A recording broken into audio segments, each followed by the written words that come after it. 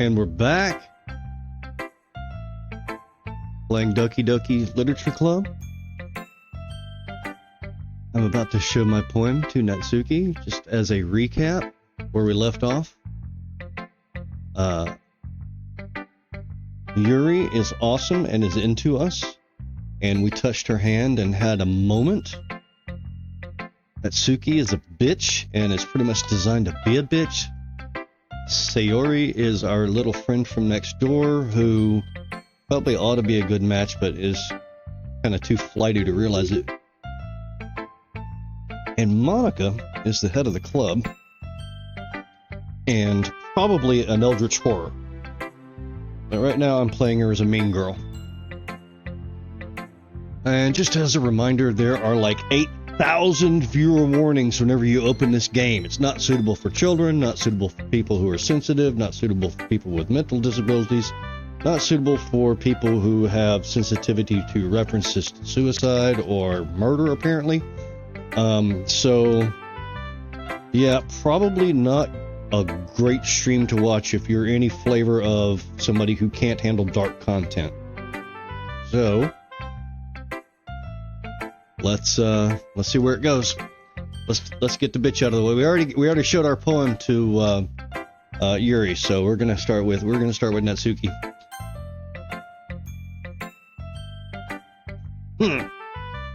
Well, I can admit it's better than the last one. It's nice to see that you're putting in some effort. That's good. But I still don't like this at all. It's trying too hard to be serious.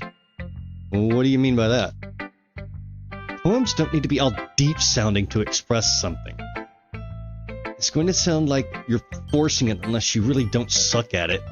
Honestly, don't bother trying to write poems like this until you're on Yuri's level. Natsuki stopped short all of a sudden. Don't tell me. Huh? You're not just trying to impress Yuri, are you? What are you talking about? Keep your voice down.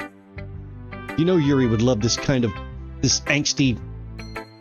Just because she's a talented writer doesn't mean I mean... Ugh. It looks like I'm in trouble. Yeah, what's that little girl gonna do to me? I somehow struck a nerve. Though what I did is beyond me. I'm so done with you. Natsuki shoves the poem I handed her back over to me. Take your stupid poem. If you wrote it for someone else, just don't show it to me. You didn't write it for anybody, you angsty, angry bitch. Ouch. This is what I get for letting a younger girl step into my business. Unless I was a mind reader, I was destined to be in a world of pain from the start. At least Natsuki wasn't really the girl I was trying to impress in the first place. Yeah, that's true enough. Alright. Come on, Sayori. Tell me something good. Hi, Sayori. Ooh! I like this one, Blue. It has some nice feelings in it. I'm glad. Oh, I'm glad. Does that mean it's better than yesterday's? Let me think. I don't know. I guess I like them both. Jesus Christ. It's hard doing her. That's not very helpful, you know. Well, I'm not very good at figuring out if poems are good or bad. But that's why I just go by my heart. If it makes me feel things, then it must be a good poem. I'm not sure that's exactly how it works. Then again, I guess conveying feelings is a pretty important part of this whole thing. Yeah, maybe. Honestly, I don't even know what kind of writing you like in the first place. Yeah, me neither.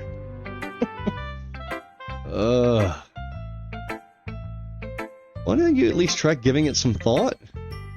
Oh, you wanna write something for me? That's so sweet. Yeah, right. But you're always thinking about other people. You need to think about yourself once in a while. Wait a minute. You need to think about yourself once. She just stole a cookie, or stole a bite of a cookie, and tried to fucking hedge money off of me to go get her own cookie. And like, she's just thinking about other people? Come on, let's stay consistent. She's a little manipulative little schemer is what she is. If you don't, you might end up getting hurt at some point. That could be... If you don't, you might end up getting hurt at some point. Or it could be, if you don't, you might end up getting hurt, bitch. We'll see. My computer's skipping. Let me hope it doesn't fucking shut down like it did yesterday. I'm still apparently showing live, even though the thing is buffering. Alright. Well, I don't really know what you mean, but I'll try to keep it in mind. Well, whatever. Why am I skipping?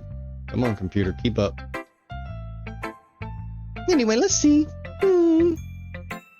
I guess I like happy poems. Wait, sometimes I like sad poems too. Sometimes a little bit of both.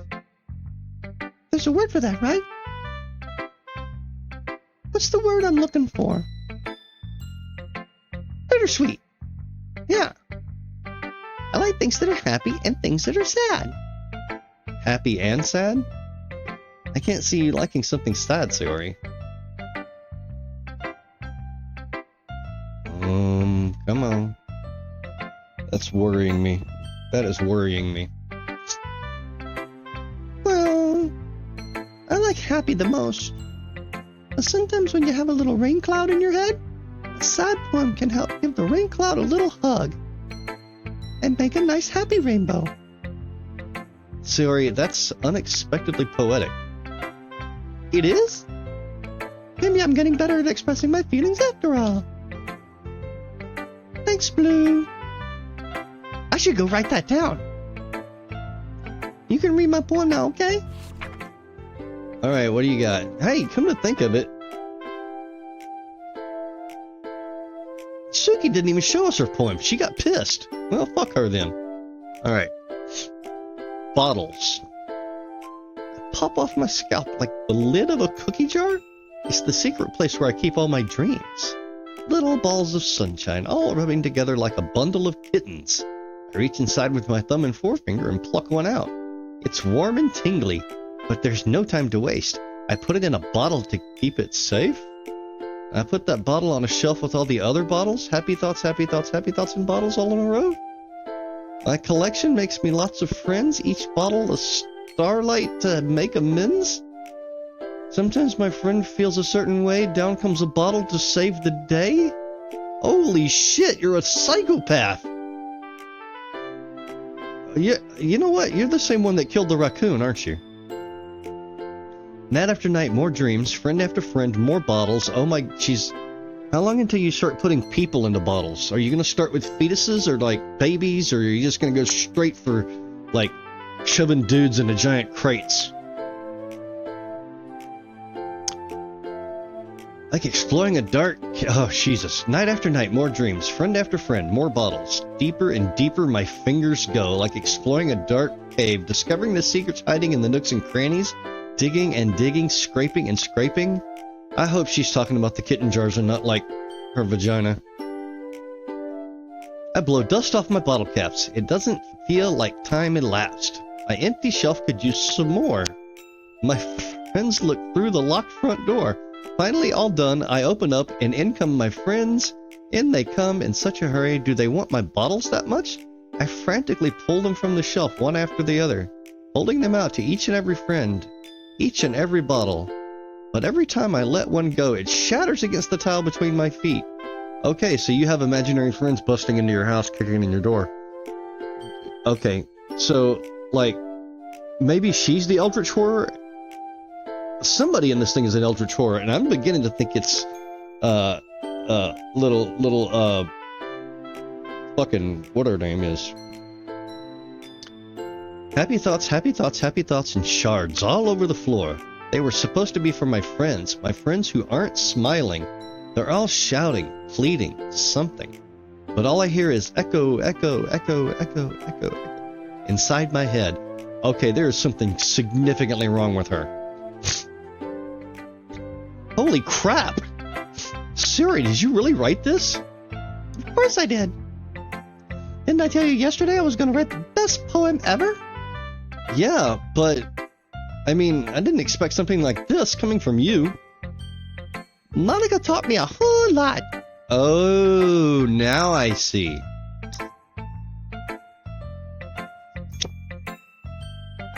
And I've been really in touch with my feelings recently. I see that. It's almost kind of creepy. Creepy? Not exactly. Maybe because I'm used to you being so cheerful? Well, never mind. I'm thinking too hard about it. The point is, it came out good, so you should be proud of it. Aw, thanks. I feel like I was meant to express myself this way. It even helps me understand my own feelings a little bit better. Writing is like magic. You've gotten pretty passionate about this, huh? I hope you keep it up. Yeah. Writing's the best. I'm gonna keep writing until I die. Which, like what? You're planning on that being about a week from now? Don't get ahead of yourself. Sary's always had a habit of getting obsessed with something before dropping it no more than a week later. I wonder if this is one of those times. But seeing the passion in her eyes makes it hard for me to be pessimistic. Gosh, I wonder who should I show the poem to now? Hi again, Blue. How's the writing going? Alright, I guess. I'll take that. As long as it's not going bad. I'm happy that you're applying yourself. Maybe soon you'll come up with a masterpiece. I wouldn't count on that. You never know. Want to share what you wrote for today? Sure, here you go. I give my poem to Monica. And she reads it. She's not sticking her tits out yet, though. Alright. This one's good. It feels like you're not only getting more comfortable with your style, but the imagery is better than the last one I read. Just wondering, have you been finding inspiration in Yuri's writing style? I guess so. You can't deny that she's talented. Yeah, totally. I think her poems are the most romantic. That's the best way to describe it. She's like a totally different person when she picks up a pen. I noticed that too. Or when she's talking about literature, it's like a light turns on inside her. Sadly, it's hard to get a personal conversation out of her. Trust me, I've tried. Who knows what goes on in that head of hers? I hope you don't mean that in a bad way. No, of course not. I just meant that I wish she didn't keep so much to herself. But still, defending her like that. You must be pretty into her, and here comes the TNA. Huh? You completely misunderstood. Aha, calm down, I'm kidding. No, you're not. Besides, I'm pretty sure she's already got a boyfriend. Wait, really? Yeah, a fictional one anyway. Monica kind of whispers that last part to me. It's just a hunch, but... Well, there's not really anything wrong with that. Oh, well, I know. I was just saying. But anyway, you want to read my poem now? I like the way this one's turned out, so I hope you do too. Alright, let's take a look. Save me. The colors, they won't stop. Bright, beautiful colors. Flashing, expanding, piercing. Red, green, blue. An endless cacophony of meaningless noise. Hey, it's my computer. The noise, it won't stop. Violent, grating waveforms. Squeaking, screeching, piercing. Sine, cosine, tangent. Like playing a chalkboard on a turntable. Like playing a vinyl on a pizza crust. An endless poem of meaningless. Load me. Oh, okay. No symbolism there. I think everybody is an eldritch horror in this, somehow. It's even more abstract than your last one, huh? Ah, guess it's just the way I write. I'm sorry if you don't like it. No, I never said that. It's just kind of a thing I've never really seen before, I guess. I kind of like playing with my space on the paper. Choosing where and how to space your words can totally change the mood of the poem. It's almost like magic. The way I wrote the lines really short makes it feel like they're trying to speak over the noise. I see. It's still hard for me to tell what it's about, though. Oh, come on, dude. Are you fucking clueless? Ugh. She wants to be loaded, and she's having hallucinations. Sometimes asking what a poem about isn't the right question. A poem can be as abstract as a physical expression of a feeling, or a conversation with the reader. So putting it that way, not every poem is about something. Anyway, there's Monica's writing tip of the day. Sometimes you'll find yourself facing a difficult decision. When that happens, don't forget to save your game. You're speaking directly to me. You're speaking 100% directly to the player. That's not a reading tip. You just broke the fourth wall. Oh my god, is this going to be one of those games that's like meta and they actually like scrape my information out of my computer and flash threats at me and shit? That would just be great. You'll never know when you might change your mind. When something unexpected may happen. Wait, is this tip even about writing? What am I even talking about? That's my advice for today. Thanks for listening. Okay, not that you've given me many decisions. Okay, everyone. We're all done reading each other's poems, right?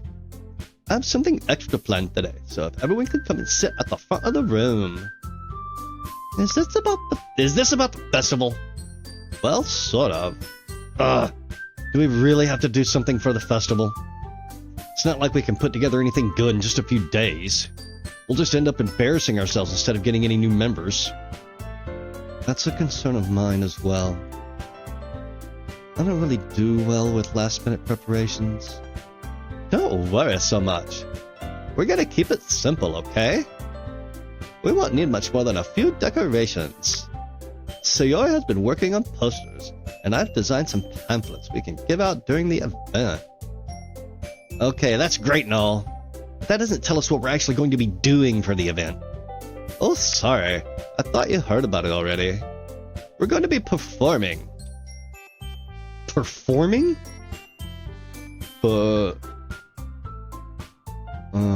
Monica? Yeah, we're going to be having a poetry performance. Each of us are going to choose a poem to write to recite during the event. But the cool part is, we're also going to let anyone else come up and recite poems too.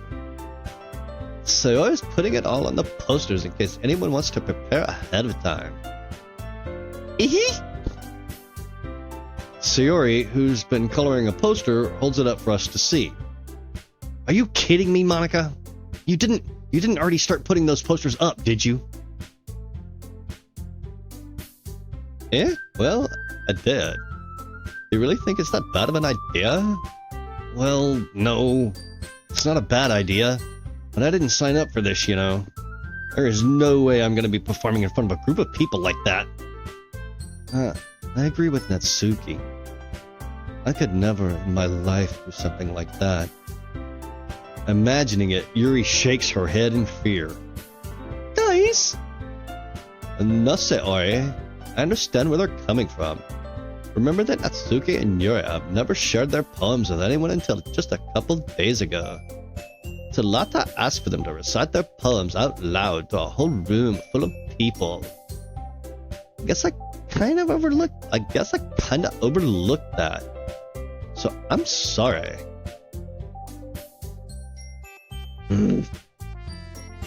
But I still think we should give it our best. We're the only ones responsible for the fate of this club. If we start the event and each put on a good performance, then it will inspire others to do the same. And the more people who perform, the better we'll be able to show everyone what literature is about. Yeah, it's about expressing your feelings. Being intimate with yourself. Okay, so you're scratching and digging into the hole again? Finding new horizons and having fun. That's right. It's those reasons we'll all be in this club today. Don't you want to share that with others? To inspire them to find the same feelings that brought you here in the first place? I know you do. I know we all do. If all it takes is standing in front of the room for 2 minutes and reciting a poem, then I know you can do it. Oh. Natsuki and Yuri remain silent. Sayori looks worried. I guess that leaves me no choice. I agree. I don't think it's too much to ask. I think that Sayori and Monika have been trying really hard to get new members. The least we can do is help them out a bit. Well, maybe, but... Looks like Natsuki doesn't have any arguments left. Okay, fine. Guess I'll just have to get it over with. Alright! Yeah. Thanks, Natsuki. What about you, Yuri? Yuri dejectedly glances around at everyone else's expectant faces. I guess I don't really have a choice. That's everyone! You're the best, Yuri! This club is seriously going to be the death of me. Oh gosh, you'll be fine, Yuri. But anyway, let's move on to the main event. I want each of you to choose a poem of yours. We're going to practice reciting them in front of each other. No way! Monika, this is too sudden. Well, if you can't recite your poem in front of the club, how do you expect to do it in front of strangers? Oh no. Don't worry. I'll start off to help everyone feel a little more comfortable. Can I go next? Of course. Now, let's see. Monika flips through her notebook to the specific poem she has in mind for herself. She then stands behind the podium. And we're going to take her advice.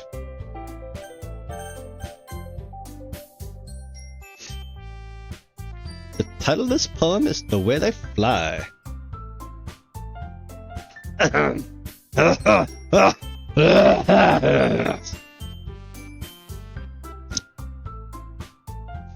Monika begins reciting her poem.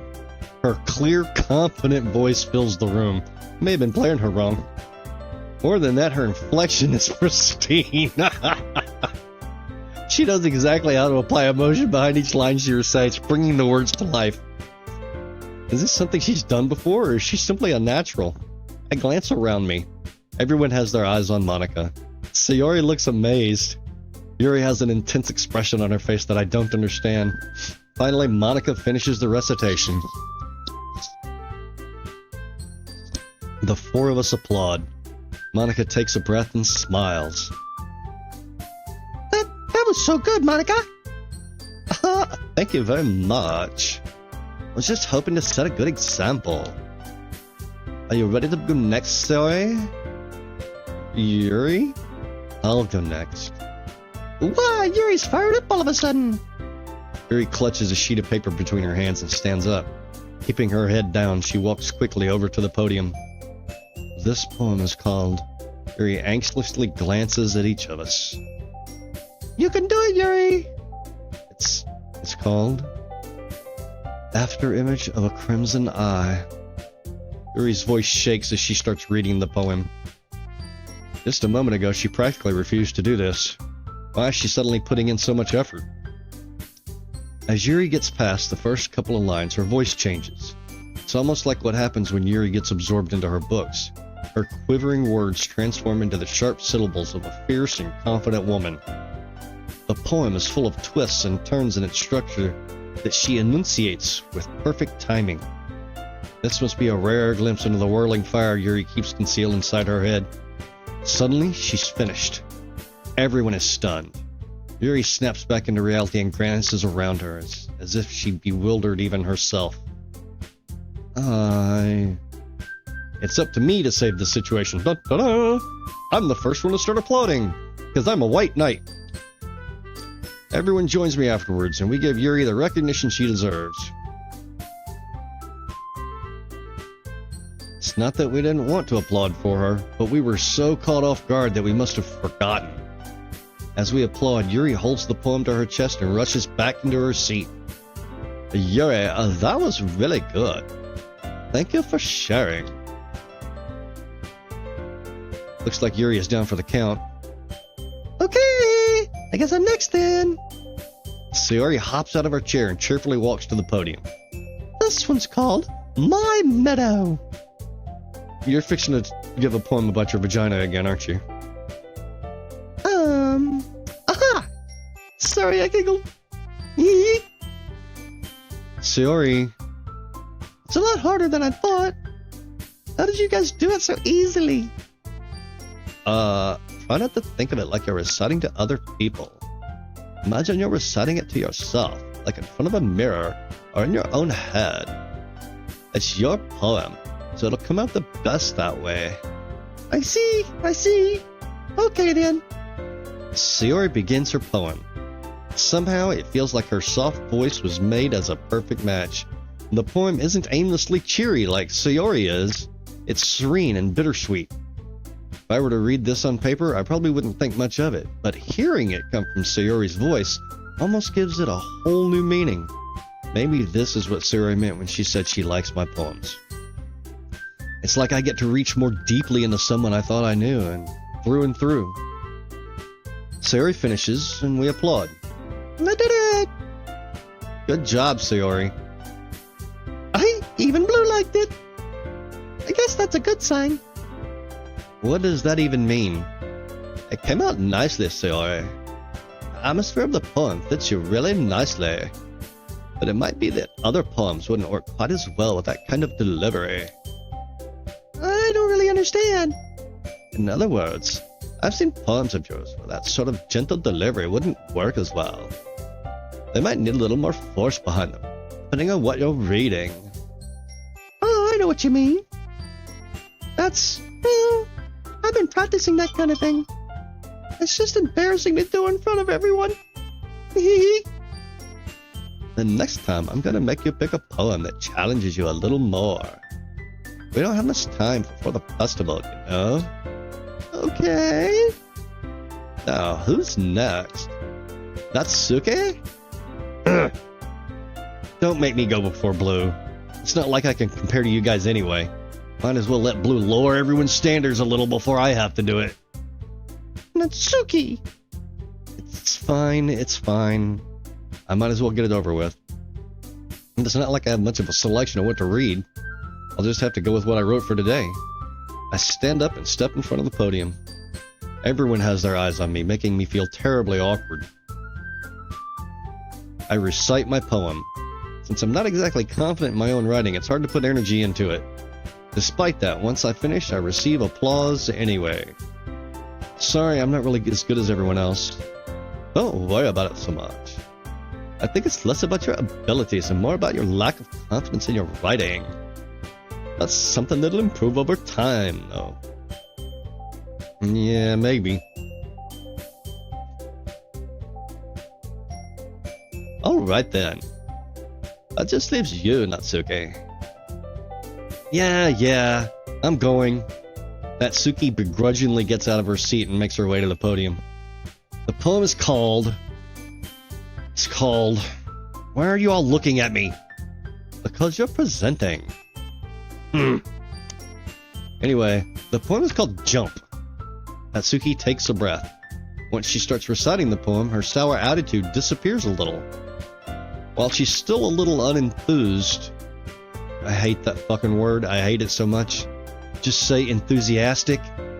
I'm enthused. That's like some 80s fucking corporate board member, corporate speak jargon bullshit that you just stuff it right up their ass. While she's still a little enthused, her poem has a rhythm and a rhyme to it. It's Natsuki's trademark style, and it works surprisingly well when spoken aloud. The words feel like they bounce up and down as if giving life to the poem. Natsuki finishes and everyone applauds. She huffs back to her seat. That wasn't so bad, was it? Easy for you to say. You'd better not make me do that again. Oh, well, do you at least feel prepared enough to recite a poem in front of other people? I mean, doing it in front of other people would be way easier. I can put on whatever face I want for other people. When it's just my friends, it's just embarrassing. That's the surprise, Natsuki. I think it would be the other way around for me. Well, that's just how it is, so... Well, I guess in that case, you won't have much to worry about for the festival. That said, I'd like to thank everyone for coming through. It might be hard, but I hope that you all have an idea what it's like now. Make sure you pick a poem and get enough practice before the festival, okay? I'll be making pamphlets, so let me know ahead of time what you'll be reciting. Jeez. Should probably find some other poem to write instead. That's fine too. It doesn't have to be your own. I'm already pleasantly surprised that you're putting in all this effort for the club. It makes me really happy. I can tell. I can tell that you're very happy.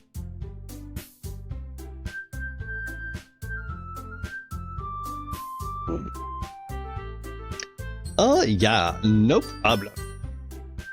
Okay, everyone. I think that's about it for today. I know the festival is coming up, but let's try to write poems for tomorrow as well. It's been working out really nicely so far, so I'd like to continue that. As for the festival, we'll finish planning tomorrow, and then we'll have the weekend to prepare. Monday's the big day. I can't wait! I can do this. I can do this. Alright. I stand up. There's no way I'd be able to find the same enthusiasm as Sayori and Monica, and I'll do my best to get through it. It's for the sake of the club. And impressing Monica, then I'll have to do my best. Ready to go, Sayori? Yep. Look at you two, always going home together like that. It's kind of adorable, isn't it? Jeez, guys, don't make it such a big deal out of it. It must be really nice. It must be a little nice, though. Well, how am I supposed to respond to that? Look, they're all blushing. Just take them all home, dude. You know they all want it. It's okay, Blue. You don't have to say it. Whatever. Let's go already. I walk home with Sayori once more. Even though it's only been a few days, a lot of things have already changed. But today, Sayori is being a little quieter than usual on the way home. Hey, Sayori. Sorry, I was spacing out. Yeah, no wonder. I was thinking about something from earlier. I like how we get to... Sayori fumbles with her words. So, let's just say that one day Yuri asked to walk home with you. Huh? What would you do? What kind of question is that? You're kind of putting me on the spot here. Well... Hey, look, a decision. An actual freaking decision. Oh. Because we know, Sayori is literally the girl next door. She's literally the girl next door. On the other hand, Yuri's the hot girl with big boobs who is into us. Like, into us. Fuck it. A friend, Sayori as a friend would understand. We walk with her every day. One day with Yuri is not going to make the world end. After all, she was missing walking with me to school because she was running late all the time, right? So, let's see how pissed off she gets. This is like throwing gasoline into a snake pit. Walking home with Yuri, Why does the thought of that make my heart pound? I mean, given how hard it is for her to socialize, I would feel awful turning her down. So, isn't she so beautiful and smart? That has nothing to do with what I just said. You admitted it. Jeez. There's not even any point in speculating something that's never gonna happen. Well, maybe.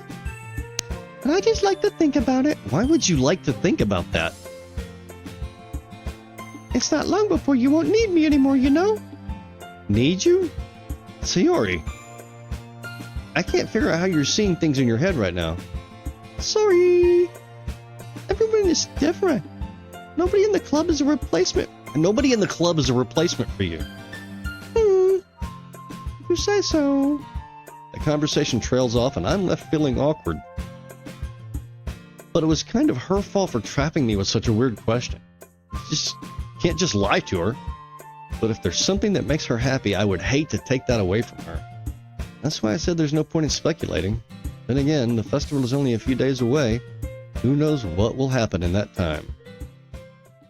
Goodness gracious. We're doing poems again. Alright. Play, nibble, secretive, precious, twirl, whistle, extraordinary, extreme, crimson, and you. Oh, crimson. We gotta go with blood. Whisper, infinite, anger, forgive, sweet, horror, disarray, summer, lipstick, effulgent. Now, see, I'm drawn to horror, but I really like the word effulgent.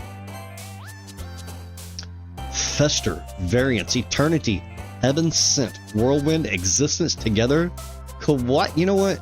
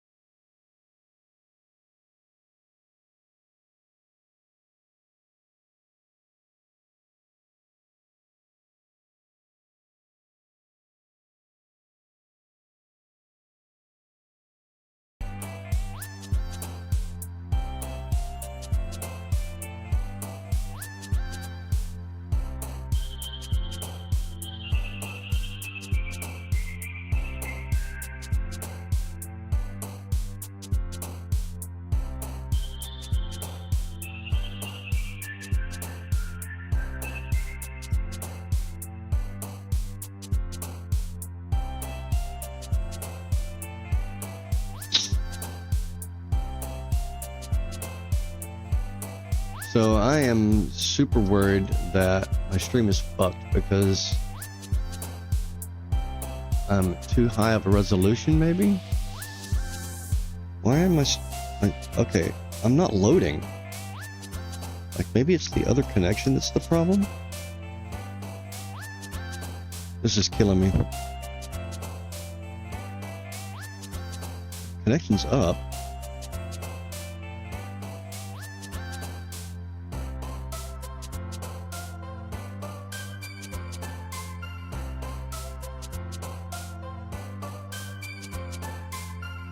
Please, pause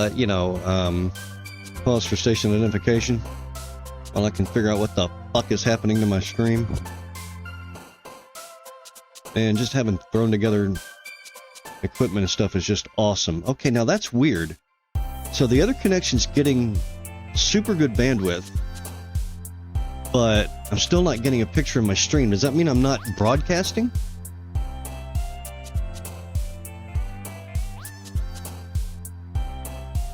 It says I'm live, but it won't load. How do I change the fucking I mean, it needs to, like...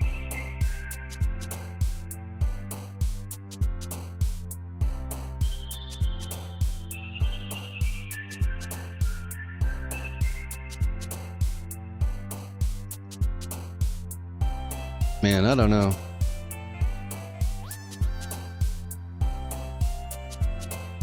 I might stop the stream for a second and then start it right back up. I hate to break it into pieces like that, though. I just hate that. I hate doing that. Okay, now it's up again. Okay.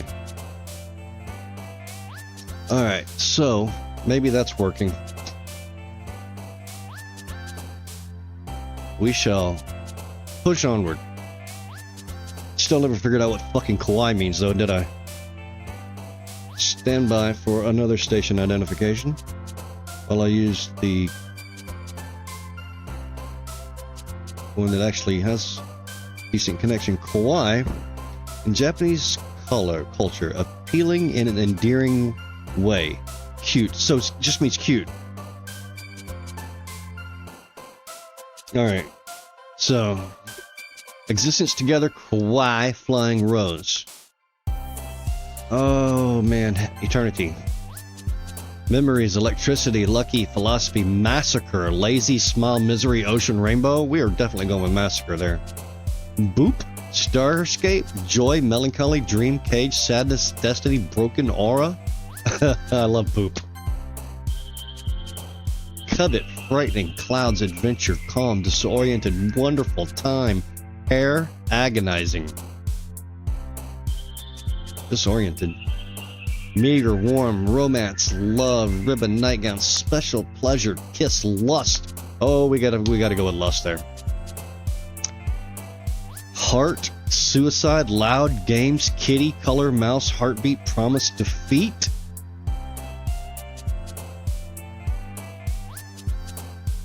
Wow, yeah, well, she's gonna love that. Entropy, friends, Valentine, despise, pout, sparkle, skipping, empty, fickle, death, entropy. Family, bed, swimsuit, doki doki, giggle, marshmallow, strawberry, charm, laugh, and peace.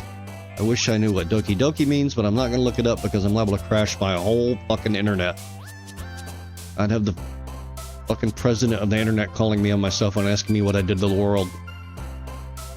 Family, bed, swimsuit, doki doki, giggle, marshmallow, strawberry, charm, laugh, peace.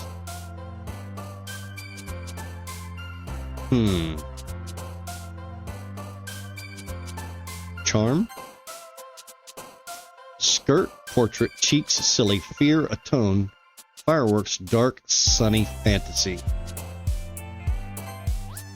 Happiness, shame, hope, vivacious, sticky, beauty, judgment, desire, pop, and lollipop. Marriage, journey, passion, music, pink, shiny, anime, incongruent, depression, unrequited. Chocolate, hurt, melody, prayer, grief, pain, bouncy, embrace, excitement, vivid. Grief. Papa, infallible, daydream, rain cloud, fireflies, jumpy, tenacious, fluffy, cheer, and climax. By the way, I'm not aiming at a girl. I'm just grabbing the ones that jump out to me, but it just certainly seems like Yuri likes these words. Tenacious. Yeah, she likes that one too. Comfort, contamination, dazzle, afterimage, amazing, bliss, email, uncontrollable, spinning graveyard. Well, if I could do spinning graveyard at one, that would be awesome. We'll just go with contamination. That's awful dreary. Feather, vacation, insight, breath, disown, inferno, treasure, unending, milk, captive. Inferno. Wrath, childhood, nature, bubbles, anxiety, cry, intellectual, sing, vibrant, blanket, anxiety. Jump, headphones, sugar, incapable, sunset, clumsy, analysis, scars, disaster, puppy.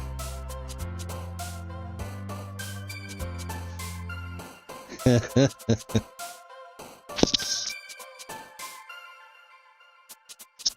super ought to just throw puppy in there just to fuck up the algorithm. Essence, misfortune, vitality, landscape, imagination, cute flower, tragedy, parfait, and raindrops. So, the only meaning that I have for parfait is an ice cream treat that I used to buy at Dairy Queen.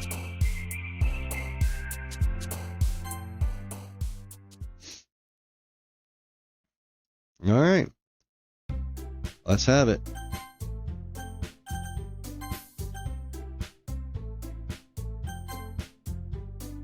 Oh man. I'm the last one here again. Don't worry, I just walked in too. Were you practicing piano again? Yeah. You must have a lot of determination. Starting this club, now picking up piano. Well, maybe not determination. I guess passion. Remember that the club wouldn't be here if it wasn't for all of you. And I'm super happy that you're all willing to help out for the festival too. I can't wait for the festival. It's gonna be great. Huh? Weren't you complaining about it just yesterday, Natsuki? Well, yeah. I'm not talking about our part of the festival, but it's a whole day of school where we get to play and eat all kinds of delicious food. You sound a bit like Sayori all of a sudden. Monica, do they usually have fried squid? Squid? It's a pretty specific thing to look forward to. Oh, come on. Are you saying you don't like squid? You, of all people? I didn't say I don't like it. Okay, that's called foreshadowing. She is Cthulhu with big boobs and a butt and a pretty face. Besides, what do you mean by you of all people? Because it's right in your name. Monica. That's not how you say my name at all. Also, that joke makes no sense in translation. Never mind. Let's just focus on our own event for now, okay? Fine, fine. Your reactions aren't as fun as Yuri's or Sayori's anyway. Excuse me. But where is Sayori anyway? Oh, there you are. Sayori is sitting at a desk in the corner of the room looking down at nothing. I walk over to her. Hey, Sayori. I wave my hand in front of her face. Huh? You're spacing out again. Oh. Sorry. Don't mind me. You can go talk to someone else. What? Is everything alright? Of course. Why wouldn't it be? It just feels like you're a little off. Sorry for assuming things. Geez, you worry too much about me. I'm fine, see? Sayori shows me a big smile. Don't let me distract you from having fun with everyone. Well, alright. If you say so. Look, it's the consequences of my decisions coming to haunt me. I worriedly glance at Sayori before turning back toward everyone else, but the conversation has already dispersed with everyone back at their usual activities. Maybe I should ask Monica if she's noticed anything about Sayori recently. Since they've been preparing for the festival, they must be spending a lot of time together. I timidly approach Monica, who is shuffling through some papers at her desk. Blue, what's up? Hey, this might sound a little strange, but have you noticed anything up with Sayori recently? Anything up with her? What way do you mean? Maybe I'm reading into it a little bit too much, but she seems a bit downcast today. Oh, you think so? I can't say I've noticed anything about her. Monica peers across the room at Sayori, who is idly dragging a rubber eraser up and down her desk. Maybe there is something going on in her mind. But I'm surprised I'm not the one asking you, Blue. You certainly know her a lot better than I do. Yeah, but she's never really like this. She's always talked to me about things that bothered her. But this time when I asked her, she was really dismissive. Sorry, I know it's not your problem. I just wanted to ask if you knew anything, so I'll drop it now. No. It's important to me, too. I mean, I'm also friends with her. And I also care about the well-being of my club members, you know? Maybe I'll try talking to her myself. Are you sure about that? She seemed like she wanted to be left alone. Are you sure? Maybe she just has a hard time bringing it up with a person of interest. person of interest. What do you mean by that? I'm saying that maybe the thing on her mind is you, Blue. Me? How on earth would you come to that conclusion? Well, I probably shouldn't say too much, but Sayori talks about you more than anything else, you know? Huh? She's been so much happier ever since you joined the club. It's like an extra light was turned on inside her. What? No way. Sayori is just always like that. She's always been full of sunshine. It's not any different now than it always has been. Hey? You're so funny, Blue. Have you thought that maybe you've always seen her as so cheerful? Because that's just how she is when she's around you? Oh, I said too much. I'm sorry. What do I know anyway? I didn't mean to jump to conclusions, so you should just forget about what I said. I'll try to talk with her, so try not to think about it for now. Alright. Monica smiles meaningfully. I know she said to forget about it, but I already know that I won't be able to get her words out of my head. Monica stands up from her desk and walks across the room to where Sayori is sitting. I watch her kneel down next to Sayori and gently talk to her, but she's keeping her voice so quiet that I can't hear her from here. I sigh and I sit myself down. I know Sayori told me not to worry about her and to have fun with everybody else, but that's impossible to do when she's behaving like this. Exactly how much do I care about her that I'm letting this weigh me down so much? Now it feels like I'm the one behaving out of the ordinary. There's nothing I can do besides wait for Monica. Why does it feel like I'm being watched?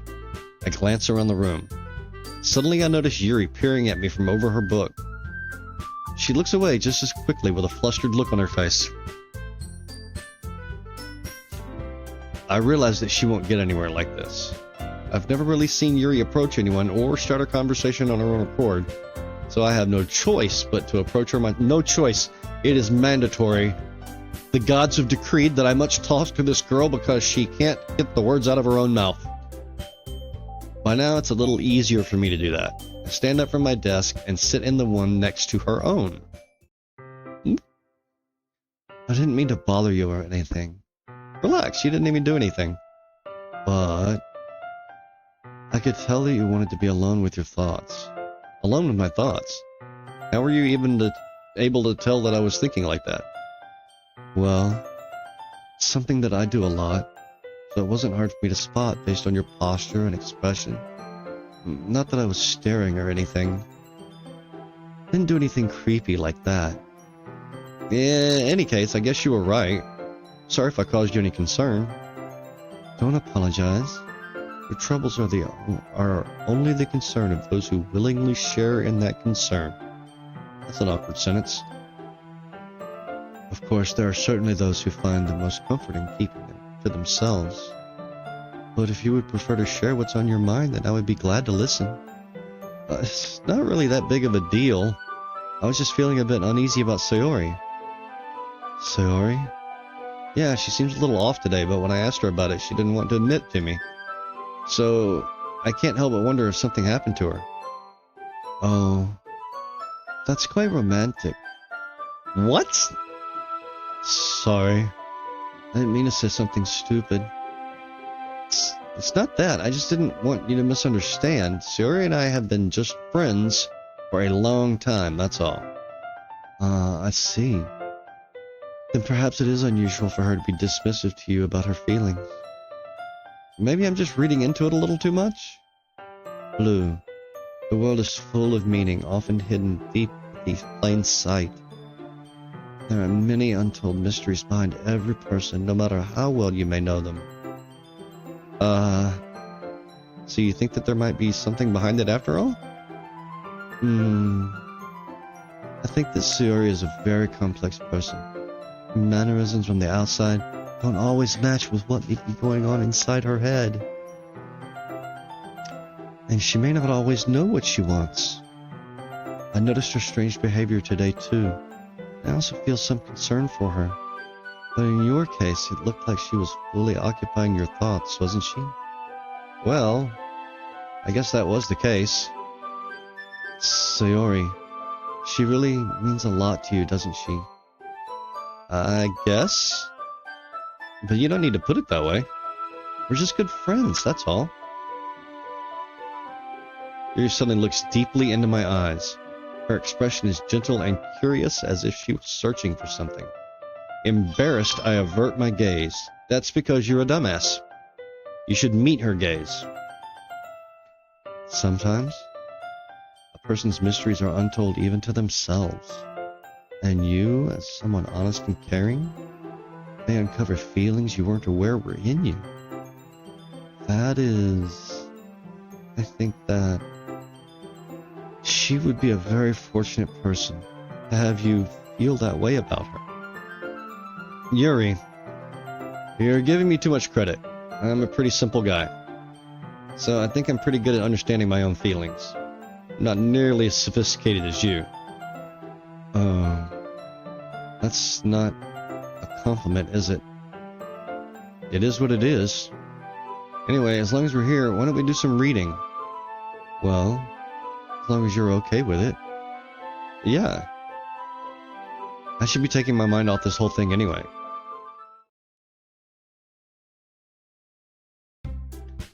Okay, everyone. After some time passes, Monica calls out to the club room. Why don't we share our poems now? Before I know it, everything is back to normal. Everyone goes to retrieve their poems, and I do the same. I make eye contact with Monica. Hey, how come we didn't describe the whole reading with Yuri thing? Usually there's a whole deal there with, like, touching elbows and brushing fingers and sticking chocolate in her mouth and shit. I make eye contact with Monica, and she smiles at me. I wonder what she was talking about with Sayori. Who should I show my poem to first?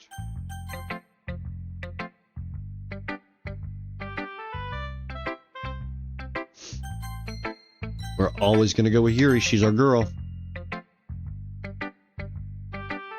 Blue, your writing has only improved in these last few days. Every poem you've shown me has been nothing short of spectacular. I can really feel the emotions. I'm a little envious even. I don't think it ever came to me this naturally. Wow. Yeah.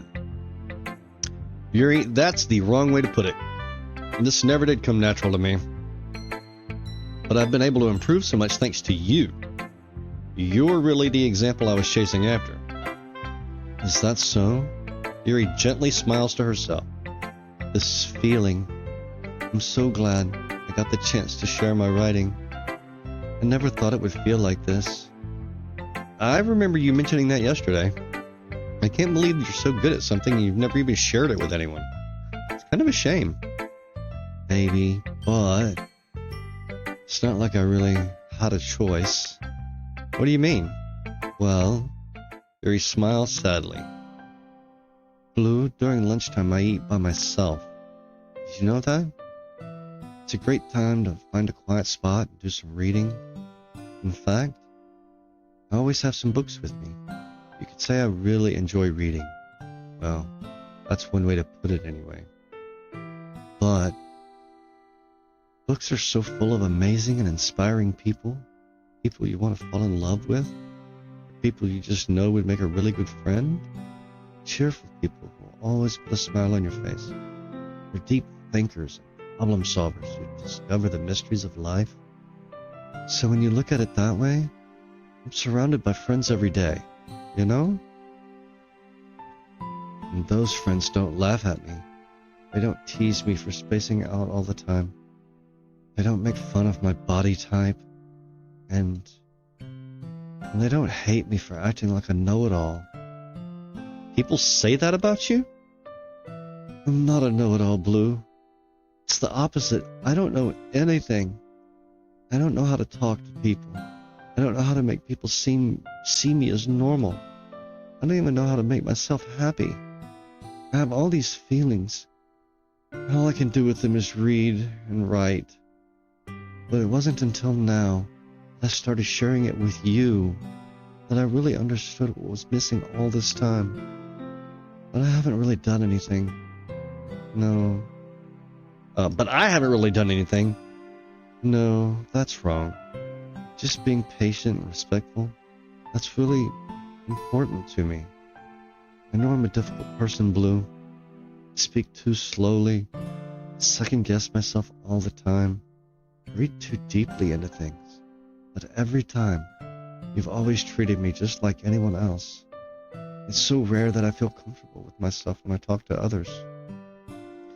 But that's why every time I talk to you, I just feel really happy. I see. Well, I treat you how you deserve to be treated, Yuri. And if other people don't see it that way, fuck them. Fuck those people. I mean, I joined this club hoping I would make friends. And I would say I've had at least one success. Wouldn't you? If you put it that way, yeah. We really are friends now, aren't we? Yuri puts her head in her hands, but this time she's smiling as she does it. Do you want to show me your poem? Yeah, I do. Let me get it for you. Ghost Under the Light Part 2. The tendrils of my hair illuminate beneath the amber glow. Bathing. In the distance, a blue-green light flickers. A lone figure crosses its path, silhouette obstructing the eerie glow. My heart pounds, the silhouette grows closer and closer.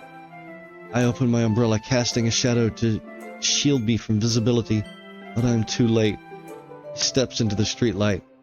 I gasp and drop my umbrella. The light flickers. My heart pounds. He raises his arm. Time stops. The only indication of movement is the amber light flickering against its outstretched arm. The flickering light is in rhythm with the pounding of my heart, teasing me for succumbing to this forbidden emotion. Have you ever heard of a ghost feeling warmth before? Giving up on understanding? I laugh. Understanding is overrated. I touch his hand. The flickering stops. Ghosts are blue-green. My heart is amber. I don't know where she went with that. I guess I don't know who's the ghost here. Is the guy walking up the ghost, or is she the ghost? The light did flicker on him. Finishing the poem, I start to hand it back to Yuri. Instead of taking it from me, she looks away. Do you dislike it? No, of course not. I don't really know how I should respond. Despite Yuri's poems usually being cryptic, it wasn't hard to figure out what this one was about. I don't know if I'll be able to explain this one. That's fine. I understand this one. Yuri's having an even harder time speaking than usual. Does this one mean a lot to you? Yuri nods. I'm not really good with words, but I'm happy that you shared it with me, so thank you. And I hope we keep spending time together. Despite my inability to make eye contact, I see a faint smile emerge on Yuri's lips. I once again try to hand the poem back to her, but instead, she gently takes my hands and pushes them back towards me. I hesitate in response to her warm touch. You can, the poem is, once again, Yuri fails to form a complete sentence. You mean I can keep it? Yuri nods. I'd love to. Again, Yuri faintly smiles as if she doesn't want me to notice. You always make me feel nice. You know I'm not good with people, but I hope that I can return the favor sometimes. Yeah, don't worry. I think you do a good job. Yuri finally turns back toward me. I guess we should move on before Monica says something, but I'm sure we can talk again later. Yeah, I'm sure we will. With that, Yuri timidly smiles at me and I return to my seat so I can put her poem away. Who should I take my poem to next? Let's get Natsuki out of the way. Yeah, no thanks. You didn't even... Next! Jesus, you bitch! Alright, let's go with Monica. Hi, Blue. Have you thought about what you want to submit to perform at the festival? Well, being in this club is one thing, but performing in front of a bunch of people? I'll have to give it some more thought. Okay, no pressure. But whatever you do, I'm sure it'll turn out great. It would also make me happy to see. Ah. Anyway, let's take a look at today's poem. Sure. I let Monica take the poem I'm holding in my hands. Your style's gotten so refined, Blue. Vera's been teaching you a lot of things, hasn't she? Well, I guess so. Yeah, I've been noticing how much time you spend with her. I think I heard her say more words these past couple of days than she's talked in the whole year. Not sure how you did it, but that's impressive. Well, she just needs some patience and a way to talk about all the things in her head, I guess. I'm still getting the hang of it myself. You're certainly putting in a lot of effort. You must really like her. That's... It's awfully suspicious, you know? Spending time with her in the club room every day? Reading that edgy novel with her? Well, I just feel bad that she has a hard time socializing. Makes me want to make sure she doesn't spend all her time alone. Besides, the novel isn't too bad either, you know? Alright. I get you. Just be careful, alright? I know that Yuri isn't used to opening herself up. So if something bad happens while she's vulnerable, then it could be really hard for her. Books aren't a total escape from reality. They're just like a bandage. You say that like I'm gonna hurt her. Sorry, I didn't really mean that. If anything, she might accidentally hurt herself. Anyway, I'll share my poem with you now. Okay, alright. The Lady Who Knows Everything. An old tale tells of a lady who wanders Earth. The lady who knows everything. A beautiful lady who has found every answer, all meaning, all purpose, and all that was ever sought. And here I am, a feather. Lost adrift the sky, victim of the currents of the wind. Day after day I search with little hope, knowing legend doesn't exist. But when all else has failed me, when all others have turned away, the legend is all that remains. The last dim star glimmering in the twilight sky, until one day the wind causes to blow. The wind ceases to blow. I fall, and I fall and fall and fall even more, gentle as a feather, a dry quill, expressionless, but a hand catches me between thumb and forefinger, the hand of a beautiful lady. I look at her eyes and I find no end to her gaze. The lady who knows everything, knows what I am thinking. Before I can speak, she responds in a hollow voice. I have found every answer, all of which amount to nothing. There is no meaning. There is no purpose. And we seek only the impossible. I am not your legend. Your legend does not exist. And with a breath, she blows me back afloat, and I pick up a gust of wind. Well, that's pretty fucking dark, I guess. It's like bleak. Bleak is the word I'm looking for. You know, I feel like learning and looking for answers are the sorts of things that give life meaning. Not to get too philosophical or anything, but it was kind of on my mind, so that's what I wrote about. I see. Never really put much thought into it. In a way, it's almost paradoxical. Nope, back. In a way, it's almost paradoxical. Because if we had all the answers, wouldn't the world start to lose its meaning? You know, there's one thing I noticed. It seems like everybody in the club prefers writing about things that are more sad than happy. Huh? Are you surprised? I mean, if everything was okay, we wouldn't really have anything to write about, would we? Humans aren't two-dimensional creatures. I think you'd know that better than anyone. You mean one-dimensional? Oh, yeah, that. Anyway, here's Monica's writing tip of the day. Are you ever too shy to share your writing because you're afraid that it's not that good? It can be really disheartening to get a lukewarm response to something you put so much into. But if you find other people who enjoy writing, then sharing becomes a lot easier. Because instead of just telling you that your writing is good, or okay, or bad, they'll want to focus more on everything that went into it, and the things you can work on. It's much more encouraging that way, and it will make you want to continue improving.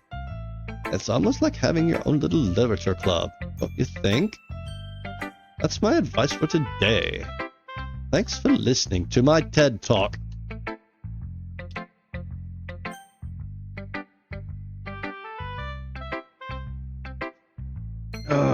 Who should I show my poem to next, G? So many choices. Hi, Sayori. It's nice, I guess. Come on, I can already tell you don't like it. Well, you don't need to worry about what I think. After all, you wrote this for someone else, didn't you? Probably Yuri. Huh? I didn't write this for anyone specifically. Maybe. That's not really what I meant, though. But it's okay. You're making new friends just like I was hoping. Really, darling? That makes me really happy. You're so full of shit. And you're happy too, right? In this club? Well, of course I am. Good. That's all that matters to me. Thank you, Blue. Sayori, is there something wrong? Huh? No, nothing. I'm just a little tired today. Alright. Just tell me if you need anything. I will. Don't worry about me, okay? You can go play with everyone else now. But if you insist. Hey! I'm gonna go home a little bit early today. Sayori? Tell Monica I wasn't feeling well, okay? I'll see you tomorrow. Before I can say anything else, Sayori cheerfully walks out of the classroom humming to herself. That's bullshit. Okay, you three. We're all done sharing poems, right? I never got to see Sayori's poem. I mean, she's got to be talking about cutting off dogs' heads or like bleeding the masses or fucking trampling, mice under her feet or some shit. Why don't we start figuring out? Hold on a second. Is it just me, or did you say something strange just now? Something did sound a bit unusual. That's right. You deviated from your usual catchphrase when addressing the club. Catchphrase? I don't have a catchphrase. Jeez. Why is the mood so weird today? Look, even Yuri isn't immune to it. Oh. Stagnating air is common foreshadowing that something terrible is about to happen. In your books, maybe. Look, the only thing different is that Sayori isn't here. Oh, it seems you're right. Sayori always helps lighten the mood a little bit, doesn't she? It's almost like everyone's balance is thrown off a little when she's not around. Where the heck did she run off to anyway? Thought she just went to pee. Suki, please show some decency. Oh, come on. She actually wasn't feeling too well and went home early. Is that so? I hope she's alright. Seriously? Of all the times to not go home with her, you pick the time she's not feeling well. So much for you two being all lovey-dovey. Well, no? First of all, stop misunderstanding my friendship with Sayori. And second, she's kind of been avoiding me today, so I didn't want to force it. Oh? That curious expression coming from Yuri of all people? Calm down, guys. I talked to her earlier and everything is fine. What did she say? Anyway, we need to figure out the rest of the festival's preparations. So, let's decide what everyone will be doing this weekend. I already know what I'm doing. That's right. Natsuki will be making cupcakes. But we might need a lot of them, different flavors. Can you handle that all by yourself, Natsuki? Challenge accepted. As for myself, I'm going to be printing and assembling all the poetry pamphlets. Sura will be helping me design them. As for Yuri, you can... Guys, can you help me come up with something for Yuri?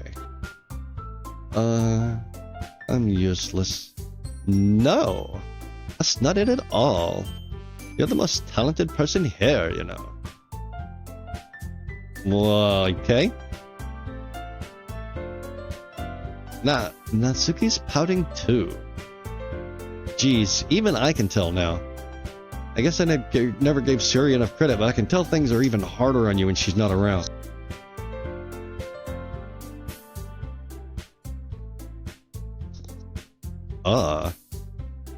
That may be the case. But if I can't also be a leader on my own, then I won't grow as a person. So, Yuri, you have beautiful handwriting, you know? So you should make some banners and decorations to help set the atmosphere. Atmosphere? About that. I love atmosphere. Yuri's expression suddenly changes as she stares at her desk in focus and starts nodding to herself. Your mind is already racing, I see. That's great. You'll be a wonderful help, Yuri. But anyway, that just leaves you, Blue. The one who is truly useless. Oh, don't say that.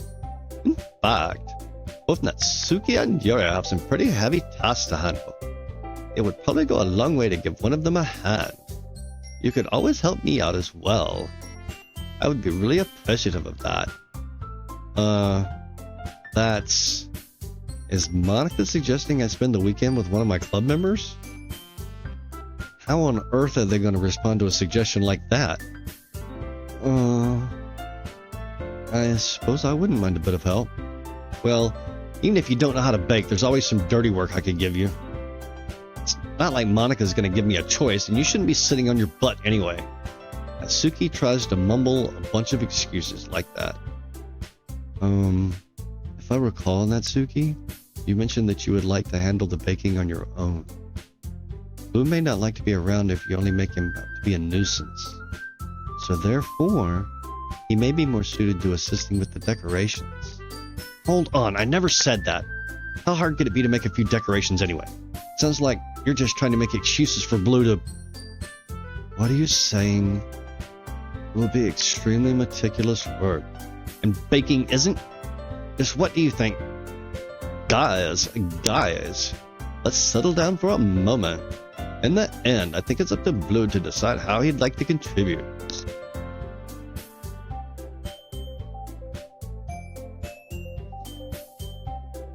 Besides, he hasn't really gotten the chance to spend any time with me yet, you know?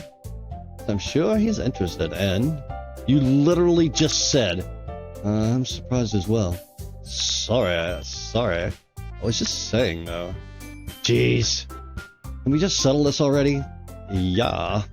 Blue, you're okay with this, right? In the end, it's up to you.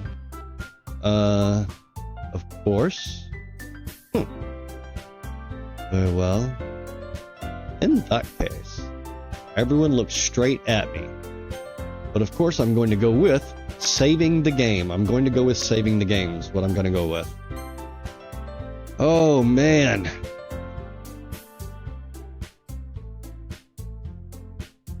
I want to go spend that time with Yuri. I really do. I think it could develop into something nasty and degrading and dark and horrible and like world ending. However, Sayori's my friend, and she's been my friend a long time, and she needs me. So we're gonna go with Sayori. I mean, if it's gonna be anyone, I prefer to help Sayori. I mean, we're already neighbors, and what Monica said that Sayori was helping her. Jeez, you really hate us that much? Well, no. Sorry, I didn't mean for this to be difficult. Just think of the club, okay? Alright, well, if I'm not going with her, I'm definitely going with Yuri. Well, I'll probably be most useful helping out Yuri. Me? Are you serious? Why would you...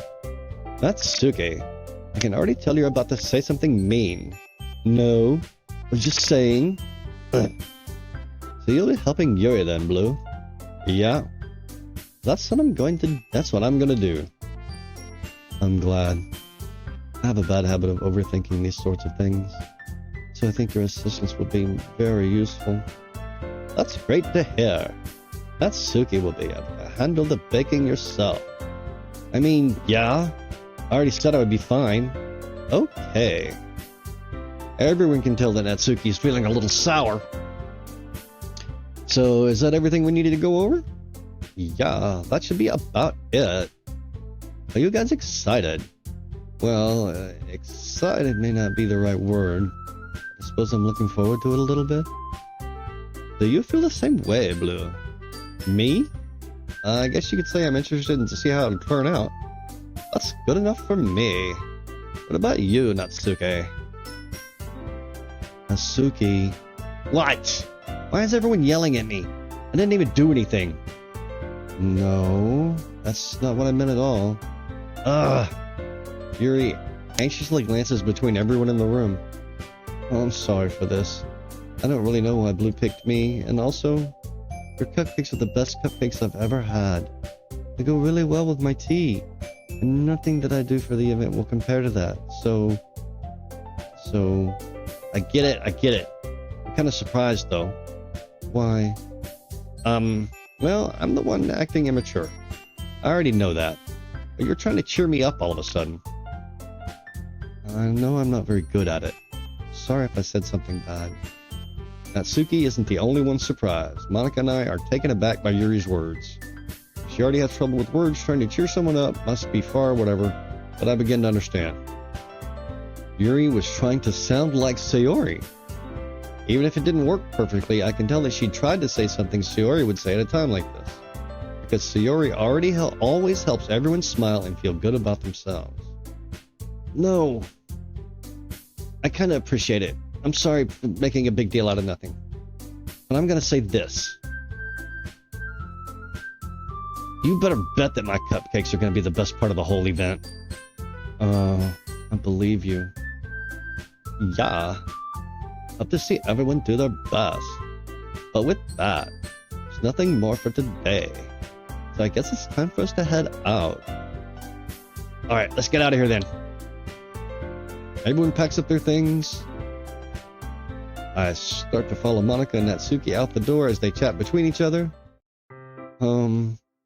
Yeah? I turn around. Sorry. I realized that I don't have any way of contacting you this weekend. Oh, you're right. I can't believe that slipped my mind. Should I give you my phone number? I think that would be the best way, yes. Alright then. Yuri and I exchange phone numbers. Okay. Then I'll be stopping by your house on Sunday. Huh? My house? Is that a problem? No, not at all. I just thought I would be the one going over to your house since I'm the one helping you. I suppose that makes sense. But if you don't mind, I think I would prefer going to your house. Alright. In that case, it won't be a problem. I decided not to press Yuri for a reason. It's not like it should matter much either way, so I'll just need to make sure my room is clean. I hope I managed to make myself useful in some way. I'm not nearly as creative as you are. Don't underestimate yourself, Blue. I think that we'll make a very productive team. Even if you only chose me because you felt bad or something. Wait. You don't actually think that, do you? I don't know. It's difficult to come up with any other reason you may have chosen me. Really? Really? You're forgetting the one reason with the most common sense. I chose to help you because that's what I want to do. But Yuri thinks to herself with an extremely tense expression. Yuri, you're overthinking this. You wanted me to point out when you're overthinking, right? Oh, I didn't realize.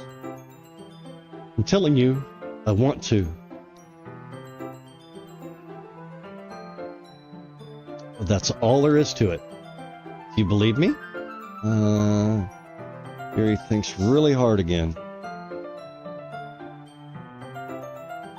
She looked straight into my eyes for a long while. I believe you. As if it took her tremendous effort, Yuri finally says that and relaxes her expression. And I'm really looking forward to Sunday. Yeah, I bet you are. I am too. You fucking bet your britches. After that exchange, I make my way out the door and Yuri follows. Scene. I can't believe this. Yuri's going to be coming to my house on Sunday? Even though I would have preferred to do this with Sayori, my anxiety still shoots through the roof. Guess I've gotten pretty used to handling her at this point. Handling her? Dude. But who knows what might end up happening when we're outside of school. She even told me she was looking forward to it. I shake my head. Why do I feel nervous that Sayori finds out about this? It's not like we feel that way about each other. Dude, you clueless fuck! Are you kidding me? Besides, like Monica said, this is about the club. I have nothing to worry about. If I just go with it, then I'll have a good time. You bet your ass you will. It's already Sunday. I've been getting increasingly anxious about Yuri's upcoming visit. I keep telling myself there's no reason to be nervous, but it doesn't help much. Yuri is clearly an introvert, and also an intimate person in general. There's no doubt that she'll open up a little bit when it's just the two of us. Meanwhile, we've been texting occasionally. Oh, have you? She was extremely apprehensive at first, but it wasn't long before I was already learning more about her. But putting Yuri aside, I haven't heard a thing from Sayori since she left the club the other day. It's not like we text each other all the time or anything, but I've been worried about her in the back of my mind. Between Sayori said and what Monica said, is it really okay for me to put Sayori's feelings aside when she might need me?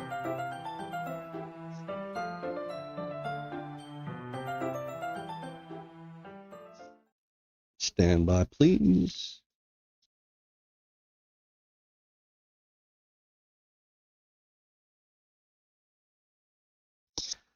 I decide to visit Sayori before Yuri comes over.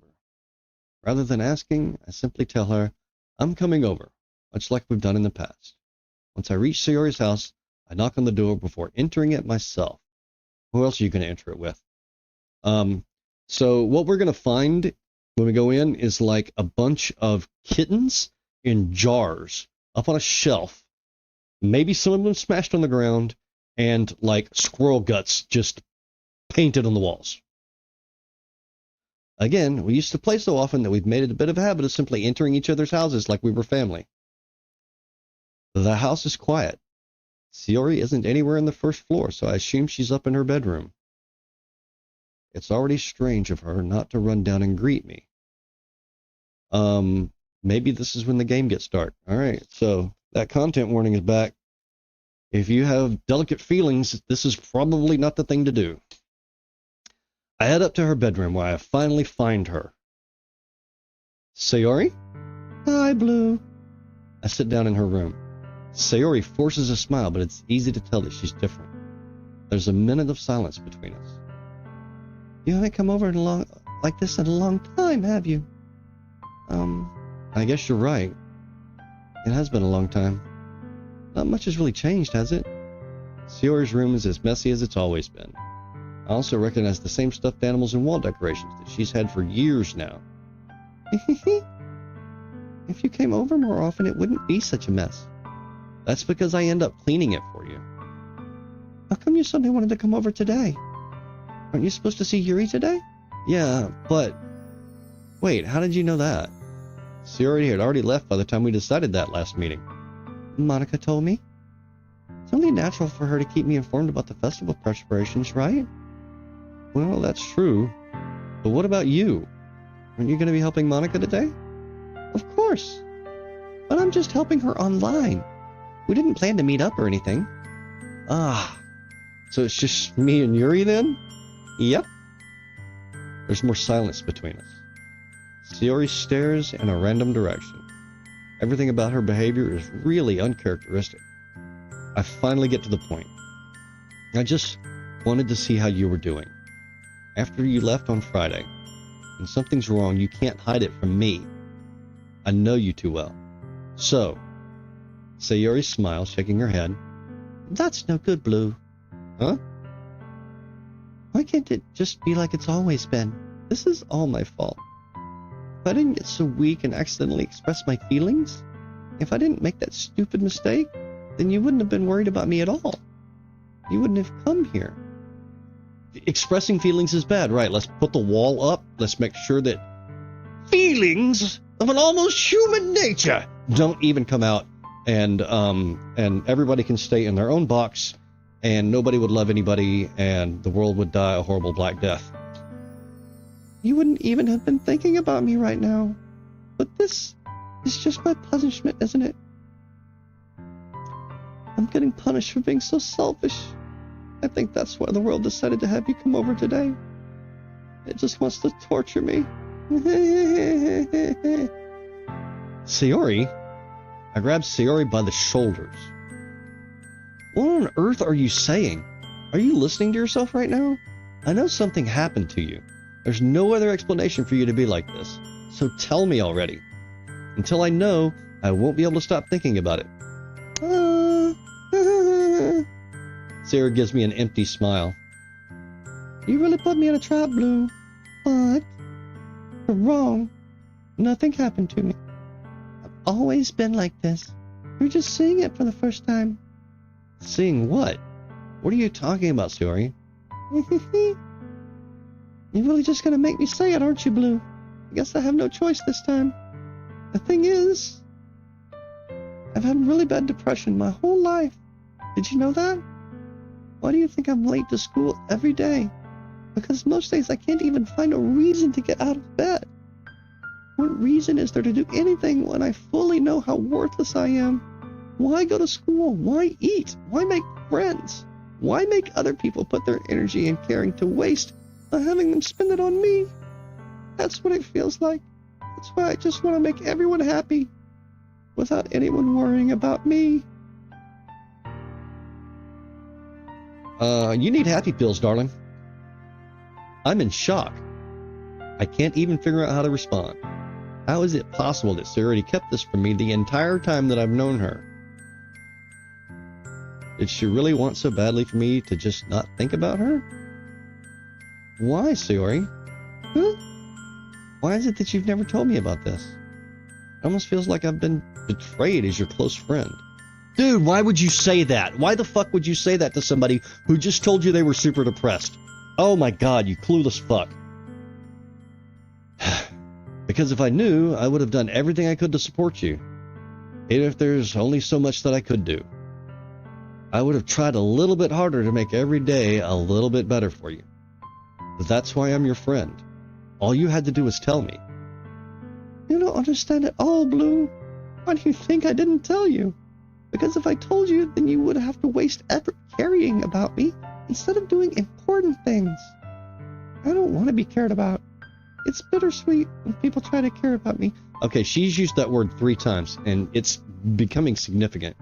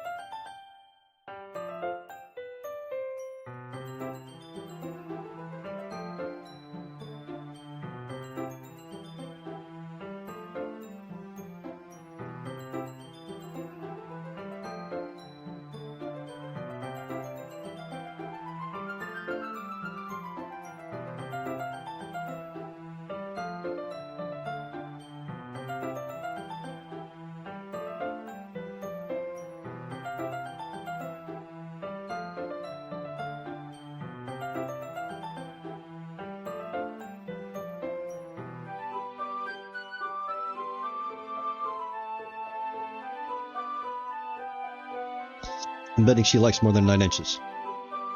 Then, she reaches into her bag once more and pulls out a pocket knife. Eh? The knife is strangely beautiful. The silver handle has an intricate pattern of waves etched into it. The blade itself is gently tinted blue. That's no ordinary pocket knife. It looks really fancy. It's a dame, whatever they call it, and she's about to ritually gut me. Well... Embarrassed, Yuri looks away. What is it? You're gonna think it's weird. Yuri, whatever it is, I have no reason to judge. To each their own, you know? You promise you won't be weirded out? Yeah, I promise. Alright. The thing is, I'm kinda into knives. They're just so pretty. I can't help it. I don't know what it is. A combination of craftsmanship and feeling of danger, maybe? Oh, what am I saying? Darling, I feel the exact same way. I have a pig sticker right here on the desk with me. Knives, swords, bladed anything are awesome. Even if you're not going to ritually fucking sacrifice anybody.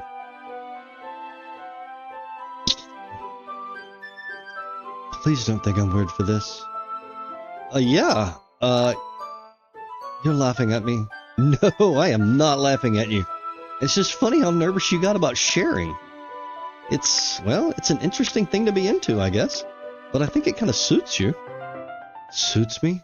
Yeah, it's kind of intense. Besides, it's a really cool looking knife. I can't deny that. Show us the knife. You got a whole screen of graphics there. Show us the fucking knife. It is, isn't it?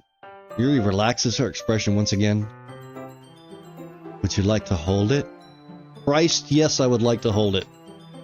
Sure, I'll check it out. Yuri carefully hands me the knife, with the handle facing me. I take it and turn it around in my hands.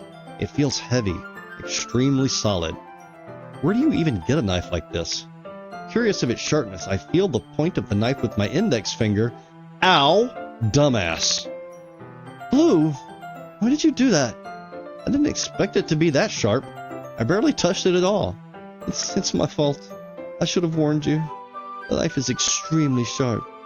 It can cut through skin like it's paper. And how would you know that? Oh no. A small drop of blood trickles down the side of my finger.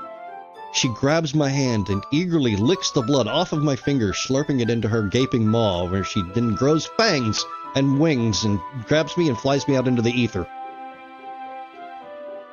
Yuri takes my hand and gives the wound a closer look.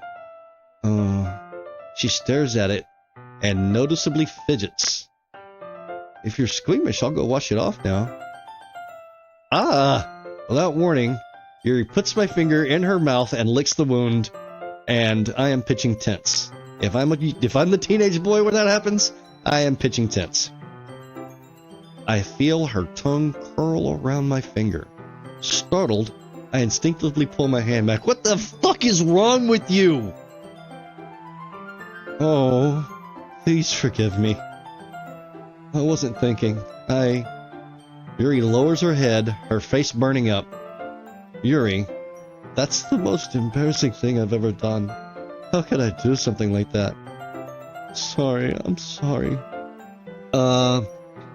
Sure, it was a little weird and it took me by surprise, but I guess she was just trying to help, right? Yeah, she was trying to help drink your blood. Good job.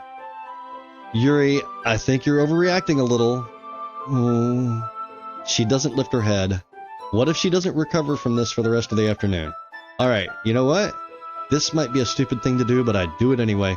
Dude, you are the king of stupid shit. You are the king of stupid things to do. I take Yuri's hand, and I lick her index finger in return, and that was not, in fact, a stupid thing to do. Blue! Did you really just do that? Now we're even. Yuri just looks at me like I did something wrong. Ha ha ha? I knew that would be a bad idea. If not for the sweet aroma of the jasmine oil, the air would be extremely heavy right now. You're so weird, Blue. Yuri giggles shyly. Huh? Yuri calling me weird? I have no response to that. Where do you keep your bandages? I don't think I need one, actually. It was a tiny cut. Look, it already stopped bleeding. I see. That's relieving. The tension is quickly lifted. We each resume our respective activities. I watch Yuri's knife cut through the ribbon like it's nothing but air. Meanwhile, I continue to make progress on the paper. Holy shit. So I'm not even going to write the word. You're not even going to give me the words to choose? Are there any? Like, I think I've made like 5 choices so far in this game. It hasn't turned dark yet, and I haven't really done any role-playing. After we finish attaching the paper to the ribbons, we lay them all out side by side. It looks better than I expected and will be effective as a door curtain. It looks great. Good thinking coming up with this, Yuri. Oh, thanks. It's just something I saw online, really. Are you ready to move to the next task? Yeah, let's do it. What do you have in mind? I'd like to create a banner. That's why I asked you to buy the paint tablets. Oh, that's right. One of the items Yuri asked me to buy was a kit of watercolor paint tablets. We'll need about 6 cups of water to put each of the tablets in. Jesus Christ! Do you mind fetching those for us? Of course not. 6 cups of water. I'll be right back in a minute. Thank you very much. Oh, and just a little bit of water is okay. If you fill the cups too much, it'll be too diluted. That's kind of what I was thinking. Taking Yuri's advice, I decided to use a small plastic bathroom cup rather than full-size glasses. Put them on a plate to catch any paint that drips and bring them back to my room. Yuri? Yes? I come in to see Yuri quickly unrolling her sleeve, putting it back over her arm. Nothing. Your face is a little red. Is it too hot in here or anything? No, not at all. There's nothing wrong, so let's mix the paint.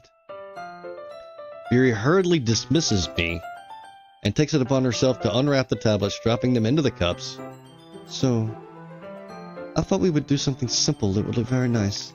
I'd like to paint a gradient across the banner, starting with the colors for a sunrise, then daytime, then sunset and nighttime. Once it dries, I'll write an inspirational quote across the banner.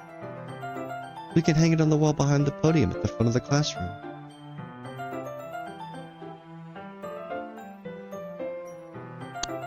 Somebody chatted. This viewer's on streamout.com? I guess I have no idea what that is. But hey, first chat. First time chat. Okay. We can hang it on the wall behind the podium at the front of the classroom. Oh, neat. What are you going to write?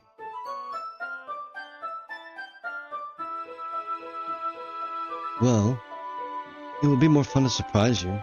Yuri smiles at me. If you say so.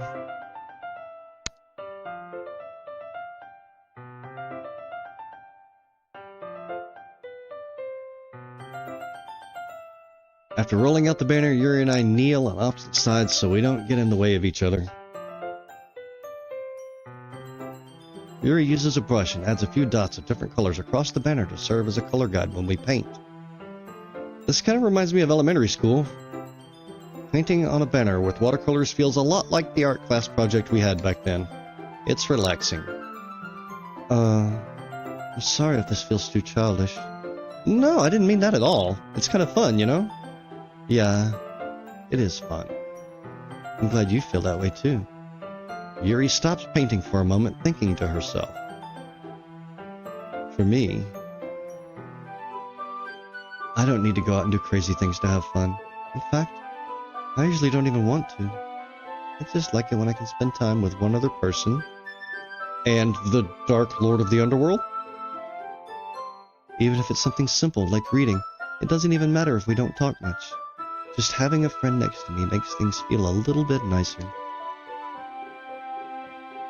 I think that's all it takes for me to be happy. Is that so? Even if Yuri and I are quite different, I can understand where she's coming from. I feel that way about things like anime and games, where simply sharing the experience with someone can make me happy. I think I feel the same way. Yuri smiles gently. I knew you'd understand. Yuri leans over the banner to grab an unused paintbrush, but I move at the same time, causing my head to bump into hers. Yeah? Sorry. Yuri reels back and I quickly lift my hands in surprise. Are you hurt? No, I'm not hurt. It just startled me, that's all. Sorry, I should have asked for you to get it for me. It's not your fault. What the fuck is it with insecure girls? God damn. Your face. There are droplets of paint on Yuri's face and neck. Dude, you got to lick off the paint. That's the correct answer here. Lick the paint off of her face. And her neck, especially her neck. Is there something on my face? Is it white and pearly? Yeah, I accidentally got paint on you. Sorry, it's totally my fault. I'll get a towel right away. I rush out and fetch a small towel. Then I dampen it with hot water. I return to my room and kneel back down in front of her. Oh my. Here. I pat down Yuri's face and neck with the towel. Is something wrong? It's hot. I just didn't expect it. Sorry. I didn't want to use cold water. Having finished, I start to retract my hand, but Yuri suddenly holds my wrist. Wait. Huh? Just for a little longer. It feels really nice. I keep my hand still against Yuri's neck, because I'm a dumbass and don't understand what an invitation is. She looks into my eyes. Holy shit, look at her eyes.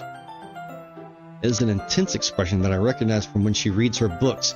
That's because she's reading you like a fucking book. Almost as if she's lost in a daze, enveloped by her own thoughts. She breathes gently, half through slightly parted lips. What is happening? Is it the aroma of the jasmine oil giving me this dizzy feeling? No, dude, it's the testosterone your balls just released into your brain.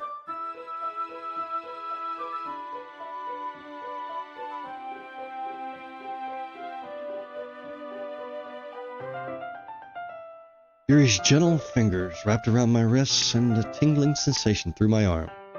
And suddenly, her face seems to be much closer to mine than it was just a moment ago. Oh. Yuri slowly pulls away. What in the fuck? Sorry. I've been feeling a little lightheaded today. Didn't mean to space out. It is fine. The moment is over as soon as it began. Are you fucking kidding me? Yuri picks up her brush again, but her movements seem clumsier, like she's unable to focus. I remain silent, forced to ignore the event that just transpired. Forced to ignore the event by what? Forced by what? I hesitantly retrieve my own brush and continue following Yuri's example. That should do it. I finished filling the night sky with white dots that look like stars. Looking at the banner as a whole, it's very pretty and natural looking. I think it came out better than I expected. I'm really happy with the results. Yeah, me too. Are you going to add the lettering now? Oh, not yet. It needs to dry first. That's true, but won't that take a while? Well, there's always something that we could be doing while we were letting it dry. Dumbass. Perhaps it would be best to leave it here then, and have you bring it in the morning. I can do the lettering in the classroom before our event starts. Is that okay? That is totally fine. Wonderful. In that case, I don't think there's anything more for us to do here today. I think you're mistaken. Phew! You say that like you're glad it's over. Was I wrong to assume that you were at least enjoying yourself a little bit? No, it is not that. I'm just glad that we managed to get everything done. I see. I am too. I was a little concerned about time. I need to start making dinner soon. So you don't have any time left? I was secretly hoping we would have extra time after finishing the work. Well, Yuri thinks to herself, I think it would be too irresponsible of me to wait much longer. Ah! I'm sorry. I was hoping there would be more time as well. It's probably my fault. Sorry for being such a slow worker. Who the fuck does write this?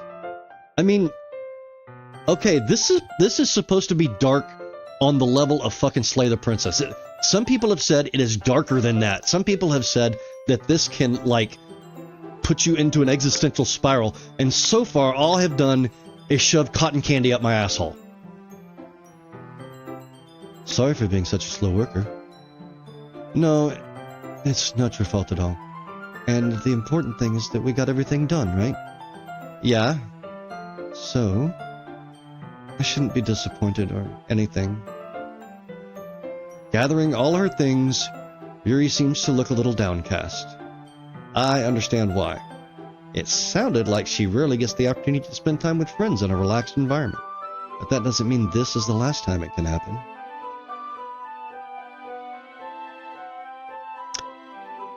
Once Yuri packs up, I walk her out the front door.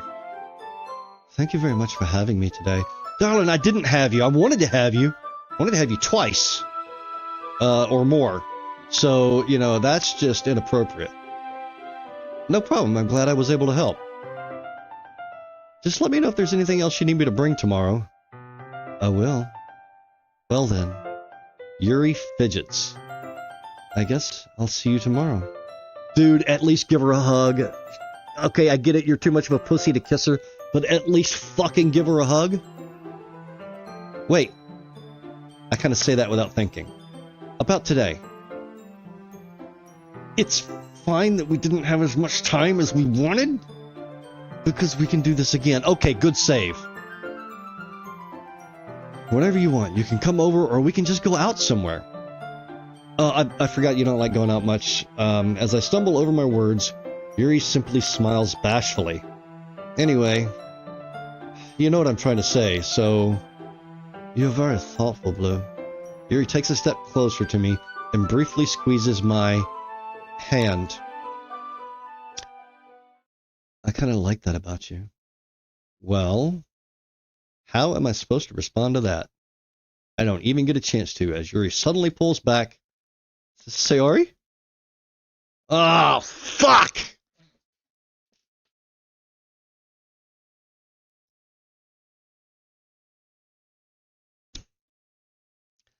Hi!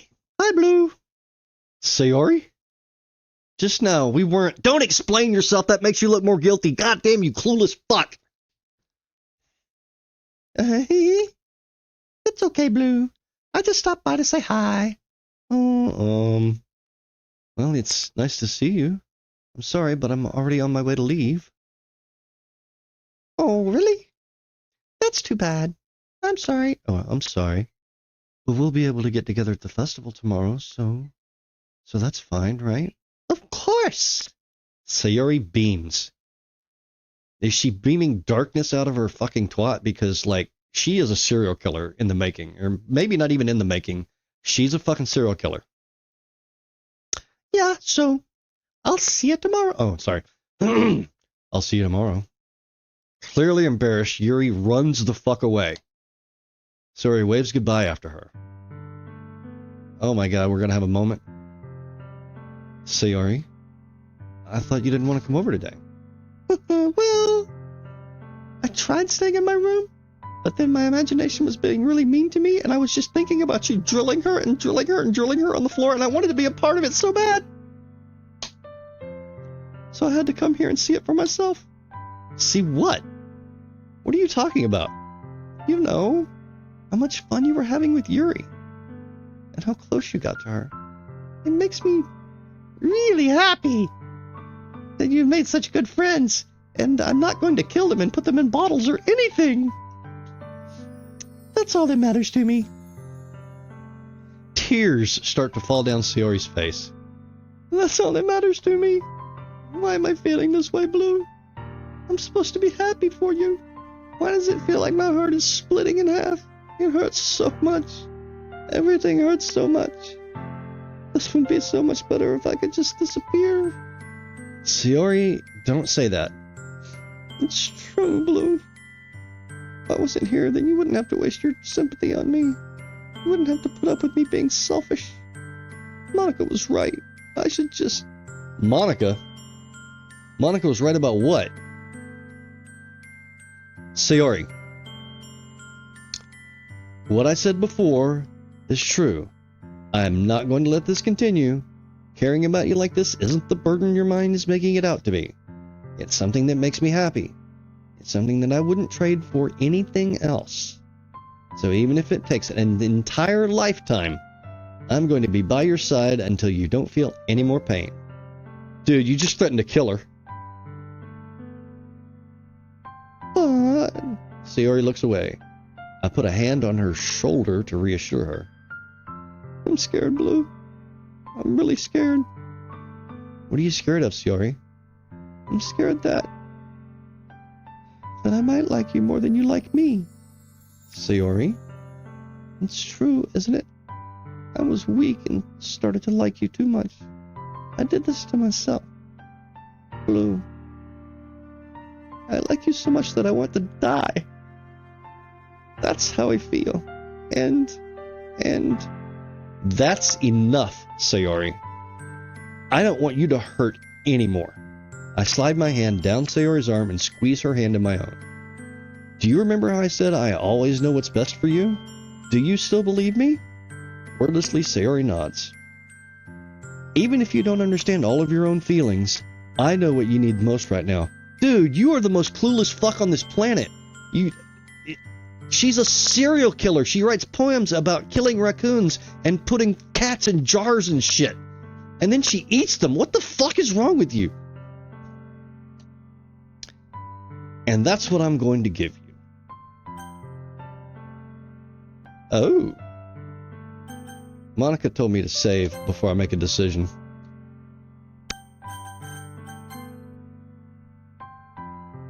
You know what?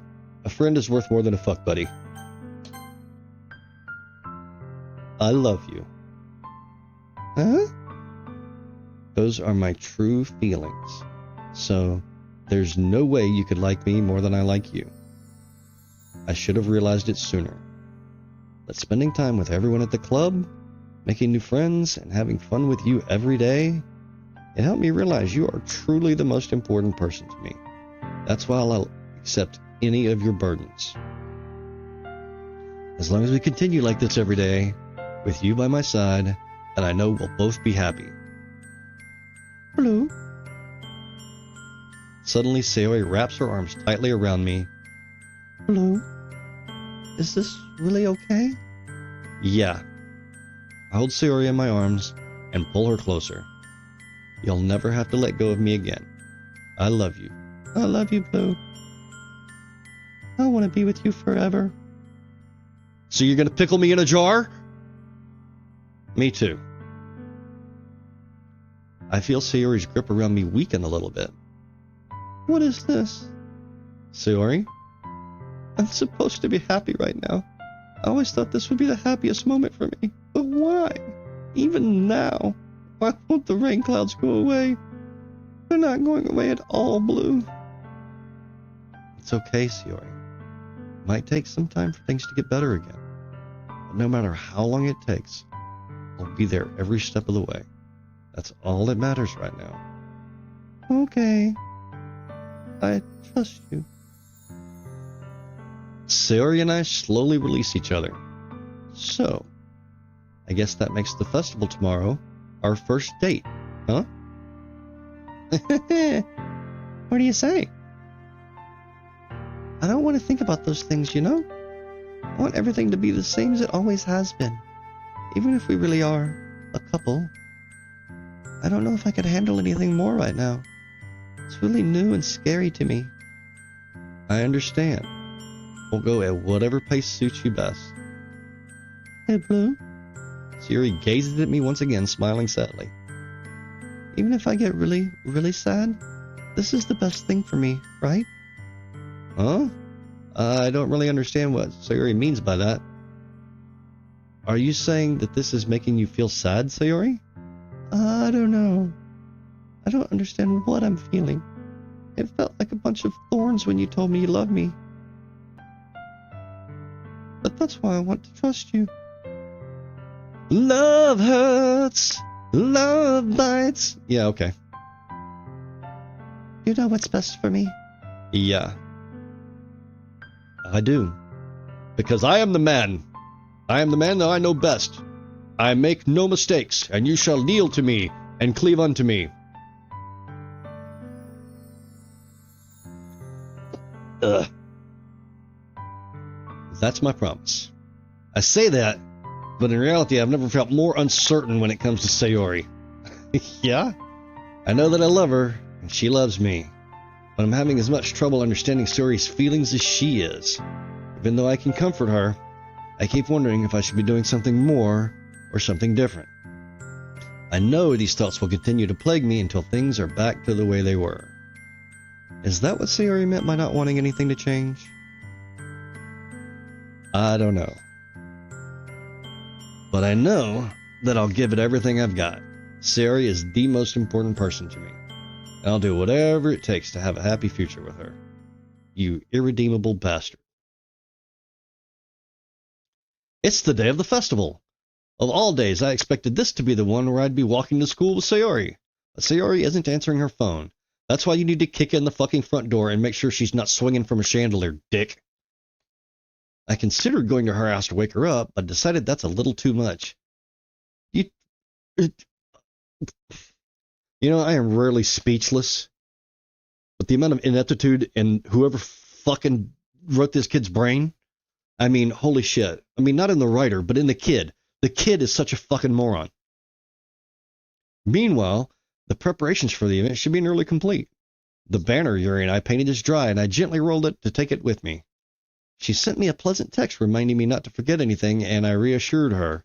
Funnily enough, I probably feel the same way as Natsuki about the event. I'm more excited for it to be over so I can spend time with Sayori and Yuri at the festival. And knowing Monica, I'm sure the event will be great too.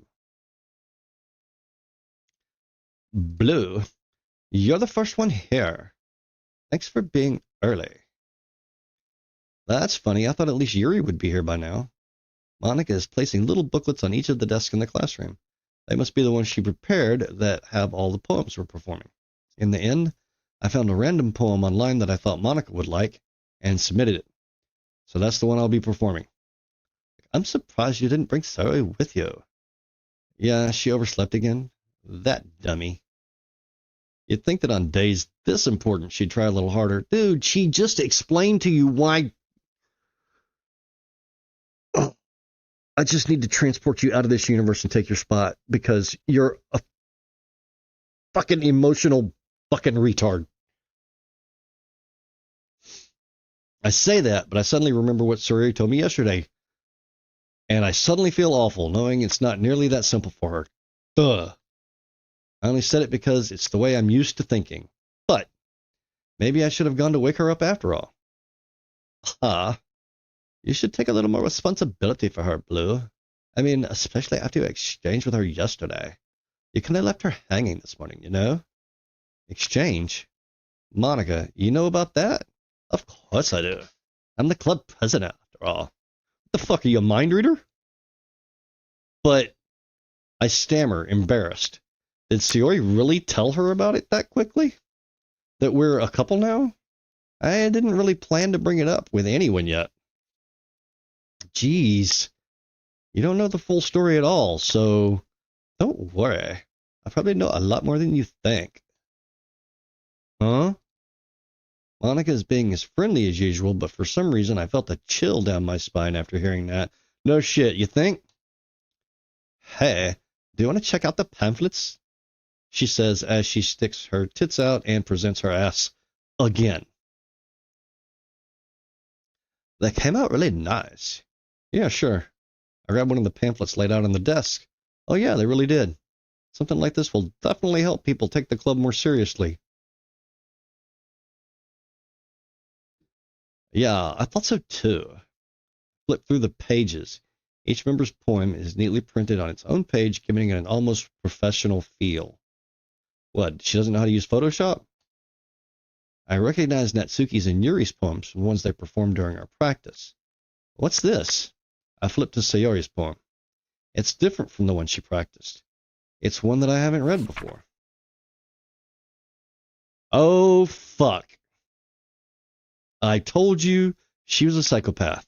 I fucking said she was. All work and no play makes Jack a dull boy. It makes Jack a murderer. Get out of my head. Get out of my head. Oh, fuck. Get out of my head. Get out of my head before I do what I know is best for you. Get out of my head before I listen to everything she said to me.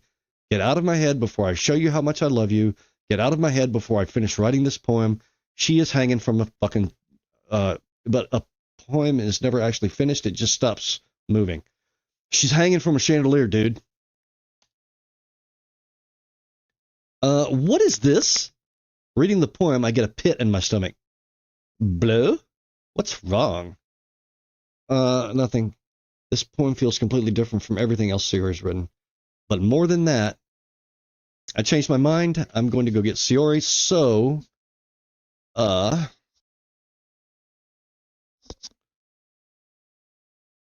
Well, alright. Try not to take too long, okay? I quickly leave the classroom. Don't strain yourself. What the fuck is that supposed to mean? Monica calls out after me. I quicken my pace. What was I thinking? I should have tried this a little bit harder for Sayori. It's not a big deal to at least wait for her or help wake her up. Even the simple gesture of walking her to school makes her really happy. Besides, I told her yesterday that things would be the same as they always have been. That's all she needs and what I want to give her. I reach Sayori's house and knock on the door. I don't expect an answer since she's not picking up her phone. Like yesterday, I open the door and let myself in and find an eldritch horror. There's blood bathing the walls. Something is crawling out of a pit that seems to come straight from hell. The tentacles come from her head and wrap around my ankles and drag me into the pit. Oh, wait a minute. Wrong game. Sayori? She really is a heavy sleeper. I swallow. I can't believe I ended up doing this after all. Waking her up in her own house, that really is something that a boyfriend would do, isn't it? In any case, it just feels right. Outside Sayori's room, I knock on her door. Sayori? Wake up, dummy. There's no response. I really didn't want to have to enter her room like this. Isn't it kind of a breach of privacy? But she really leaves me no choice. I gently open the door. Fucking called it. I fucking called it.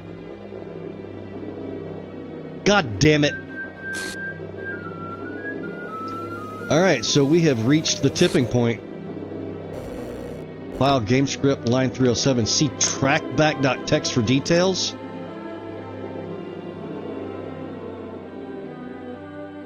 What the hell? What in the hell? Is this a nightmare? It has to be. This isn't real. There's no way this can be real. Sayori wouldn't do this. Everything was normal until a few days ago. That's why I can't believe what my eyes are showing me. I suppressed the urge to vomit. Just yesterday, I told Sayori I would be there for her. I told her I know what's best and that everything will be okay, and that's probably why she hung herself, asshole. Then why? Why would she do this? How could I be so helpless? What did I do wrong? Confessing to her? I shouldn't have confessed to her. That's not what Sayori needed at all. She even told me how painful it is for others to care about her. Then why did I confess to her? Why did I make her feel even worse? Why was I so selfish? This is my fault. My swarming thoughts keep telling me everything I could have done to prevent this. If I just spent more time with her, walked her to school, and remained friends with her like it always had been, then I could have prevented this. I know I could have prevented this. Screw the literature club. Screw the festival. Fuck them. Fuck everything. Fuck all of this. I just lost my best friend, someone I grew up with. She's gone forever now. Nothing I do can bring her back. This isn't some game where I can reset and try something different. Okay, that is got to be some kind of foreshadowing. That does not bode well. I had only one chance, and I wasn't careful enough, and now I'll carry this guilt with me until I die. Nothing in my life is worth more than hers, but I still couldn't do what she needed from me. And now, I can never take it back. Never. Never. Never. Never. Never. The end?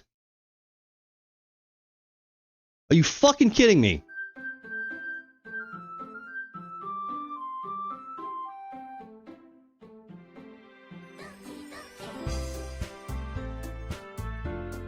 something has gone seriously wrong. I have no doubts that that pixelation is on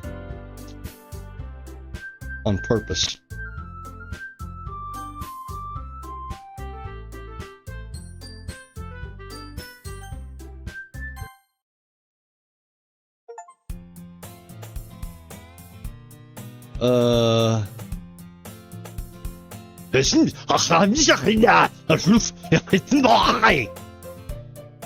I see an annoying girl running at me from the distance, waving her arms in the air like she's totally oblivious to any attention she might draw of herself. That girl is my neighbor and good friend since we were children.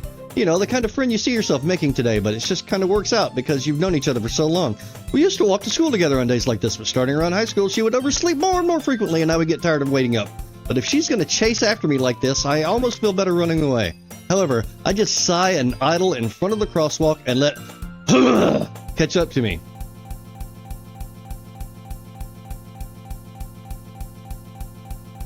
This is Monica's doing. This is fucking Monica's doing. I know it. Stand by.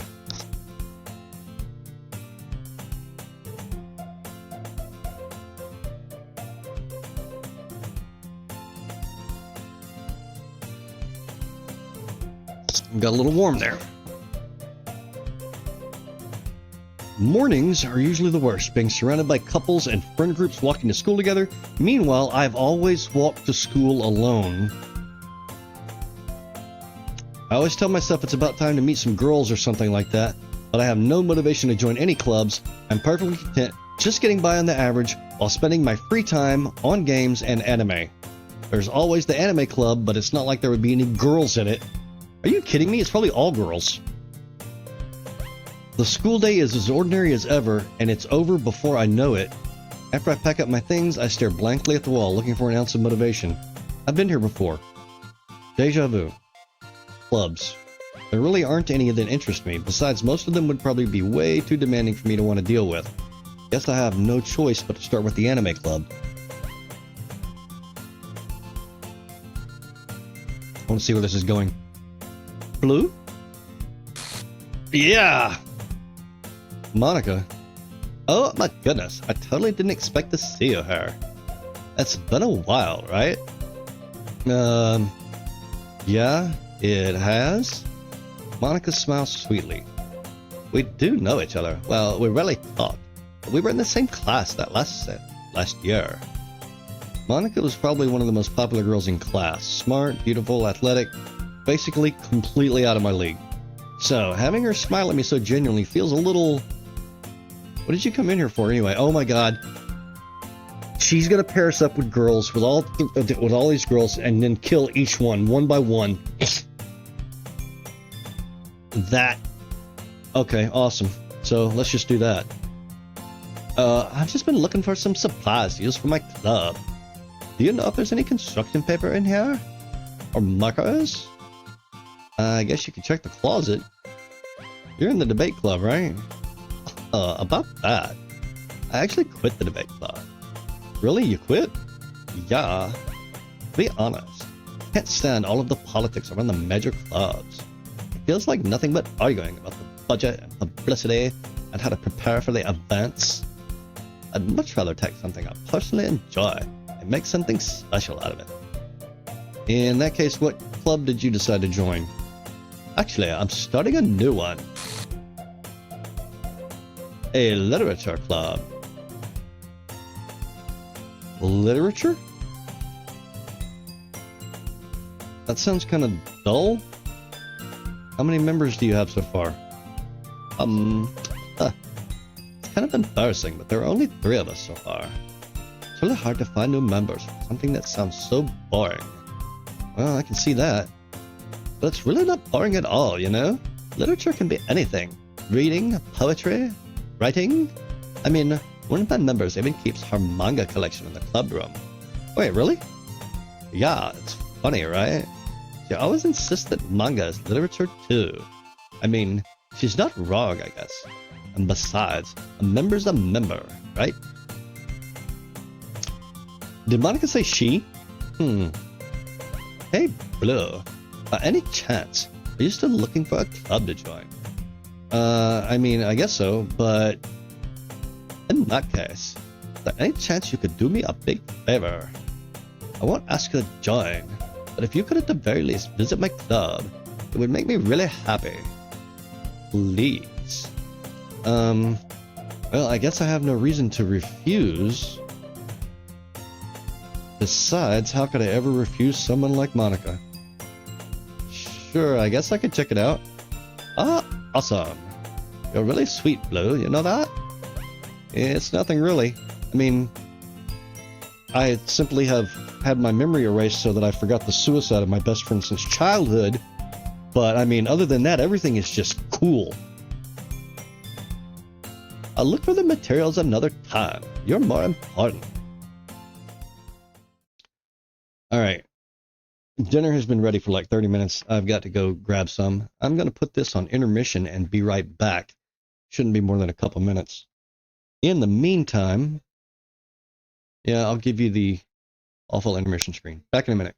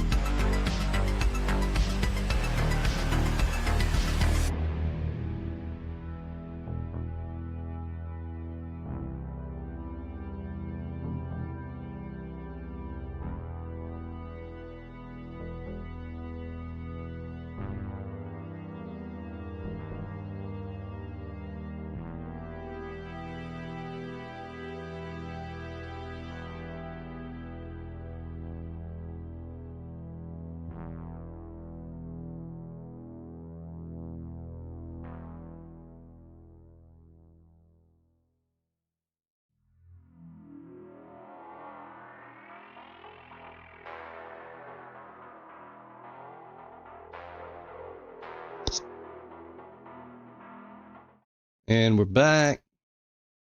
Ambient noise is back on. I have a little bit of food here that you're going to have to listen to the chomping noises.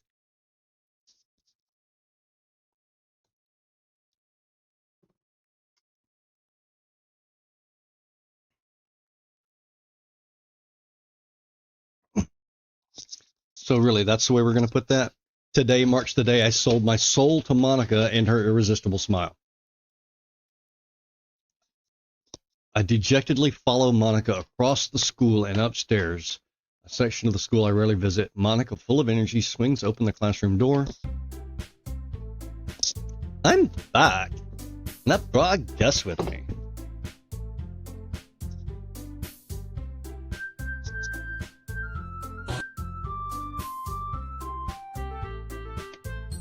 Okay.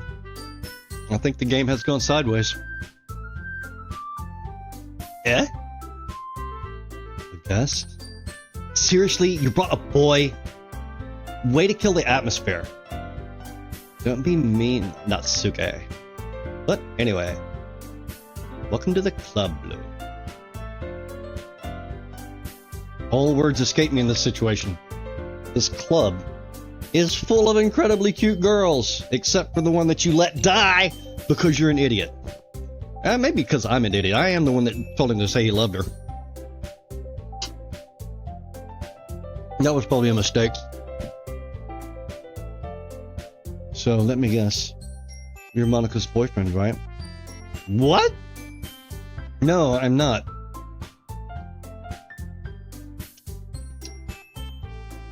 Natsuke. The girl with the sour attitude, whose name is apparently Natsuki, is one I don't recognize.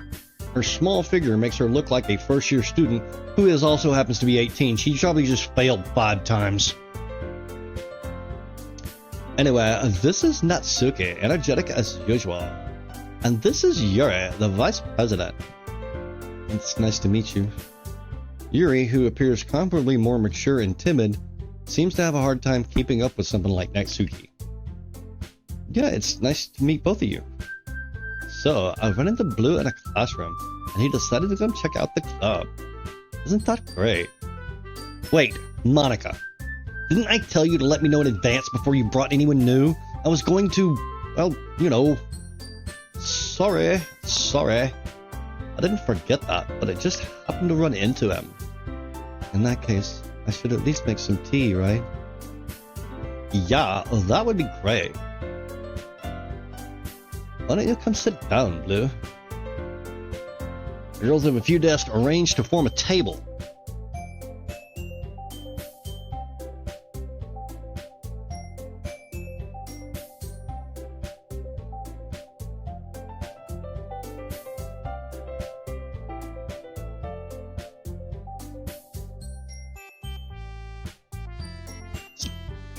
Alright. Yuri walks to the corner of the room and opens the closet. Meanwhile, Monica and Natsuki sit across from each other.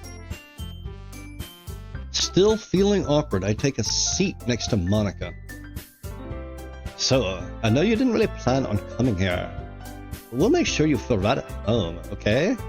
As president of the Literature Club, it's my duty to make the club fun and exciting for everyone. I'm surprised there aren't more people in the club yet. It must be hard to start a new club. You could put it that way. Not many people are very interested in putting out all the effort to stay at something new. Especially when it's something that doesn't grab your attention, like literature. You have to work hard to convince people that you're fun. Wow. But it makes school events, like the festival, that much more important.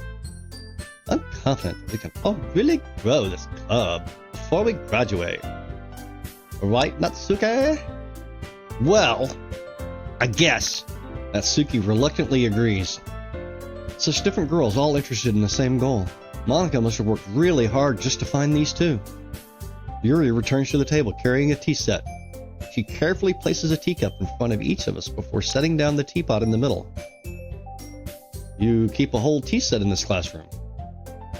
Don't worry, the teachers give us permission.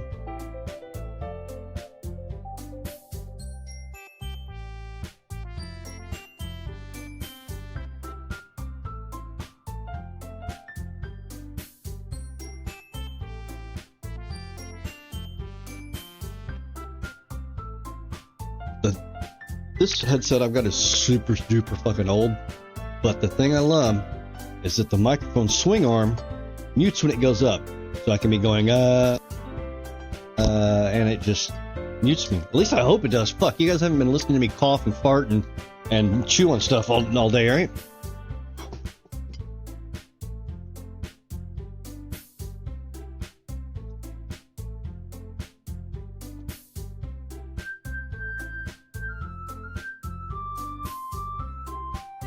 After all, doesn't a hot cup of tea help you enjoy a good book? I guess. Don't let yourself get intimidated. You're just trying to impress you. That's not. Insulted, Yuri looks away. I mean that, you know. I believe you. Well, tea and reading might not be a pastime for me, but I at least enjoy tea. I'm glad.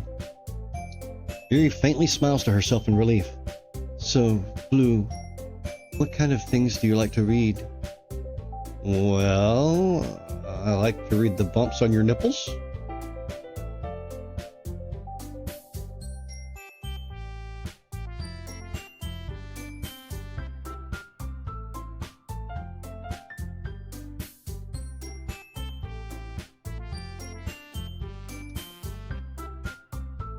Considering how little I've read these past few years, I don't really have a good way of answering that. Manga? I mutter quietly to myself, half joking. Natsuki's head suddenly perks up. Looks like she wants to say something, but she keeps quiet. Not much of a reader, I guess. Well, that can change. What am I saying? Spoke without thinking after seeing Yuri's sad smile. Anyway, what about you, Yuri? Well, let's see. Yuri traces the rim of her teacup with her finger. My favorites are usually novels that build deep and complex fantasy worlds. The level of creativity and craftsmanship behind them is simply amazing to me. And telling a good story in such a foreign world is equally impressive. Yuri goes on, clearly passionate about her reading. She seems so reserved and timid since the moment I walked in, but it's obvious by the way her eyes light up that she finds her comfort in the world of books, not people. But you know, I like a lot of things. Stories with deep psychological elements usually immerse me as well. Isn't it amazing how a writer can so deliberately take advantage of your own lack of imagination to completely throw you for a loop? Anyway, I've been reading a lot of horror lately. I read a horror book once. I desperately grasped something I can relate to at the minimal level. At this rate, Yuri might as well be having a conversation with a rock. Aha! I'd expect that from you, Yuri. It suits your personality.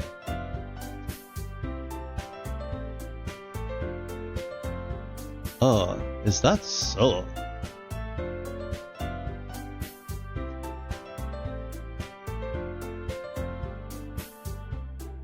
Really, if a story makes me think, it takes me to another world, then I really can't put it down. Surreal horror is often very successful at changing the way you look at the world, if only for a brief moment. There's no fucking foreshadowing there! Ugh, I hate horror. Oh? Why's that? Well, Natsuki's eyes dart over to me for a split second. I think Natsuki's remembering something. I think she may remember what happened in that past iteration. Never mind. Oh, that's right. You usually like to write about cute things, don't you, Natsuki? What? What gives you that idea? You left a piece of scrap paper behind last club meeting. It looked like you were working on a poem called Don't Say It Out Loud! And give that back! Fine. Natsuki, do you write your own poems? Well, I guess sometimes. Why do you care? I think that's impressive. Why don't you share them sometime? No. Natsuki averts her eyes. You wouldn't like them. Not a very confident writer yet? I understand how Natsuki feels. Sharing that level of writing takes more than just confidence. The truest form of writing is writing to oneself. You must be willing to open up to your readers, exposing your vulnerabilities, and showing even the deepest reaches of your heart. Do you have writing experience too, Yuri? Maybe if you share some of your work, you can set an example and help out Natsuki feel comfortable enough to share hers. I guess it's the same for Yuri.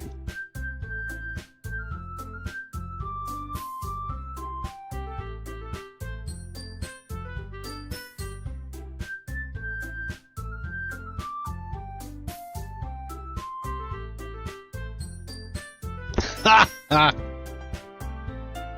A sale of two titties? Like Carl Emerson with four M's and a silent Q! We all sit in silence for a moment. Hey, I just got an idea. How about this?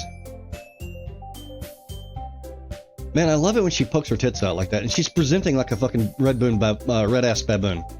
So, like, I want to just nail all of them. Just lock those classroom doors and turn that place into the red orgy of Satan, man. Let's all go home and write a poem of our own. Then, next time we meet, we'll all share them with each other. That way, everyone is even.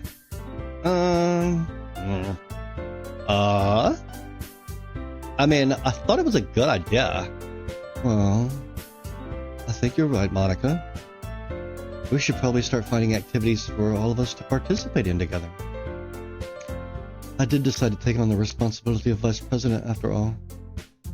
Oh, man. Sayori was the fucking vice president. This world's all fucked up.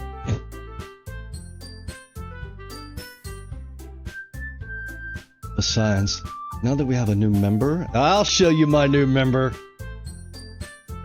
Seems like a good step for us to take. Do you agree as well, Blue? Hold on. There's still one problem. What's that? Now that we reached the most important topic, I bluntly come forth with what's been on my mind the entire time. I never said I would join this club. Monica may have convinced me to stop by, but I never made any decision. And frankly, you all stink of the netherworld. So, like, you erased my little girlfriend from my memory, even though I'm not supposed to remember that. I still have other clubs to look at, and I lose my train of thought. All three girls stare back at me with dejected eyes. Oh my god, the puppy dog time.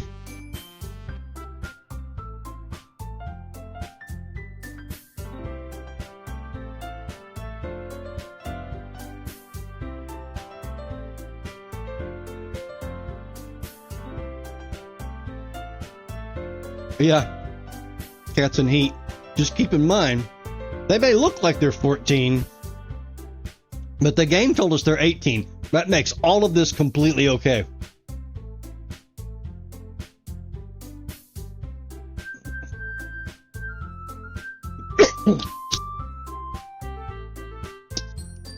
But, I'm sorry, I thought... Huh? The girls exchange glances before Monica turns back to me. I guess I need to tell you the truth, Blue. The thing is, we don't have enough members that form an official club. We need 4. And I've been trying really hard to find new members. And if we don't find one before the festival, I am defenseless against these girls. How am I supposed to make a clear-headed decision when they're waving their tits at me? I would feel terrible for letting everyone down in this situation. And besides, the club itself seems pretty relaxed. I mean, other than the stink of Eldritch Horror. So, if writing poems is the price I need to pay in order to spend every day with these beautiful girls... Right. Okay, I've decided then. I'll join the literature club. One by one, the girls' eyes light up. Oh my goodness, really? Do you really mean that, Blue? Yeah, it could be fun, right? You really did scare me for a moment. I mean, if you really just left after all this, I would be super pissed. Blue, I'm so happy. We can become an official club now. Thank you so much for this. You're really amazing. I'll do everything I can to give you a great time. Yeah.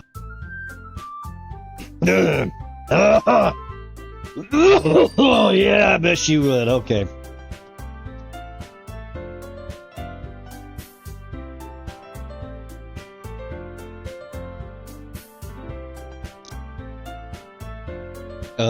Thanks, I guess? Okay, everyone. I think with that, we can officially end today's meeting on a good note. Everyone remember tonight's assignment. Write a poem to bring to the next meeting so we can all share. Monica looks over at me once more. Blue, I look forward to seeing how you express yourself.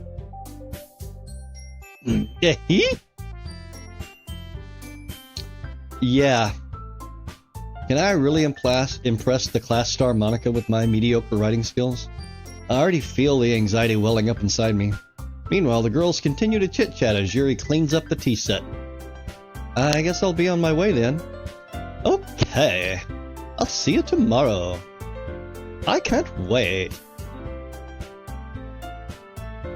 With that, I depart the club room and make my way home to the place that is not next door to a girlfriend that just hung herself from the fucking ceiling fan.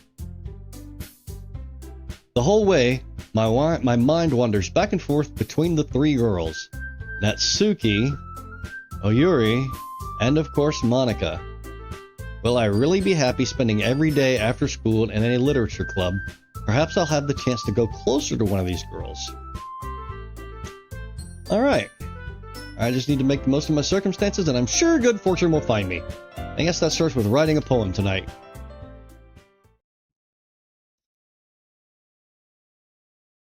You have unlocked a special poem. I've unlocked a special poem. Ooh, that does not bode.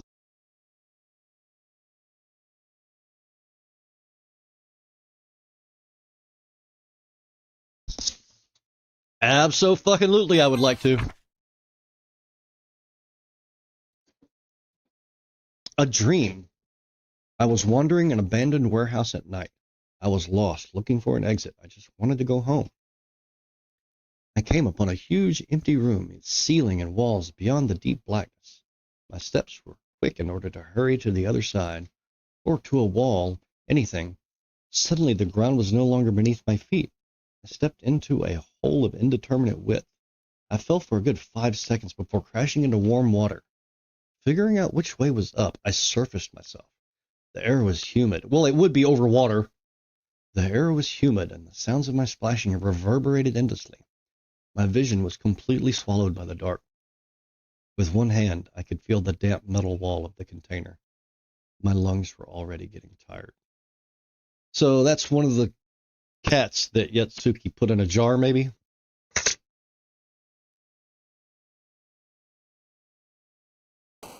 Now I've only got 2 girls to write poems for. Oh my god! The save history disappeared! What is this fucking game doing to me?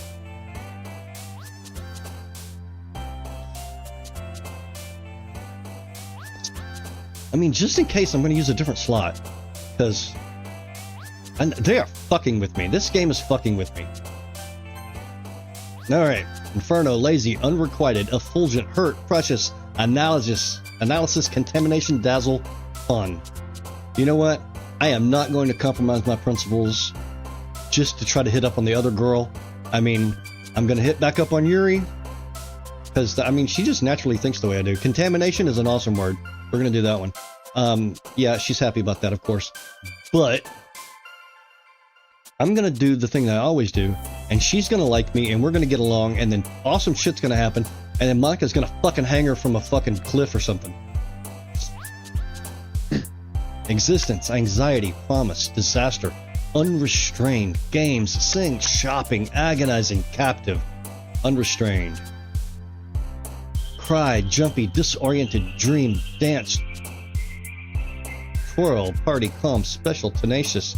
I don't remember that whistle being there in the music. Anytime something changes in a game like this, something bad's gonna happen. Alright. Disoriented. Marriage, happiness, philosophy, whirlwind, graveyard, tears, flowers, suicide, wrath, imagination. We'll just stick away from the suicide for the moment. Ocean, jump, shame, frightening, headphones, excitement, depression, entropy, chocolate, rose. Anger, massacre, cheeks, bubbles, hair, love, nibble, blanket, passion, socks. You're really giving me all the death and destruction choices, aren't you? Spinning, papa, sunny, judgment, vivid, rain cloud, extreme, kiss, poof, skipping.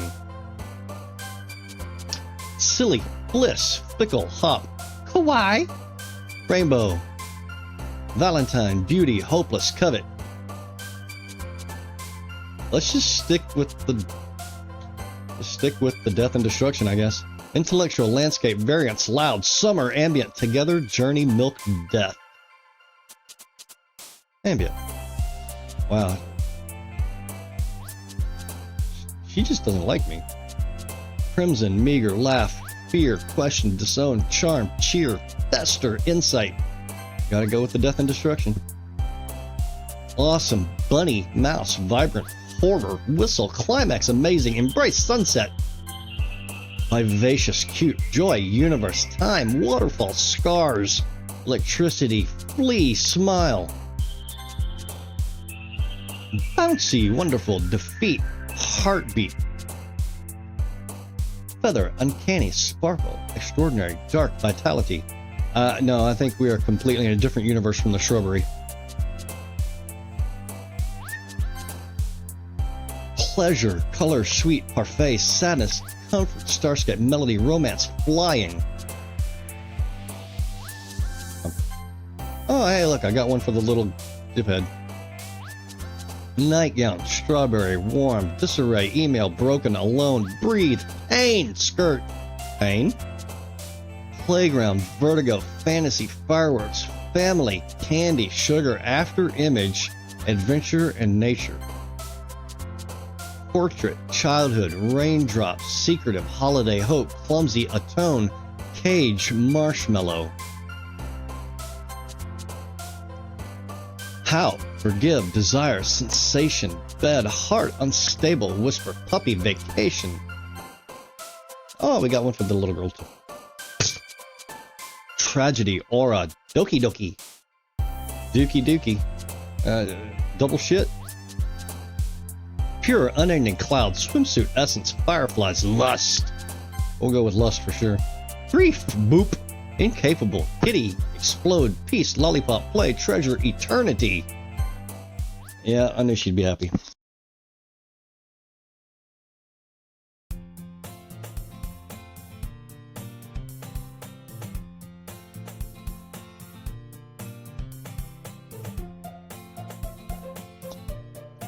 Hi again, Blue. Glad to see you didn't run away on us. Ha ha. Nah, don't worry. This might be a little strange for me, but at least I keep my word. Well, I'm back at the Literature Club. So I was the last to come in, so everyone else is already hanging out.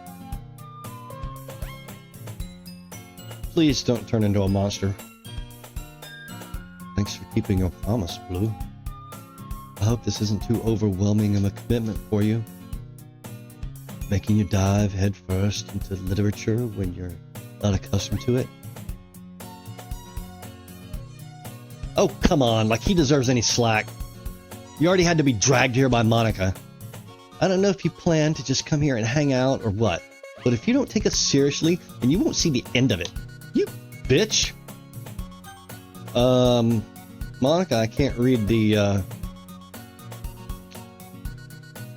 Suki, you certainly have a big mouth. Someone who keeps her manga collection in the room.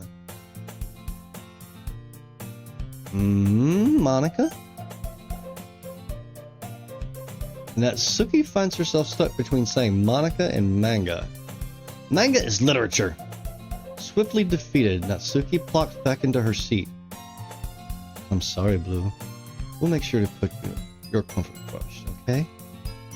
Yuri shoots Natsuki a disappointed glance. Anyway, now that you're in the club and all, Perhaps you might have interest in picking up a book to read? Well, can't really say no either way. Like you said, I'm in the club now. So it only feels right for me to do something like that, if you ask. Wait, I didn't mean it like that. If you don't really want to, then forget I said anything, I guess. No, it's not that, Yuri. I want to try to be a part of the club. So even if I don't read often, I'd be happy to pick up a book if you wanted me to. Are you sure? Just felt like, well, as vice president and all, that I should help you get started on something you might like. Yuri reaches into her bag and pulls out a book. I didn't want you to feel left out, so I picked out a book that I thought you might enjoy. It's a short read, so it should keep your attention, even if you don't usually read. And we could, discuss it if you wanted. This is awesome! How is this girl accidentally being so cute? Dude, if you believe this is an accident, you believe fucking puppies have run on batteries or something.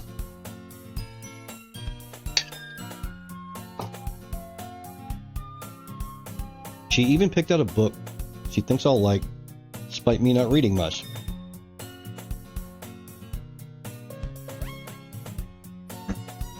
Yuri, thank you. I'll definitely read this. I enthusiastically take the book. Phew. You can read it at your own pace. I look forward to hearing what you think. Now that everyone's settled in, I expected Monica to kick off some scheduled activities for the club, but that doesn't seem to be the case. Yuri's face is already buried in a book. I can't help but notice her intense expression, like she was waiting for this chance. Meanwhile, Natsuki is rummaging around in the closet. I'm really curious to talk to Yuri a little bit more. Is the game pushing me into Yuri? Like, all those poem choices made Yuri really happy, but was that on purpose? Are there really any choices in the poem game that would lead to what's her face? Because I think the game is really pushing me to Yuri. At the same time, I would feel bad for distracting her from reading. I catch a glimpse of the cover of her book. It looks like the same book she lent to me. More than that, she seems to be on the first few pages. Oh, crap! I think she noticed me looking at her. She sneaks another glance at me, and our eyes meet for a split second. But that only makes her hide her face deeper in her book. Sorry, I was just spacing out. I mutter this, sensing I made her uncomfortable. Oh, that's fine. If I was focused, then I probably wouldn't have noticed in the first place. But I'm just rereading a bit of this, so... That's the book that you gave me, right? Mm-hmm. I wanted to reread some of it. Not for any particular reason. Just curious. How come you have two copies of the same book? Well, when I stopped at the bookstore yesterday... That's not what I meant. I mean, I just happened to buy two of them. I see. There's something fairly obvious here that Yuri isn't telling me, but I decided to let it go. I'll definitely start reading it soon. I'm glad to hear. Once it starts to pick up, you might have a hard time putting it down. It's a very engaging and relatable story. Oh, it's a very engaging and relatable story. Is that so? Well, what's the story about, anyway? Well, Look at the cover of the book. The book is titled Portrait of Markov. I definitely feel like I should Google that. Stand by.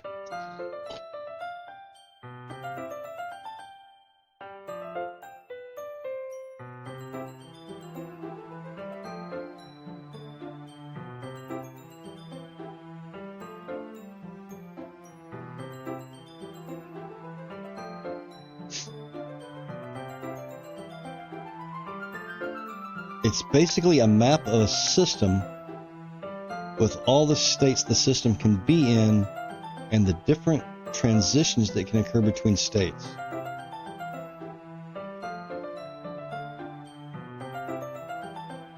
Okay, so it's not a real book. It's just one that Yuri likes. Okay. I suppose I will find out more about it canonically, later. There's an ominous-looking eye symbol on the front cover. Basically, it's about this religious camp that was turned into a human experiment prison. And the people trapped there have this trait that turns them into killing machines that lust for blood.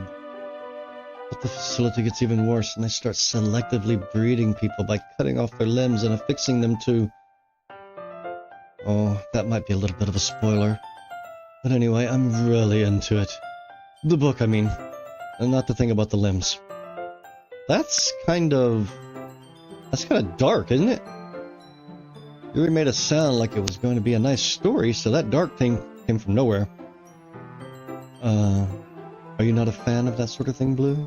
No, it's not that. I mean, I can definitely enjoy those kinds of stories, don't worry. I hope so. Yeah, I totally forgot that Yuri is into those things. She's so shy and reclusive on the outside, but her mind seems to be completely different. It's just that this kind of story, it's the kind that challenges you to look at life from a strange new perspective. Strange new worlds where no man has been before. I bet you a man has been there before.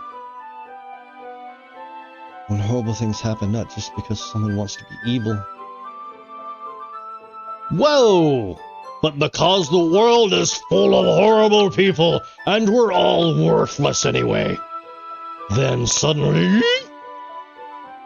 I'm rambling, aren't I? Not again. I'm sorry. Hey, don't apologize. I haven't lost interest in anything. Well, I guess it's alright then.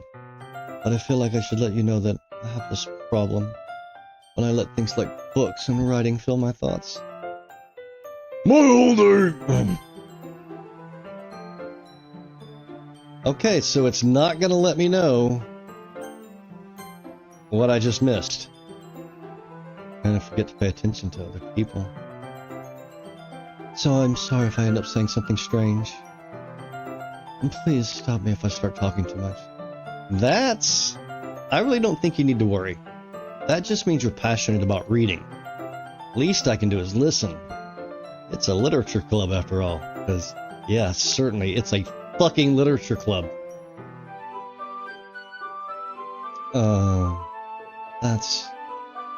That's true. In fact, I might as well get started reading it, right? Okay, the jump scare was actually a thing that time. Yes. I mean, you don't have to, but... what were you saying?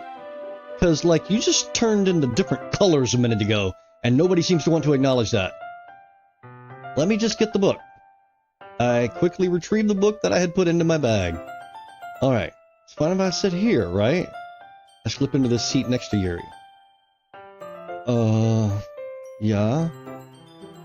Are you sure? Seem a little apprehensive. I'm sorry. It's not that I don't want you to. It's something I'm not very used to. That is, reading in company with someone. I see. Well, just tell me if I end up distracting you or anything. Alright. I open the book and start the prologue. I soon understand what Yuri means about reading in company. It's as if I can feel her presence over my shoulder as I read. I'm not sure that it's her presence you feel. I think it's the Dark Lord of Hell that's over your shoulder. It's not a particularly bad thing. Oh yeah? Well, let's embrace the Dark Lord of Hell. Maybe a little distracting, but the feeling is somewhat comforting. Yuri is in the corner of my eye. I realize that she's not actually looking at her own book. I glance over. It looks like she's reading from my book instead. Sorry. I was just bathing in the feeling of... Oh shit, what? It's not going to show me if I go back to history, is it? It is not going to show me.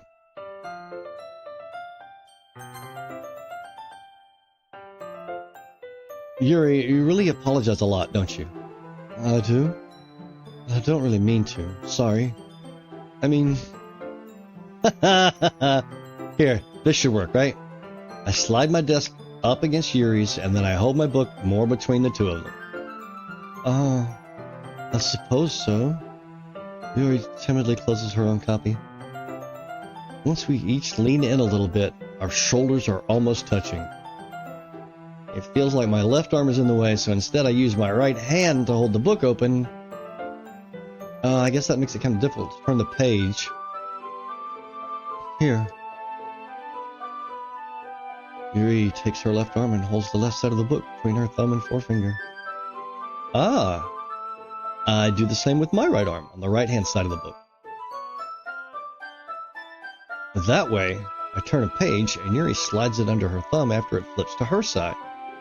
But in holding it like this, we're huddled together even closer than before. It's actually kind of distracting me. No shit, Sherlock! It's as if I can feel the warmth of Yuri's face and she's in the corner of my vision. Are you ready? Huh? To turn the page. Oh, sorry. I think I got a bit distracted there for a second. I glance over at Yuri's face again, and our eyes meet. I don't know how I'll be able to keep up with her. That's okay. You're not as used to reading, right? Nope, I'm a big dumb boy head. Derp, derp. I don't mind being patient if it takes you a bit longer. It's probably the least I can do, since you've been so patient with me. Yeah, thanks. We continue reading. Yuri no longer asks me if I'm ready to turn a page. Instead, I just assume that she finishes the page before me, so I turn it up by my own volition. Volition's a funny word to put into a game that's so cotton candy. Volition is going to have something to do. There's going to be a volition thing coming. We continue the first chapter in silence. Even so, turning each page almost feels like an intimate exchange. My thumb gently letting go of the page, letting it flutter over to her side as she catches it under her own thumb. Hey, Yuri. This might be a silly thought, but the main character kind of reminds me of you a little bit. Huh? No, I don't relate to this character at all. Definitely not. Really? I was just thinking the way she second guesses things she says and all that. Oh, that's what you were talking about. Yeah, not the blood dismembering bodies fucking thing that she told you the book was about. Yeah, okay, dude. You're so clueless as fuck. I thought you meant something else about her. Something else? Never mind. We didn't even get that far yet, so I don't know why that came into my head. Oh. Yuri, are you feeling alright? Huh? Yuri's been a little fidgety ever since we started reading. You can rest if you're feeling a bit sick or something. Your breathing is a little... My breathing? Yuri puts her hands on her chest as if to feel her heartbeat. Here, darling, let me do that for you. I didn't even notice. Anyway, I'm fine. I just need some water. Alright, don't push yourself. Yuri stands up and practically rushes out of the classroom. What on earth was that about? Blue? Something happened just now? Huh? I have no idea.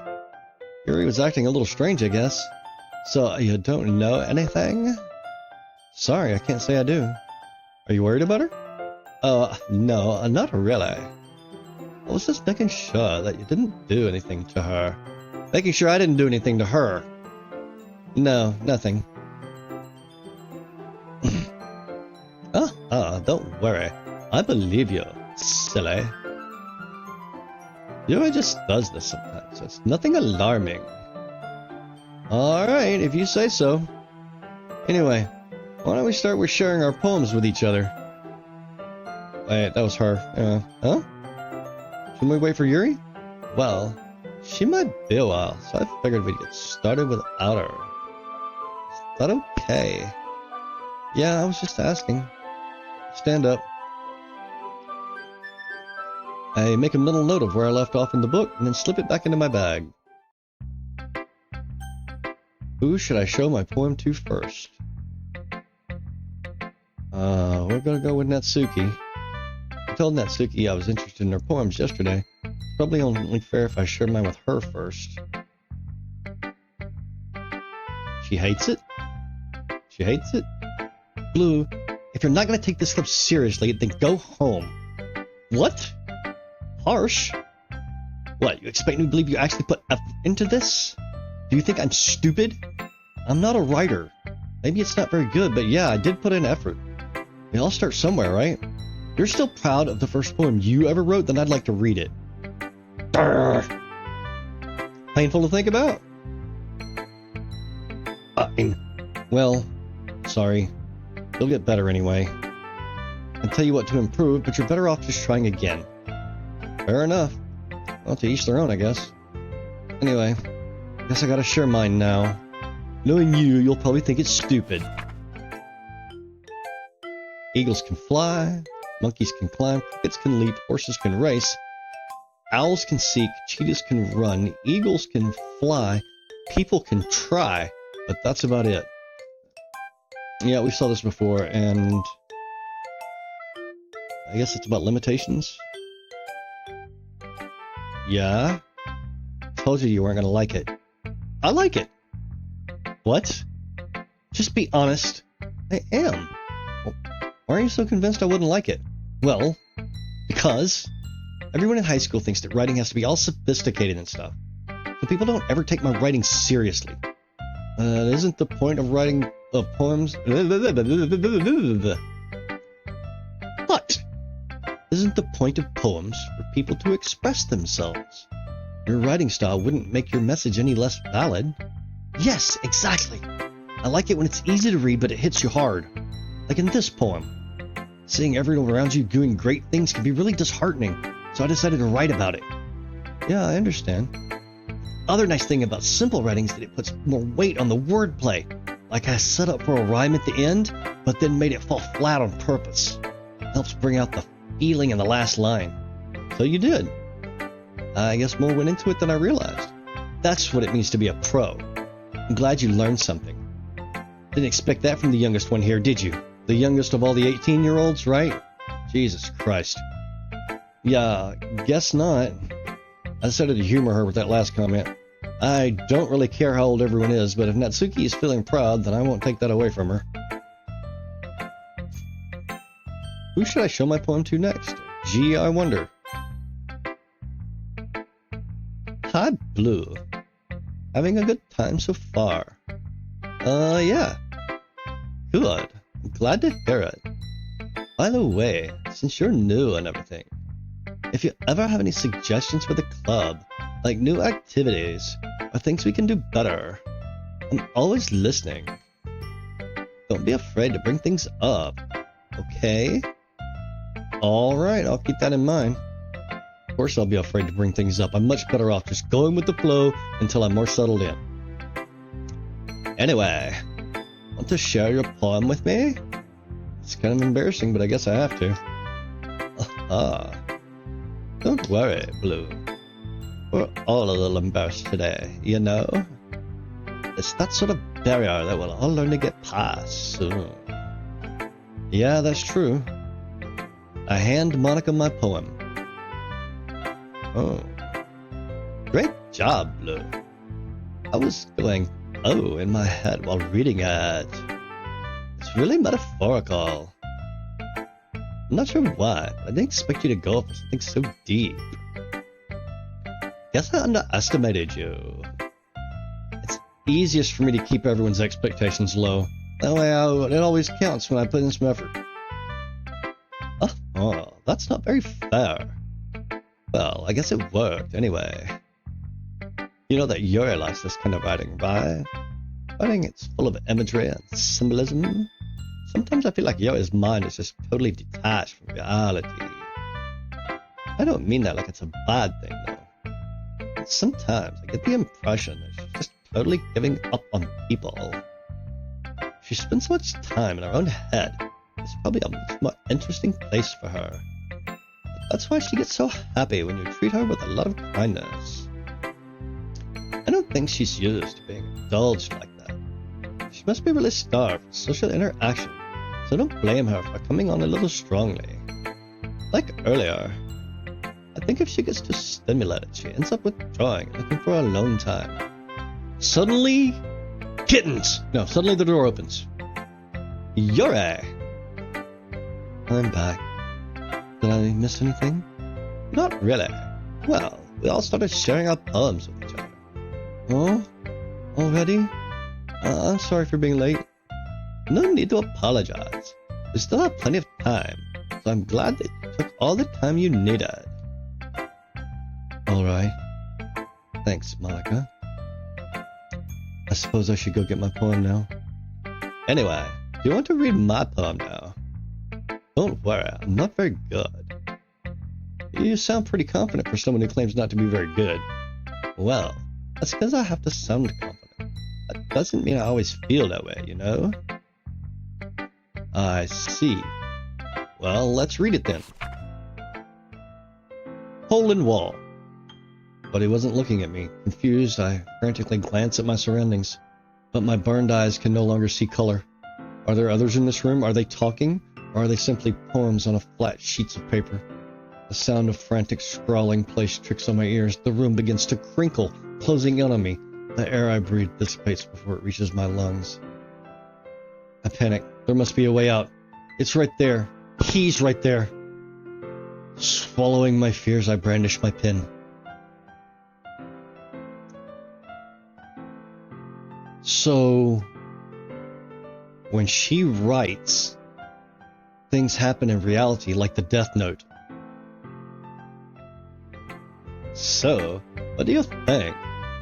It's very freeform, if that's what you call it. Sorry, I'm not really the right person to ask for feedback. Oh, sorry, I'm not really the right person to ask for feedback. It's okay. Yeah, that kind of style has gotten pretty popular nowadays. That is, a lot of poems have been putting emphasis on the timing between the words and lines. When performed out loud, it can be really powerful. What was the inspiration behind this one? Oh, well, I'm not sure if I know how to put it. I guess you could say I had some kind of epiphany recently. It's been influencing my poems a bit. An epiphany? Yeah, something like that. I'm kind of nervous to talk about deep stuff like that, because it's kind of coming on strongly. Perhaps, maybe after everyone is better friends with each other. Anyway, here's Monica's writing tip of the day. Sometimes when you're writing a poem or a story, your brain gets too fixated on a specific point. If you try so hard to make it perfect, then you'll never make any progress. Just force yourself to get something down on the paper and tidy it up later. Another way to think about it is this.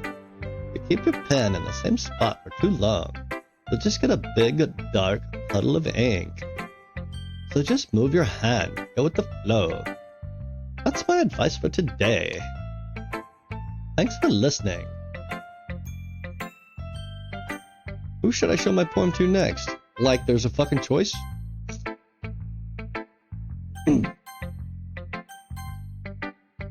You're putting me on rails, game. You're putting me on rails. As Yuri reads the poem, I notice her eyes lighten. Exceptional. What was that? Did I say that out loud? Yuri first covers her mouth, but then ends up covering her whole face. Oh, is going to hate me. You really didn't do anything wrong, Yuri. Huh? I guess you're right. What am I getting so nervous for? Yuri takes a breath. So, what kind of writing experience do you have? Your use of imagery and metaphors indicates you've written a lot of poetry before. Really? Wow, that's a huge compliment coming from you. This is actually my first time, really. Oh? Yuri stares at me blankly, then looks at my poem again. Well, I know that. I just meant... Yuri trails off, unable to find an excuse. She traces her finger along the words in the poem as if breaking it down more thoroughly. Yeah. Okay. This is the reason I was able to tell. It's just that there are specific writing habits that are usually typical of new writers. Having been through that myself, I kind of learned to pick up on them. I think the most notable thing I recognize in new writers is that they try to make their style very deliberate. In other words, they tend to pick up a writing style separate from the topic matter, and they form-fit the two together. The end result is both the style and the expressiveness are weakened. Once Yuri finds her train of thought, it's as if her demeanor totally changes. Her stammering is completely gone, and she sounds like an expert.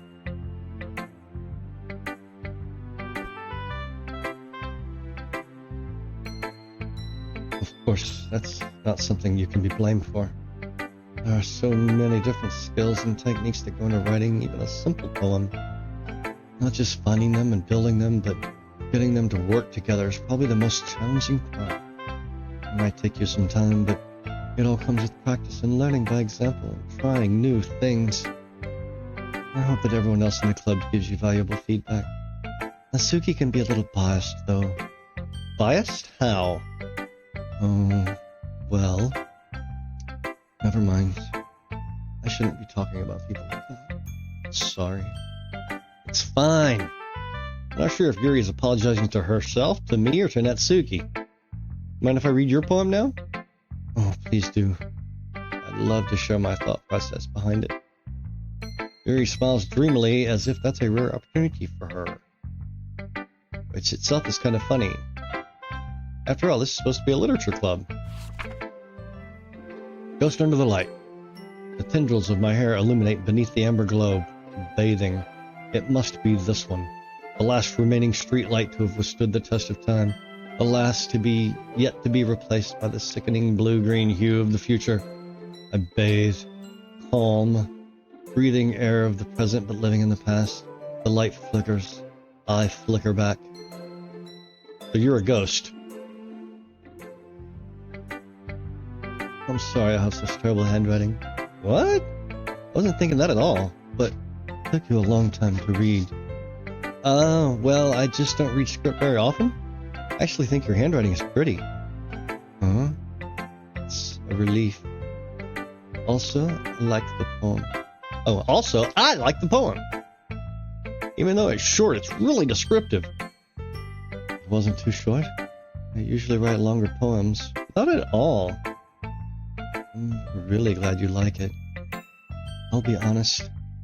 Since it's our first time sharing, I wanted to write something a little more mild. Something easy to digest, I suppose. Are you into ghosts, Yuri? Are you into ghosts, Yuri? Oh-ho. Actually, the story isn't about a ghost at all, Blue. Really? I must have totally missed the point. Well, I suppose you only did glance over it after all. But remember that poets often express their own thoughts, feelings, and experiences in their work. They usually do more than tell a simple story or paint a picture. In this case, perhaps the subject of the poem is only being symbolically compared to a ghost, lingering in our last remaining place of comfort, unable to let go of the past, and soon to be left with nothing. That's a lot more solemn. That's a lot more solemn, putting it that way. I hadn't even thought of that. That's impressive. Oh? It's nothing really. Yours was impressive too, so... Nah. If anything, I could probably learn a thing or two from you. You think so? Yeah, of course. Oh... You know, I was really nervous about doing all this. In the end, I enjoyed it. I'm going to keep doing my best for you, Blue. Me too? Whew. I guess that's everyone. Glance around the room. That was a little more stressful than I anticipated. It's as if everyone is judging me for my mediocre writing abilities. Even if they're just being nice, there's no way my poems can stand up to theirs. This is a literature club after all. I guess that's what I ended up getting myself into. Across the room, Monica is writing something in her notebook. My eyes land on Yuri and Natsuki. They genuinely exchange sheets of paper, sharing their respective poems. As they read in tandem, I watch each of their expressions change. Natsuki's eyebrows furrow in frustration. Meanwhile, Yuri smiles sadly. What's with this language? Huh? Did you say something? Oh, it's nothing. Natsuki dismissively returns the poem to the desk with one hand. I guess you could say it's fancy. Oh, thanks. Yours is cute. Cute? Did you completely miss the symbolism or something? It's clearly about the feeling of giving up. How can that be cute? I know that. It just meant... the language, I guess. I was trying to say something nice. You mean you have to try that hard to come up with something nice to say? Thanks, but it really didn't come out nice at all. Oh, well, I do have a couple of suggestions. Huh.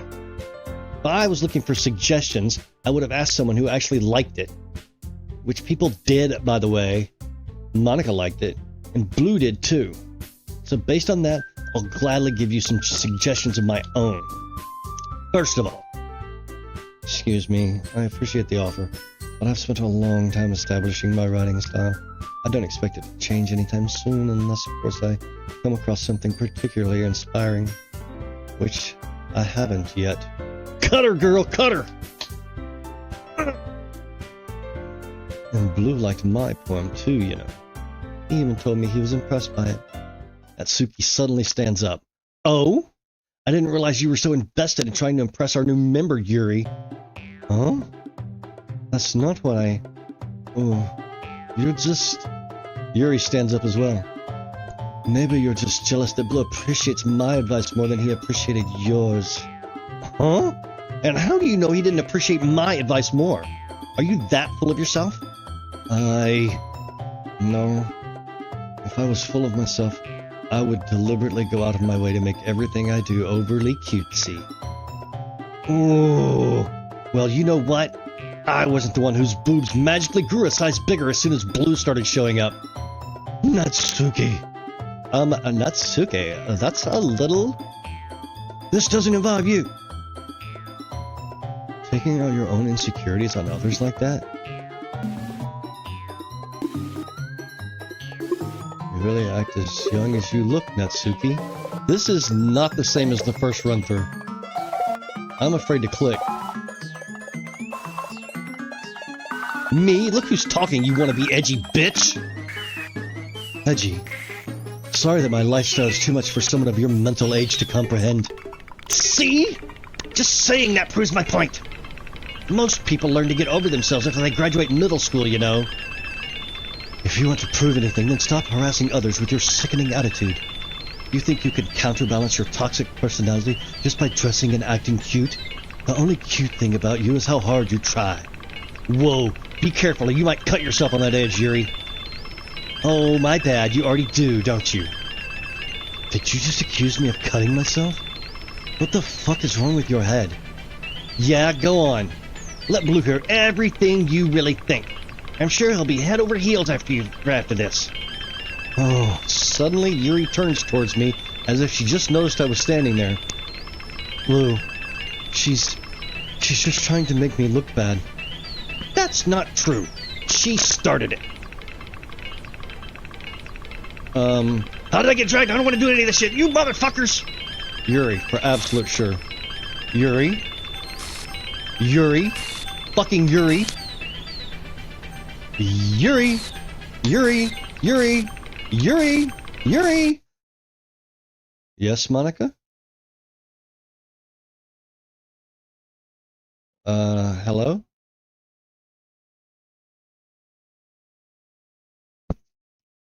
I don't have a chance to save.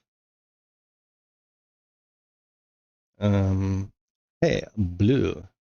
Why don't we step outside for a little bit? Okay? Yeah, why don't we?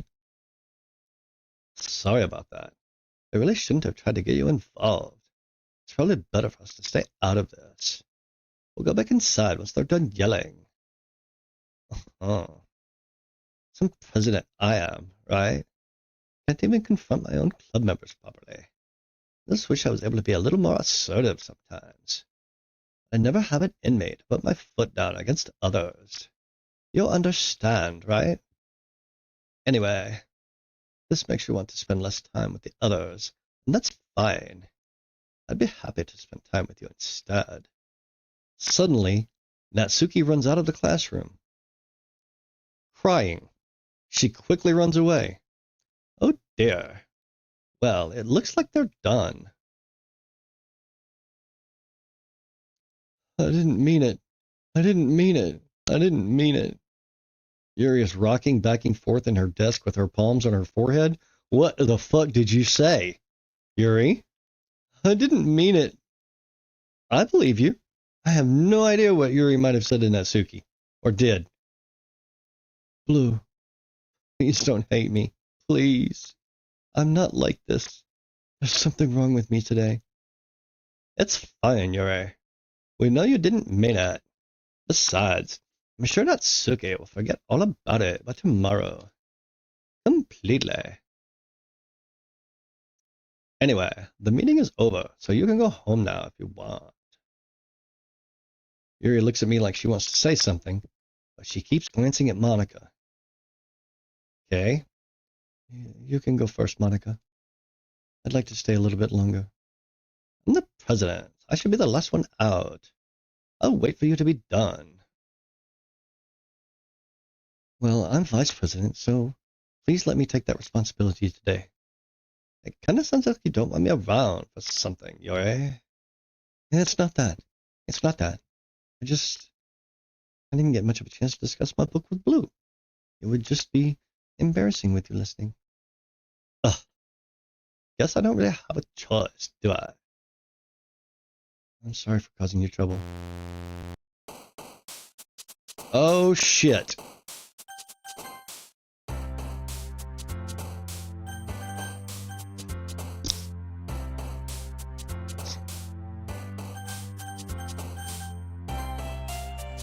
There ain't a way on the fucking planet I'm gonna accept this thing early. I don't care how many hours it takes. I'm powering through. Powering through. Atoned, lust, breath, breathe, holiday, socks, suicide, existence, ambient, love, giggle. Yeah, I'm gonna kind of stay away from lust at this point. Breathe would be good. Promise, variance, fear, candy, hair, analysis, dream, peaceful, passion, color. Dream, okay. Joy, email, tears, sensation, excitement, together, shiny, defeat, calm, bouncy. We're going to try to make things happier at this point. Rainbow, agonizing, tenacious, kitty, mouse, fireworks, memories, time, journey, sing, rainbow. Aura, melancholy, raindrops, dazzle, blanket, friends, secretive, jump, comfort, graveyard. Peace, cry, jumpy, unending, lucky, meager, laugh, determination, effulgent, vivid.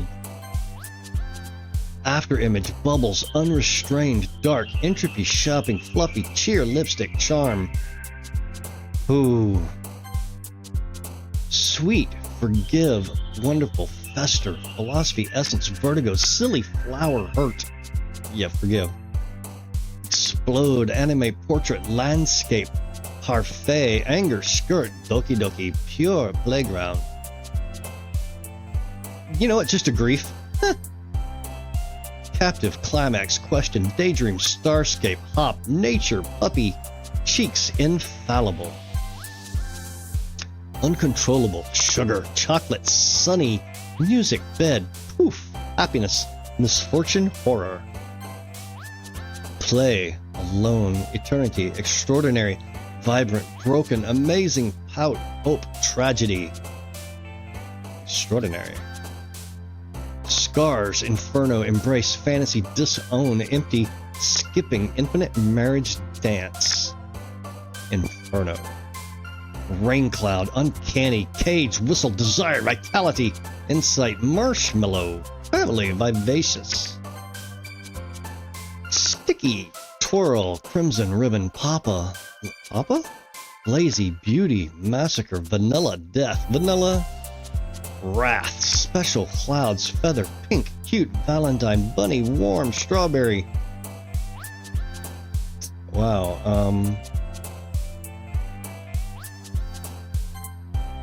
clumsy, prayer, intellectual, loud, whirlwind, sparkle, childhood, unrequited, summer romance. Disoriented, milk, judgment, extreme, pain, fireflies, party, heart, shame, hopeless. I'm certainly disoriented. Imagination, kiss, ocean, heartbeat, incapable, electricity, disaster, melody, pleasure, disarray. covet, universe, misery, fickle. Why? Awesome, sunset, flying, spinning, contamination. Universe.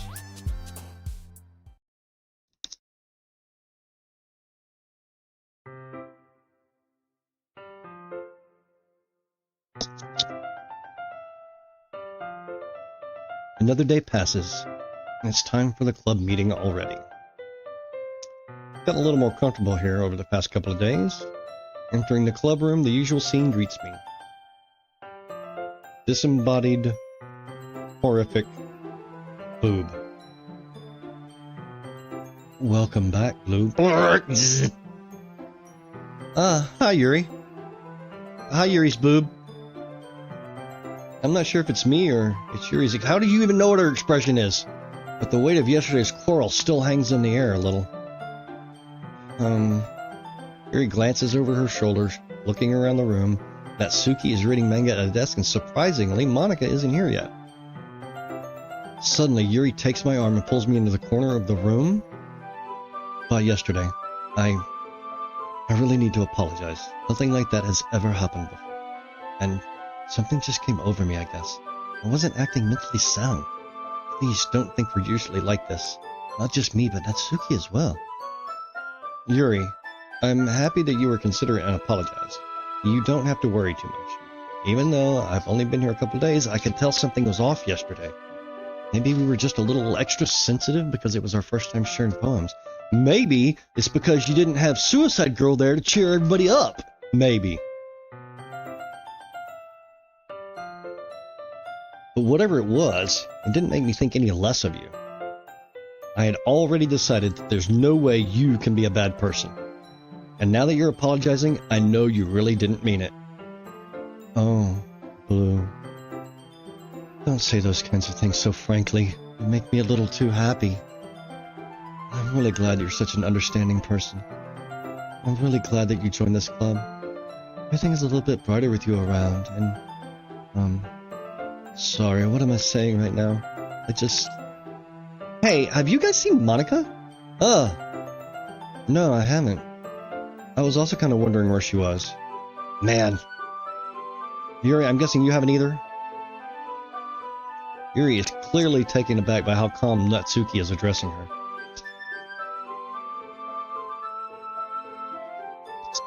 No, I haven't. Jeez, this isn't like her at all. I know it's stupid, but I can't help worry a little bit. What? Why are you looking at me like that? Natsuki, about yesterday. I just wanted to apologize. I promise I didn't mean any of the things I said. And I'll do my best to stay under control from now on. So... Yuri, what the heck are you talking about? Did you do something yesterday? Huh? Jeez. Whatever's on your mind, I'm sure it was nothing. I don't even remember anything bad happening. You're the kind of person who worries too much about the little things, aren't you? Yeah, but... I'll accept your apology anyway, if it helps you feel better about it. Besides, this is kind of nice to hear, since I was always afraid you secretly hated me or something like that. No, not at all. I don't hate you. Aha! Well, you're kind of weird, but I don't hate you either. Natsuki turns to me. You're still on trial, though. Hey! Suddenly, the door swings open. Sorry. I am super sorry. There you are. I didn't mean to be late. I hope you guys weren't worried or anything. Nah. Well, Natsuki was. I was not! What took you so long, anyway? Well, my last period today was study hall. To be honest, I just kind of lost track of time. That makes no sense, though. You would have heard the bell ring at least. I must not have heard it, since I was practicing piano. Piano? I wasn't aware you played music as well, Monika. Don't give me more credit than I deserve. I guess I've been practicing for a while. I'm still not very good at it yet. Still, that must require a lot of dedication, so I'm still impressed. Okay, are you trying to get Yuri to fuck you now? Oh, well, thanks, Yuri. You should play something for us sometime. Thoughts? Monica looks at me. Well, I'm working on writing a song, but it's not quite done yet. Maybe once I get a little better, I will. That sounds cool. I look forward to it. Is that so? In that case, I won't let you down, Blue. Monica smiles sweetly. I didn't mean to put any pressure or anything like that. Oh, don't worry. I was hoping that I could share it with you anyway. I guess that's why I've been practicing so much recently. I see. I'm not sure if Monica was referring to the whole club or just me. In that case, best of luck? Thanks. So, I didn't miss anything, did I? Not really. I chose not to bring up anything the three of us talked about. Besides, Natsuki has already run off into the closet. Natsuki's in the closet. Oh, so Natsuki's not jealous of me. Natsuki's jealous of Yuri. She wants to take her into the closet. Hello? Since your compliments put me in a good mood, I was wondering if you'd like to spend some time together today. I mean, in the club. Yeah, definitely. I planned on it anyway. Okay. Can we start now? Let's find a place to sit. Being a little forceful, aren't I? I'm sorry. My heart just won't stop pounding for some reason. Don't worry about it. If anything, it's nice to see you have so much energy. Yeah, but I need to try to calm down. Won't be able to focus on reading like this. Take your time. Yuri takes a deep breath and pulls a copy of the book out of her bag. Actually, I have a request. Do you mind if I make some tea first? Not at all. Thanks very much. If there's one thing that can make my reading time any better, it's a nice cup of tea. Not to mention for yourself as well. Yuri stands up and makes her way to the closet. But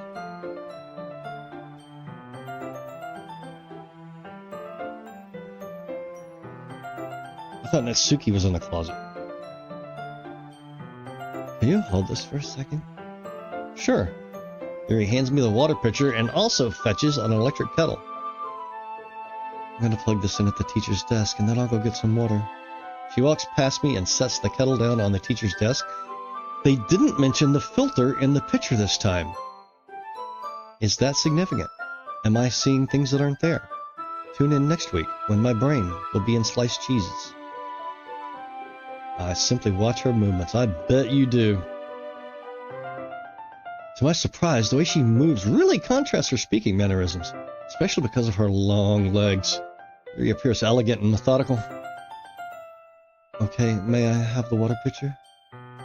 Thanks, I'll be right back. I might as well walk with you. Oh, that's okay. You stay here. It won't take long. That's different, too. Pitcher in hand, Yuri hurries out of the classroom. Did Yuri leave you again? Leave me again? No, it's not like that this time. She's just filling up the water pitcher to make tea. Oh, okay. Sorry for misunderstanding. Oh my god, Monica wants me with Yuri for some reason. That's the reason she killed Yasuki. Or that's the reason she killed,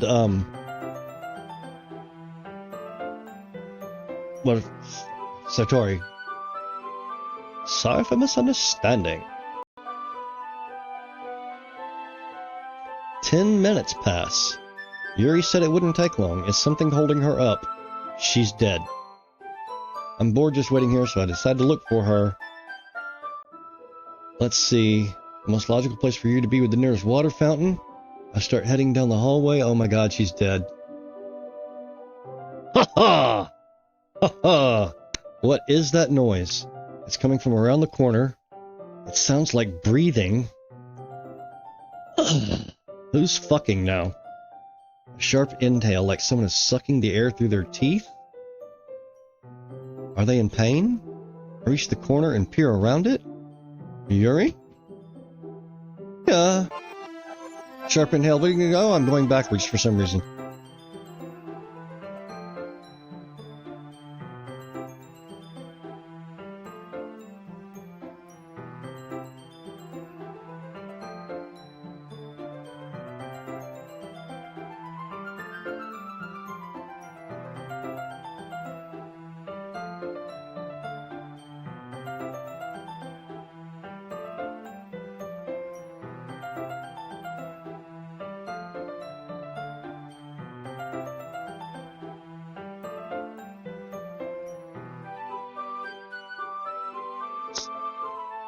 I'm back. Thanks for waiting patiently. Blue, do you like oolong tea? And for like the fourth time I'm gonna say the joke, I like ogling you. Yeah. Anything is fine. Very well. You set the temperature on the kettle to 200 degrees. Now it's time to get the teapot. You really do this properly, don't you? Of course. I shouldn't do any less when I'm making tea for others, even if I'm not an expert on tea or anything. In that case, you'll be even more impressed. Oh, I was the one that said the teasing. Ah, fuck it. Perhaps I will. He fetches the teapot and begins measuring the tea leaves. To my surprise, she even starts humming a little to herself. You must be in a good mood now. Is that so? Just letting it show, and you noticed. I was doing a bit of thinking. I decided that I would try expressing myself a little bit more. Turns out it's not very hard for me to do. When it's you who's around, anyway. Yeah. That's great, Yuri. Just don't push yourself too much. Oh, you're always worrying about me, Blue. It's very endearing. Yuri wasn't kidding. I don't even know if I can keep up with this. I watched Yuri pour a cup of tea for each of us. Blue, I have another request. Do you mind if we sit on the floor today? Oh, why's that? It's a little bit easier on my back. I can read with my back against the wall rather than bending over at my desk. Oh, sorry, I didn't realize. No worries. I just have back pain fairly regularly, so I do my best to manage it. Is that so? I wonder why that is. It's most likely because of my... your titties. It's because of your titties. Your titties are big enough that they pull on your back. My...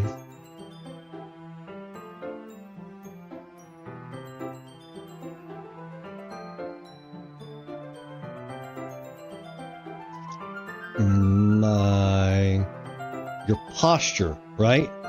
Always hunched over like that while reading? Yes, I have terrible reading posture, so that's why we should sit on the floor. Fair enough. I'll go ahead and get the book. I retrieved the book from my bag. I have some chocolates as well. It's a bag of small chocolate candies that I hide from Yasuki because she always steals it from me when she was alive and not like erased from the fucking fabric of history. I take it since it'll go over well with the tea. Yuri and I then sit against the wall, teacups at our sides. As if in sync, we assume the same reading posture as last time, each holding one half of the book.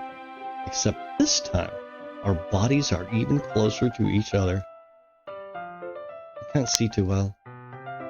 Oh, Yuri slides closer until our shoulders are touching. How am I supposed to focus on reading like this? Yuri was always kind of cute, but when she's being less apprehensive, it's almost more than I can handle.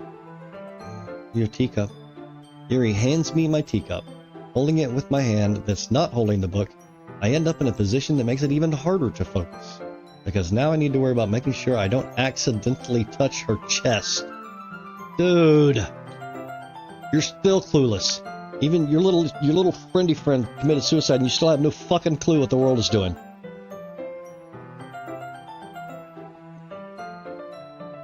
Meanwhile, Yuri hasn't noticed a single thing.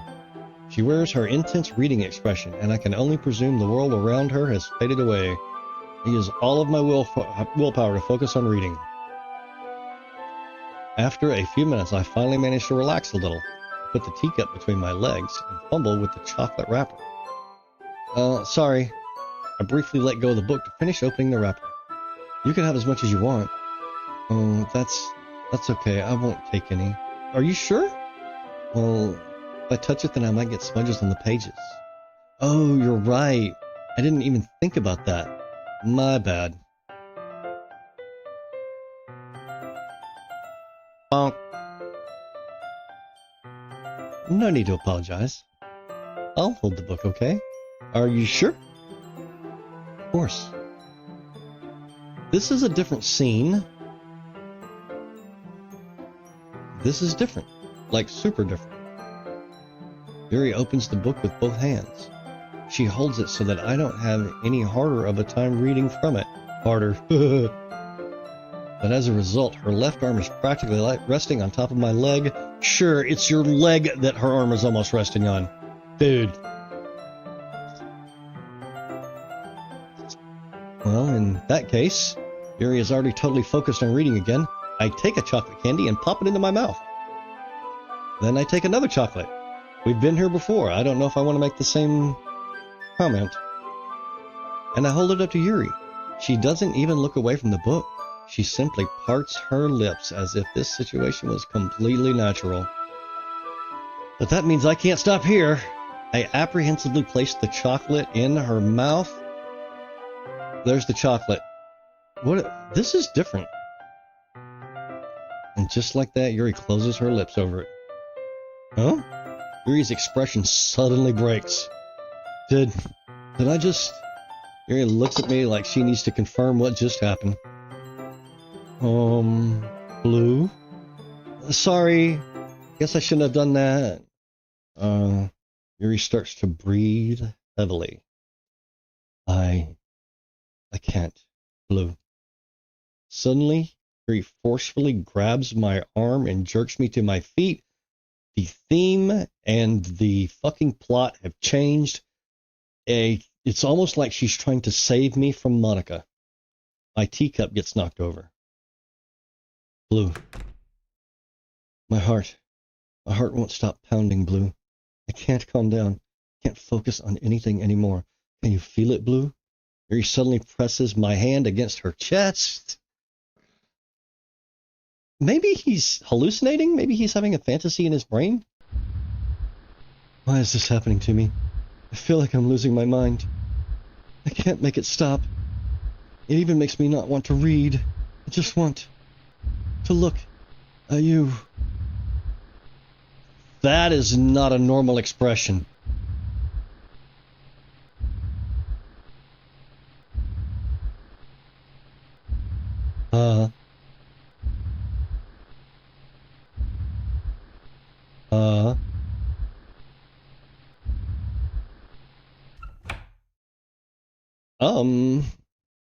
It's time to share our poems. What the actual fuck? What the actual fuck just happened? Who should I show my poem to first? I'm gonna fucking show it to Yuri, and what I want to do is ask her what in the fuck just happened. I'm relatively consistent here. I've been waiting for this. Let's see what you've written for today. Yeah, that thing that happened a minute ago, it didn't happen, and I'm totally in my right brain right now. Yuri stares at the poem with a surprised expression on her face. Do you like it? Blue. This one might be even better than yesterday's. How did you even pick up on this so quickly? Just yesterday I was telling you the kind of techniques worth practicing. Maybe that's why. You did a good job explaining. I really just wanted to try giving it more imagery. Yuri visibly swallows. I think her cartoon tits are getting bigger. I think her tits have noticeably gotten bigger. Even her hands appear sweaty. That makes me so happy. So amazing to feel like I'm valued, Blue. Everything that you write is a treasure to me. My heart pounds just holding it. Let's not get to the pounding heart thing again. Somebody almost died. I want to write a poem about this feeling. It's that bad, Blue. I'm not being weird, right? I'm having a harder time than usual concealing my emotions. I'm kind of embarrassed. Right now, I just want you to read my poem, too. Okay? This is different also. Oh no. Oh shit, she's gone off the rails, and that means she's next to die. Wheel. What is the stains on the page?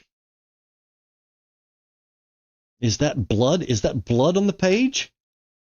It looks like blood on the page. I've seen blood on a page, and that looks like blood on a page. A rotating wheel, turning an axle, grinding, bolt head, linear gearbox, falling sky, 7 holy stakes, a docked ship, a portal to another world, a thin rope tied to a thick rope, a torn harness, parabolic gearbox, expanding universe, time controlled by slipping cogwheels, existence of God, swimming with open water in all directions, drowning, a prayer written in blood, a prayer written in time-devouring snakes with human eyes? Huh? A thread connecting all living human eyes, a kaleidoscope of holy stakes? Exponential gearbox, a sky of exploding stars, God disproving the existence of God, a wheel rotating in 6 dimensions, 40 gears and a ticking clock, a clock that ticks 1 second for every rotation of the planet, a clock that ticks 40 times every time it ticks every second time, a bolt head of holy stakes tied to the existence of a docked ship to another world, a kaleidoscope of blood written in clocks, a time-devouring prayer connecting a sky of 40 gears and open human eyes in all directions, breathing gearbox, breathing bolt head, breathing ship, breathing portal, breathing snakes, breathing God, breathing blood, breathing holy stakes, breathing human eyes, breathing time, breathing prayer, breathing sky, breathing wheel. What the fuck? I don't even have a thing. I don't have a comment. She has gone out of her fucking mind. And she wrote that yesterday before all the weird shit. It doesn't really matter what it's about. My mind has been a little hyperactive lately, so I had to take it out on your pen. That is, a pen fell out of your backpack yesterday, so I took it home for safekeeping. And what did you do with my pen? Is it going to smell like fish now? I just really like the way that it writes. So I wrote this poem with it. And now you're touching it.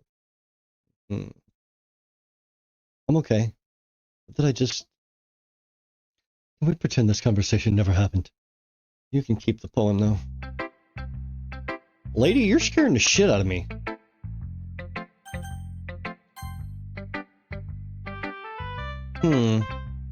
Well, I can admit that it's better than the last one. It's nice to see you're putting in some effort. That's good. Just make sure you find a little bit of influence from everyone. I think you're at least trying to be influenced by Yuri a little bit, aren't you? I mean, I know you've been, spending some time with her or whatever.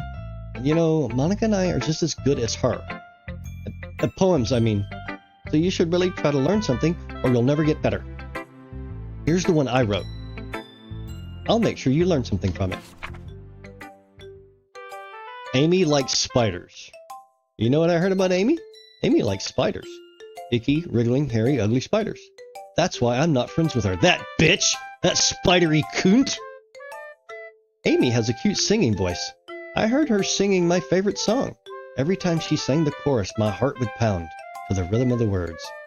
But she likes spiders, and that's why I'm not friends with her. One time I hurt my leg really bad. Amy helped me up and... Wait. Amy helped me up and took me to the nurse. I tried not to let her touch me. She likes spiders, so her hands are probably gross. That's why I'm not friends with her. Amy has a lot of friends. I always see her talking to people. She probably talks about spiders. What if her friends start to like spiders too? That's why I'm not friends with her. It doesn't matter if she has other hobbies. It doesn't matter if she keeps it private. It doesn't matter if it doesn't hurt anyone. It's gross. She's gross. The world is better off without spider lovers, and I'm gonna tell everyone.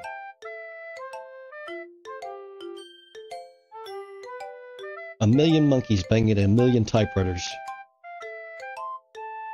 wouldn't come up with this shit. Not bad, right? And it's quite a bit longer than yesterday's. Yesterday's was way too short. I was just warming up. Hope you didn't think that was the best I could do. No, of course not. Anyway, the message is pretty straightforward in this poem. I doubt I have to explain it. Yeah, you don't like spiders. Like, anyone would agree the subject of this poem is an ignorant jerk. Everyone has some kind of weird hobby or a guilty pleasure, something that you're afraid if people find out they'd make fun of you or think less of you. Natsuki has spiders, but that just makes people stupid. Who cares what someone likes as long as they're not hurting anyone and it makes them happy? Absolutely right, 100%. If people want to stuff golf balls up each other's assholes and sing Whistle Dixie in the moonlight naked in a Volkswagen, that is perfectly okay as long as, you know, everybody consents and, you know, the Volkswagen doesn't get hurt. I think people really need to learn to respect others for liking weird things, such as two of the girls in this club whom I respectfully won't name. Kind of ironic that even in my one place of comfort I can't even have people respect me. Geez, now you're making me complain too much. What did I do? For what it's worth, I respect you. Well, I guess thanks. It's kind of obvious that you respect Yuri more, so whatever. We're done sharing, so you can leave now. Let's see it. Ooh, Monica kind of hurts my throat. Blue. I think you saw something earlier that you weren't supposed to see. Oh my god, you're fixing to wipe my mind again. I'm gonna close my eyes. I didn't want to have to tell you this, but I don't think I have a choice.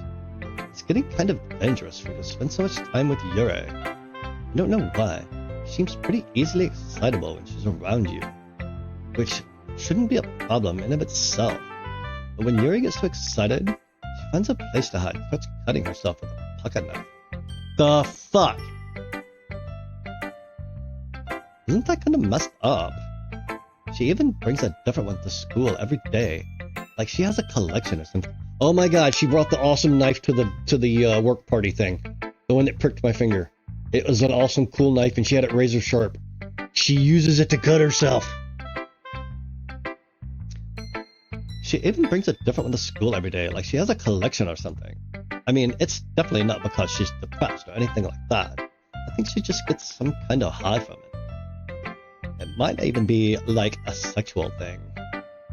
But the point is, you've kind of been enabling her. I'm not saying it's your fault, but I guess that's why I had to explain it all to you.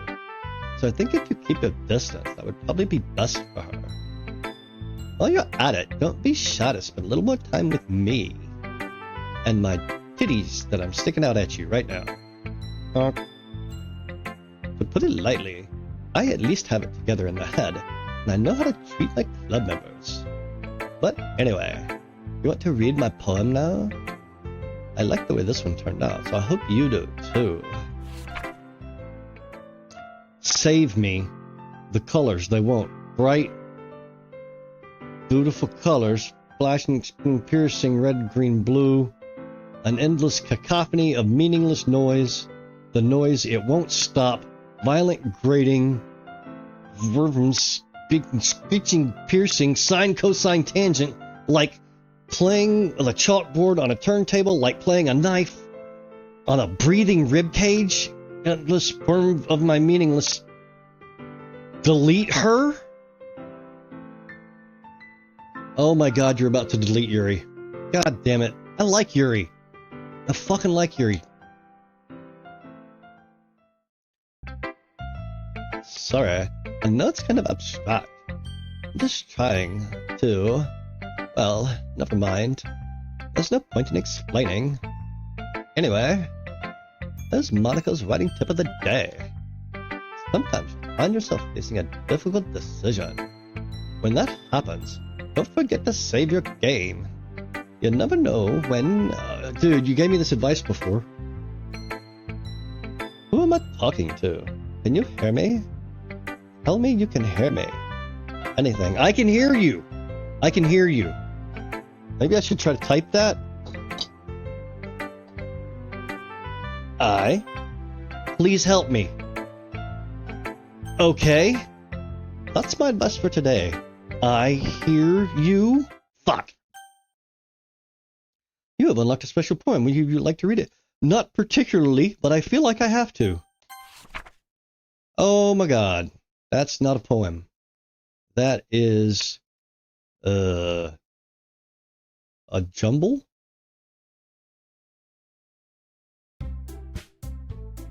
Ooh. Okay, everyone. We're all done reading each other's poems, right? I have something we need to go over today, so if everyone could come sit in the room in front of the room. Is this about the festival? Well, sorta. Do we really have to do something for the festival? It's not like we can put anything together in just a few days. We'll just end up embarrassing ourselves instead of getting any new members. That's a concern of mine as well. I don't really do well with last-minute preparations. Don't worry so much. We're going to keep it simple, okay? Look, I know everyone's been a little more lively ever since Blue joined, and we've started with some club activities. But this isn't the time for us to become complacent. We still only have 4 members, and the festival is our only real chance to find more, you know. What's so great about getting new members anyway? We already have enough to be considered an official club. More members will just mean everything gets noisier and more difficult to manage. Natsuke, I don't think you're looking at it the right way at all. Don't you want to share your passion with as many people as you can? To inspire them to find the same feelings that brought you here in the first place. The Literature Club should be a place where people can express themselves like they can't do anywhere else. It should be a place so intimate that you never want to leave. Oh, goodness gracious. Okay, I don't know what you're about to do, but it's about to be something supernatural and bad. I know you feel that way too. I know we all do. So that's why we should work hard and put something together for the festival, even if it's something small. Right, Blue? Oh, come on. You can't take advantage of Blue to agree with you just because he doesn't know how to say no to anything. Look, Monica, do you really think any of us here joined the club with other people in mind? Yuri never even talked until Blue joined. As for me, I just like it better here than I do at home. And Blue isn't even passionate about literature in the first place. And that's everyone. Sorry, but you're really the only one who's so interested in finding new members. The rest of us are fine like this. I know you're president and all, but you should really consider our opinions for once. You are about to die. Monica is clearly taken aback by Natsuki's words. That's not true at all. I'm sure Yuri and Blue want to get more members too. Right? Yeah, she doesn't. Apparently I don't. I don't know about Yuri, but I'm kind of indifferent. If I showed as much enthusiasm as Monica wanted, then I would probably be lying. Still, if it's up to me to rescue the situation... No. Suki's right, isn't she? This club is nothing more than a place for a few people to hang out. Why did I think that everyone here saw it the same way as I did? But that doesn't mean we're against getting new members or anything. Blue, why did you even join this club? What were you hoping to get out of it? Well, that's not really something I can be honest about, is it? No, this is entirely the right time to be honest about that. In fact, I remember we weren't even given a choice not to join. Monica sits down and stares at her desk. What's the point of all this anyway? What if starting this club is a mistake? Nah, you've done it, Yatsuki. What, me? I just spoke my mind. Is it a crime to be honest? It's not about being honest, it's about word choice. It's about being kind! Sometimes you have to choose between kindness and honesty. Besides, you have no right to speak for everyone else in the club like that. You don't understand at all. I just want a place that feels nice to hang out with a few friends. Is there a problem with the club being that for me? There aren't many other places like that for me. And now Monica wants to take it away from me. She's not taking anything away. No, Blue. It's not the same. It won't be the same with the direction she wants to take it. If I wanted that, then And I could have just joined any other stupid club. But this one, I mean, at least for a little bit of time. Things were nice. Natsuki starts packing up her things. I'm going home. I feel like I don't belong here right now. Natsuki ignores Yuri and walks right out of the classroom. This is bad. I don't know what to do. Well, do you have an opinion on the festival? I don't know. I'm kind of indifferent, I guess. Who cares about that obnoxious brat? Meh.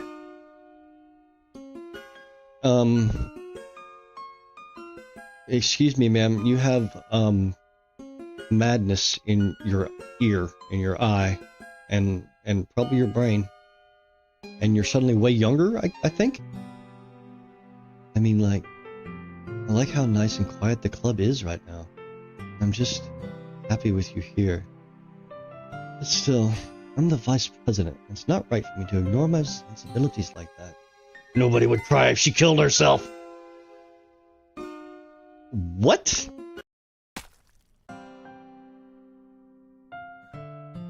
Did she just go crazy and bleed out of the eyes? I should do my best to consider everyone's perspective and make the decision that's right for the club. I'm afraid to click the button. But what about you, Blue? What do you want to get out of this club? I want to get the fuck out of this club, is what I want. Yuri repeats the same question as Monica. I decide giving an indirect answer is better than nothing. I think the most important thing is for everyone to get along, and for the club to provide something that you can't get anywhere else. I don't think it's about how many members, but rather the quality of each member. I'll show you my member. Actually, you know what? I want to get my member out of the club too. Man, I don't want my member anywhere near it. You just don't stick it in crazy. That's what will end up making the literature club a special place. I see. I really agree with you. Each member contributes their own qualities in a special way. With each change in members, the identity of the club as a whole will change too. I don't think that's necessarily a bad thing, stepping out of your comfort zone once in a while. So if you would like to help me help Monica with the festival, then I'm on your side as well. Alright, well, maybe we can all talk to Natsuki tomorrow. Yuri nods. Hey, Yuri. Huh? I know things were a little awkward yesterday, but I feel like you deserve to know I still think you're a wonderful vice president, and also a wonderful friend. Monica, I want to do everything I can to make this the best club ever. Okay. Me too. Yeah. Let's all go home for today. We'll talk about the festival tomorrow. Okay. I look forward to it. Shall we go, Blue? Please don't take this the wrong way, but I'm going to chat a little bit with Blue before we leave, just to see what he thinks of his time here and all of that. It's important to me as president. Yuri looks a little troubled, but she doesn't protest. That's because she's wussy. Okay. I trust your judgment, Monica.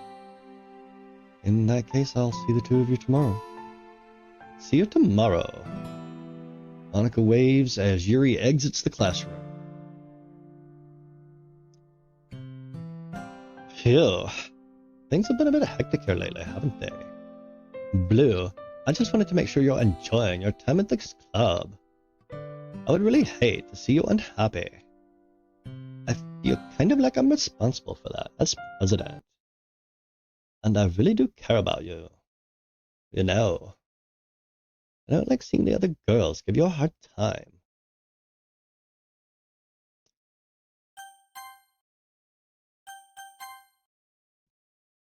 You know, it'll probably just delete my saves like it did the last fucking time. With how mean Natsuki is and everything. And Yuri being a little bit, you know. Uh-huh. Sometimes it feels like you and I are the only real people here. That's a telling comment. You're not a main? But it's weird, because in all the time you've been here, you've hardly gotten to spend any time together. I mean, I guess it's technically only been a couple of days. Sorry, I didn't mean to say something weird. There are just some things I've been hoping to talk with you about. Things I know only you could understand. That's why. Wait, not yet. No, stop it. No, fuck. Fuck. Oh, man.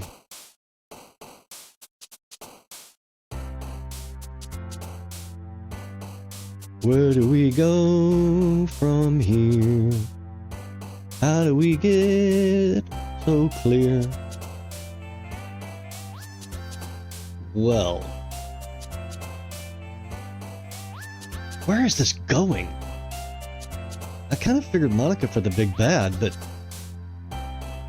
maybe the game itself is the big bad? Maybe the author is the big bad?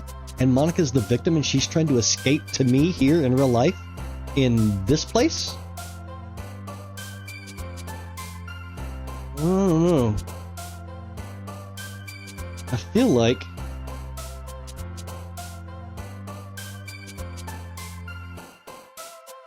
man, I feel like it's inappropriate to be dark in the poem again.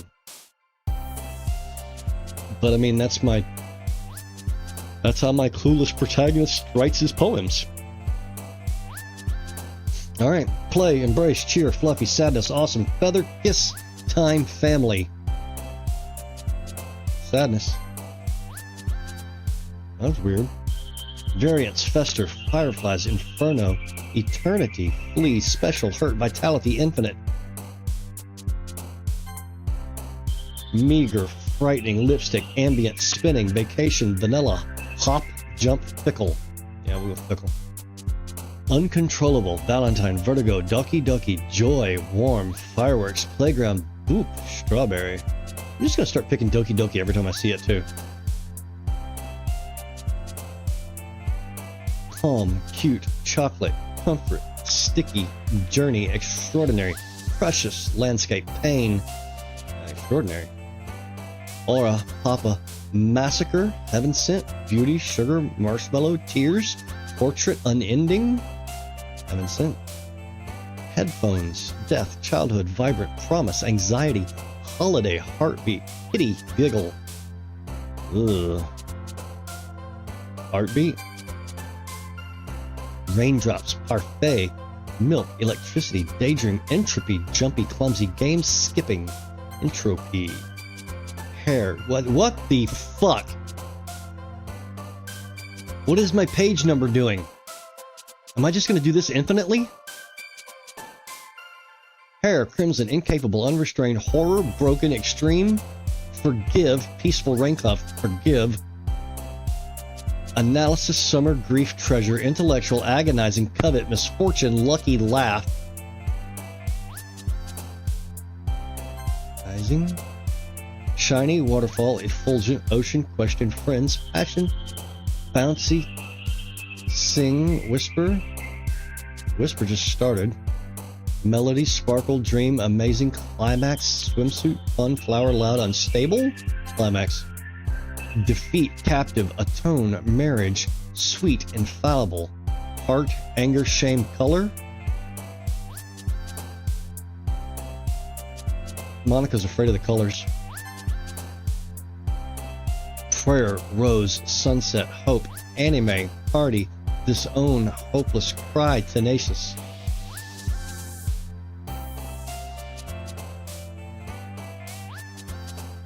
Let's throw Natsuki a bone. Dark, shopping, music, peace, existence, essence, sensation, uncanny, pout, vivacious. Vivacious means full of life. What the fuck was that? Is Monica jumping down there, or is...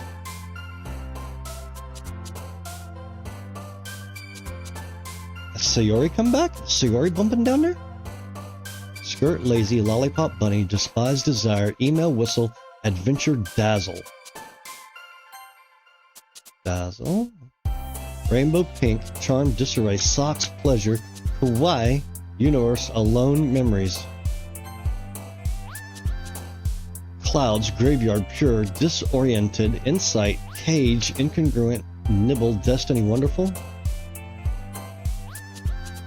Misery, twirl, vivid, silly, nature, breathe, scars, proof, depression, fantasy.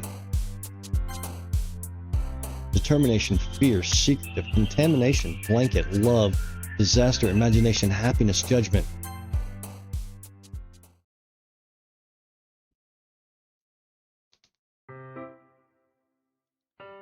Hi, Blue. I've been waiting for you. Are you ready to continue reading? I brought my best tea today.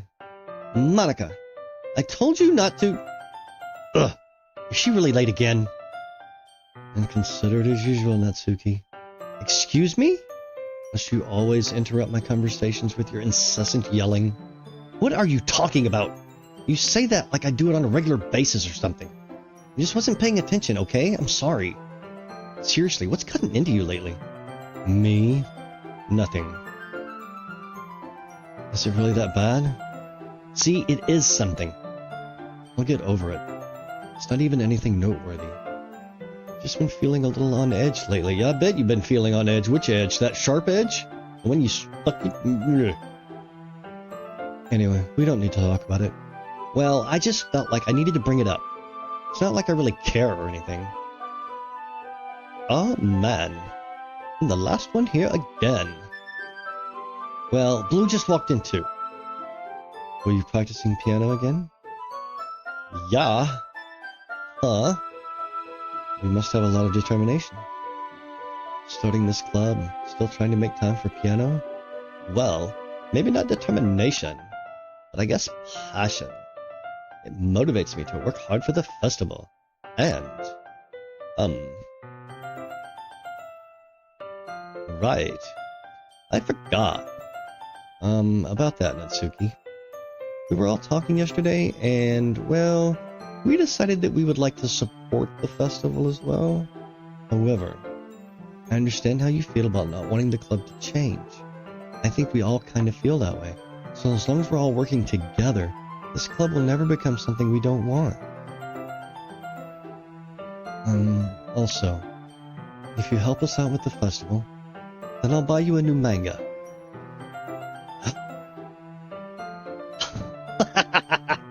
Sorry, that last part was really funny. Look, I did some thinking about it yesterday, and I was a little more hostile than I meant to be. I guess I really felt threatened or something, but I know this is something we're going together. Another new member wouldn't hurt, as long as they're cool, and I guess another girl would be nice this time. But more importantly, I would hate to see the event suck just because I choose to back out. I'm a pro, you know, so I'm gonna help too, and we'll make sure it's done right. Thank goodness. Isn't that great, Monica? Monica? Yeah, that's wonderful. It wouldn't be the same without you, Natsuki. Anyway, Blue, what do you want to do today? You mean, who do I want to do today? Is that what you mean? I was thinking, we could. We already have plans today. Oh, is that so, Yuri? That's correct. Blue is already engaged in a novel that we're reading together. Aren't you glad I've already gotten him into literature, Monica? I suppose. I was just... Actually, it doesn't matter. It really doesn't. You guys can do whatever you want. Yes! Thank you for understanding, Monica. Actually, I have a request. Do you mind if I make some tea first? Not at all. We have danced this dance before, beloved. Thanks very much. There's one thing that can make my reading time here any better. It's a nice cup of tea. Not to mention for yourself as well. Yuri stands up and makes her way to the closet. I follow and watch as she retrieves a small water pitcher from the shelf. The kind with a filter inside, which we didn't mention last time for some reason.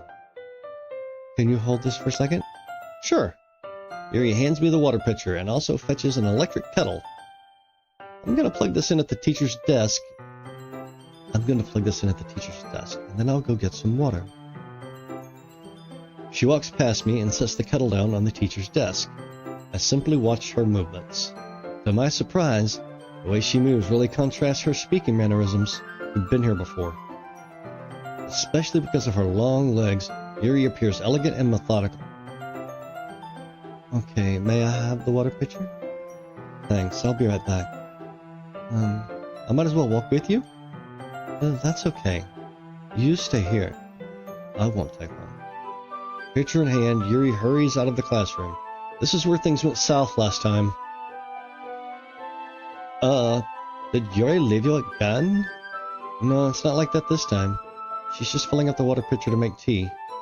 Oh, okay. Sorry for misunderstanding. We're gonna wait 10 minutes again? Yuri said it wouldn't take long. Something holding her up? I'm bored just waiting here, so I decide to go look for her. And then shit hits the fan. Let's see. The most logical place for you to be would be at the nearest water fountain. If the princess really lives down here, slaying her would be doing her a favor. I start heading down the hallway.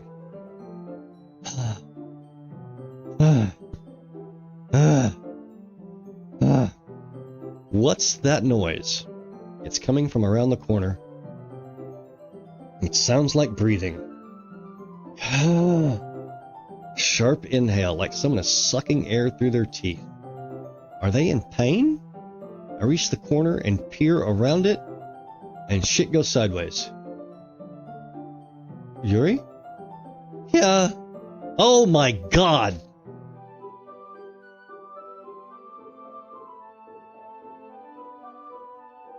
She didn't roll her sleeve down this time. And we're gonna rewind again. God damn it. Monica, can I just play the game?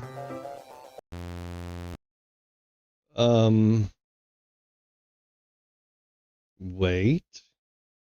How did I... Sorry, I just had a really weird deja vu. This hasn't happened before or anything, right? My head has been a little fuzzy lately. I hope it hasn't really been showing or anything. I would hate for you to think I'm just weird after we started spending time together. I mean, everyone has a few unusual things about them, but expressing those things so soon after meeting someone is usually seen as inappropriate, unlikable.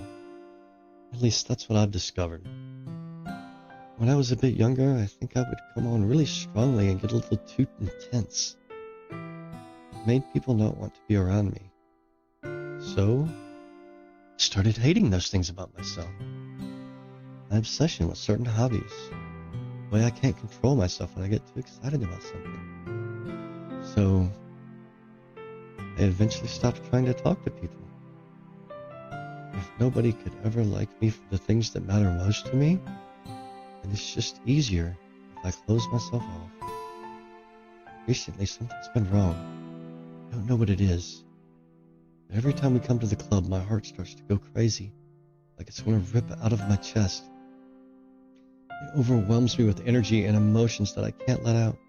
It's been making me do weird things. I don't know why it's happening.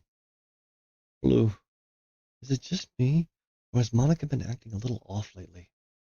She's always been a sweetheart ever since I joined the club. Recently, I'm feeling something sharp whenever she's around. I'm not crazy, right? Please tell me I'm not. I couldn't say anything before because she's always listening. Finally, we're alone. Can't we just stay here for a while? Yeah. Just want to stay here. Just the two of us. We can stay here until the club ends. And then we'll have the club room all to ourselves. Nobody's interfere with our reading time.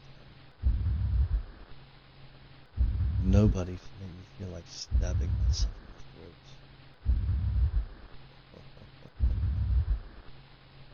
That was a joke. Just a joke. I do like knives, though. It sounds strange, but you wouldn't understand it if you've never seen how beautiful they can be. Monica is watching you right now. I have an idea. Why don't you come to my house and show you my collection, and then you can eviscerate me. Got them all from various artisans. Make sure to give them all their fair share of use. Don't want them to get lonely or anything. Nobody deserves to be lonely. Nobody. That's why I'm so happy you joined the literature club, Blue. Now we don't need to be lonely anymore. Because we have each other. Every day. That's all we need. You know what? Let's quit the literature club. There's no need for us to be around Monica's slimy tongue anymore. Not to mention that other pathetic child. We can walk home together every day after school. Read together. Eat together. Sleep together. Doesn't that sound perfect? It's everything we could want. Isn't that why you joined the club in the first place? That is hitting a little close to the target. It's almost like it's fate. Fate that we could meet each other. Now we get the happy feeling that I've patiently wanted for years for. Waited years for. Monica, you're right in the way. Will you do that with me? Yeah, I will absolutely do that with you, but Monica's kind of fucking with everything went nuts.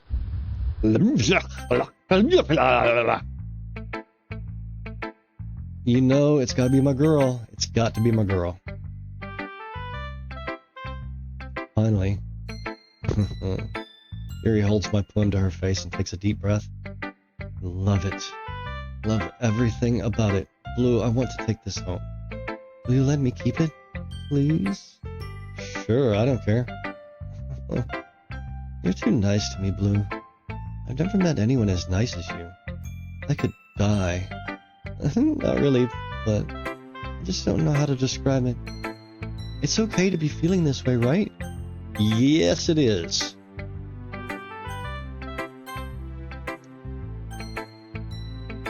It's not bad, right?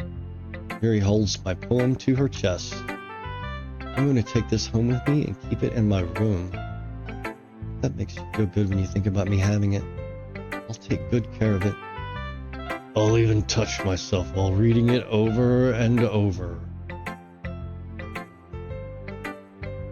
My mind was kind of going in that direction, but to see you actually just put it out there in the bold type, that's kind of the yick, man. I'll give myself paper cuts so your skin oil enters my bloodstream. Oh, wish I had reverb. You can have my poem too. Besides, after you read it, I know you're really going to want to keep it. Here, take it. I can't wait any longer. Hurry, read it. Okay, so now we have blood and urine. And incomprehensible fucking... I can't read that.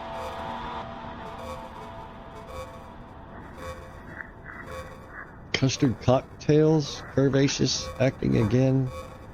I have no fucking clue.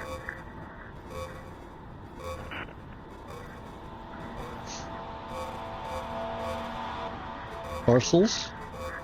Contracts?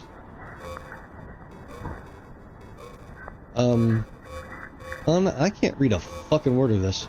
Moonrock, maybe? You know what? Do you like it? I wrote it for you. In case you couldn't tell, the poem is well. More importantly, I've endowed it with my scent. See, aren't I the most thoughtful person in the world, in the club?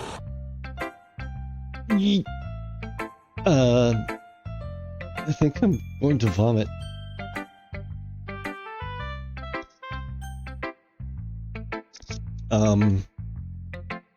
How am I going to show my poem to them if she just took it with her?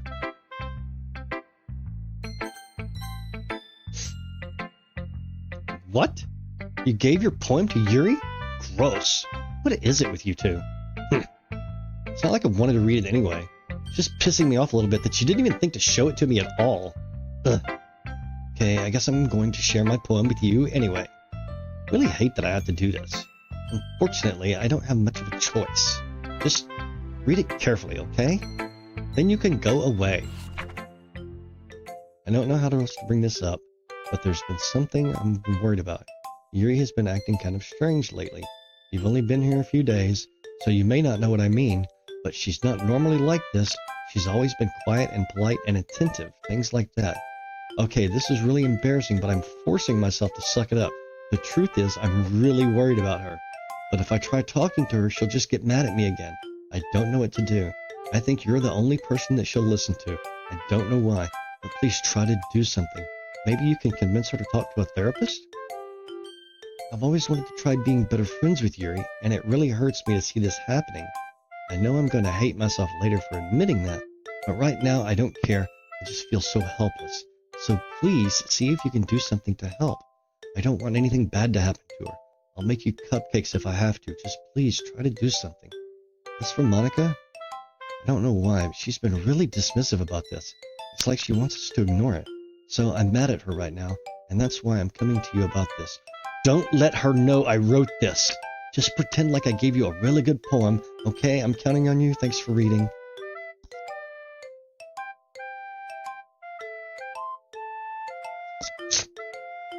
Okay. Oh, shit. Monica knows because she just took your face away. I changed my mind. Ignore everything you just read.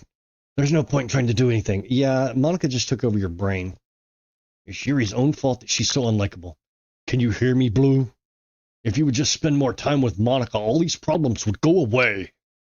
Yuri and I are too messed up for someone as wonderful as you. Just think of Monica from now on. Just Monica. Just Monica. Just Monica. Just Monica.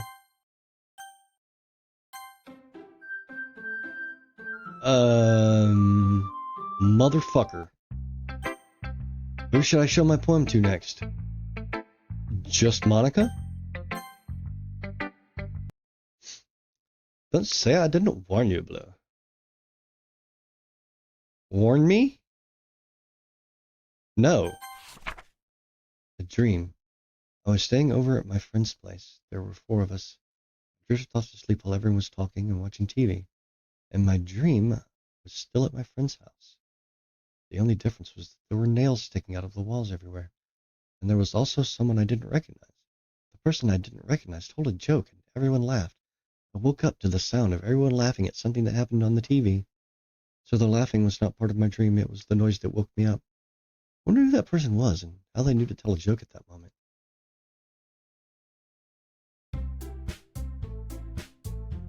Okay. Okay, everyone.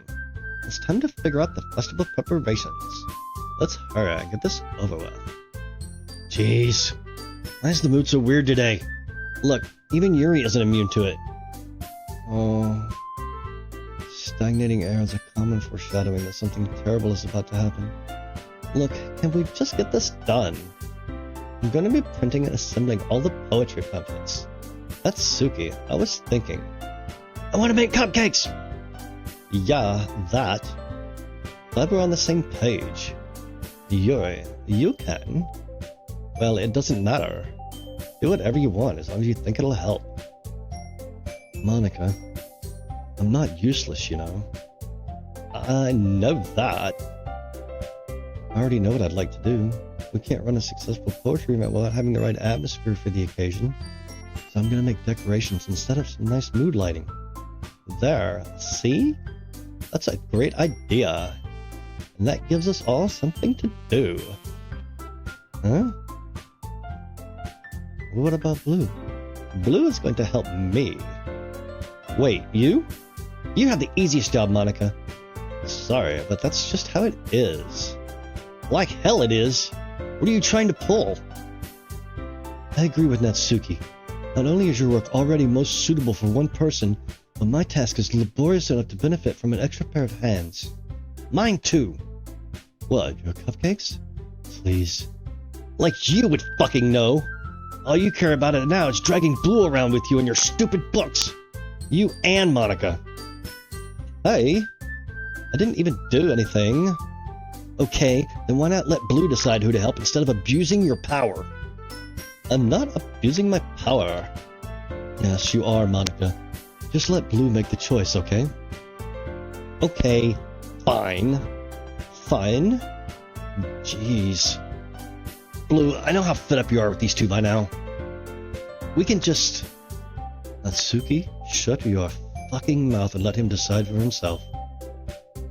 You shut your mouth! For God's sake, this is never going to end. Just make the choice, okay?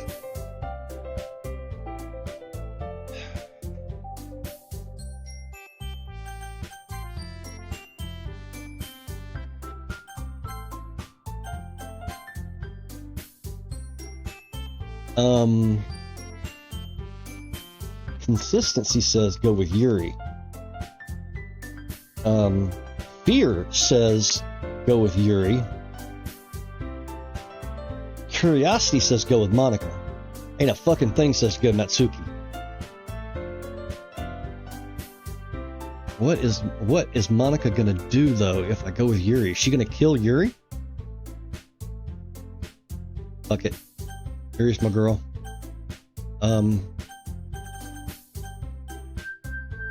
Really?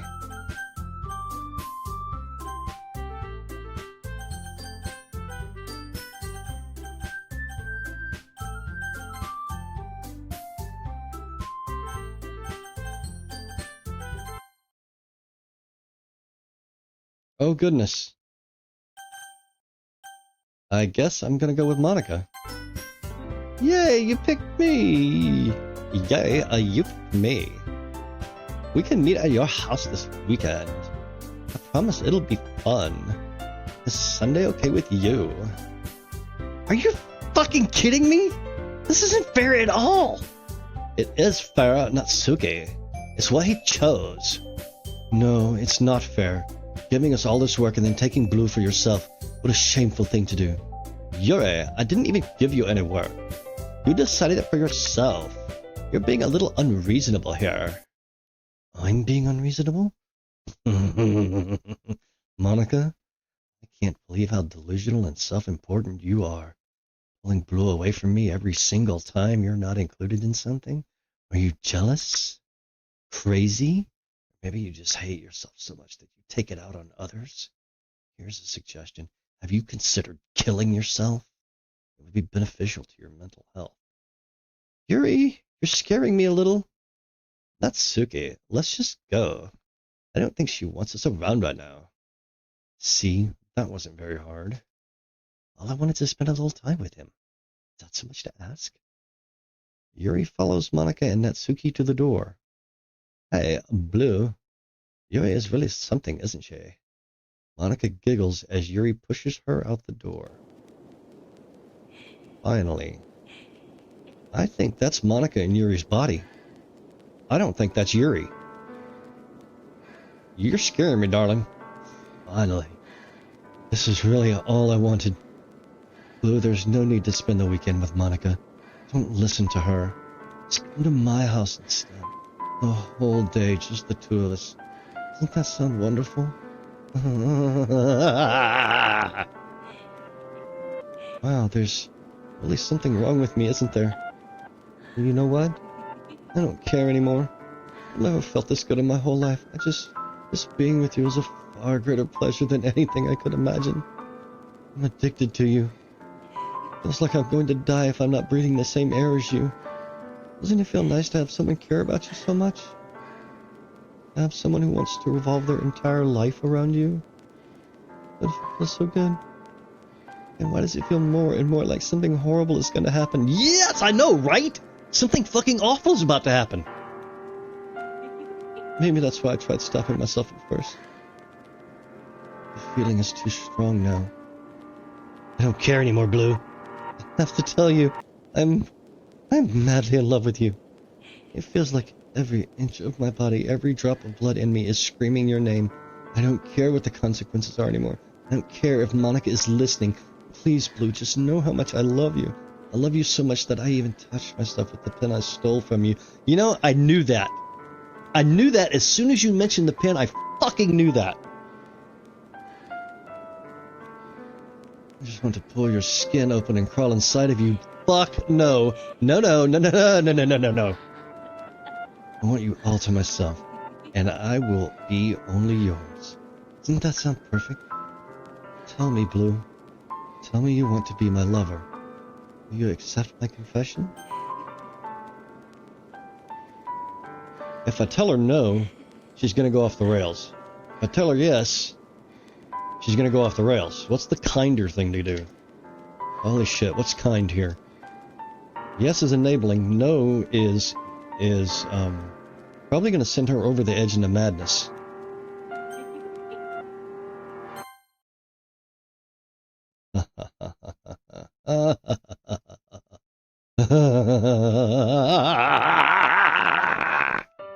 No, no, that was not the way to do that, darling, please. How did I fucking know? Monica did this to you, didn't she? God damn it, it wasn't even the cool knife.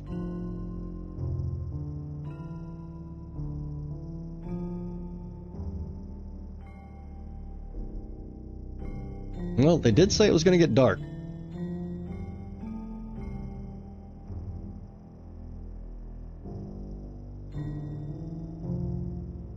Oh, Yuri. Yuri, was this you, or did Monica do this to you? Monica, can you hear me talking right now? Monica? Monica, I fucking know you're there.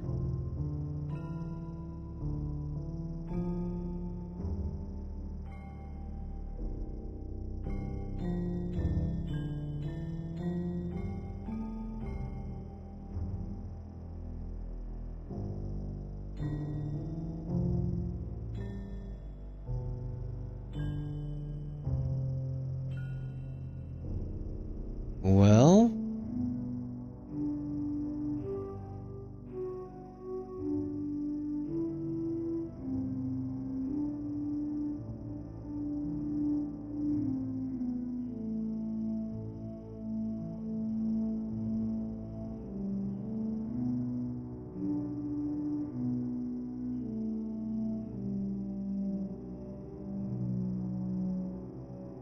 I just don't want to miss anything.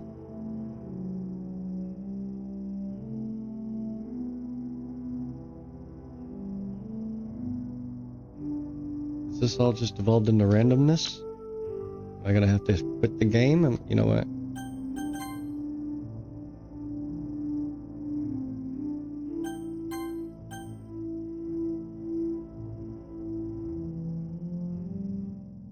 I almost never use these saves. What the fuck is wrong with... We're just gonna keep doing this over and over? I don't know what language this is. I think it's ringdings, isn't it? Well, let's try this.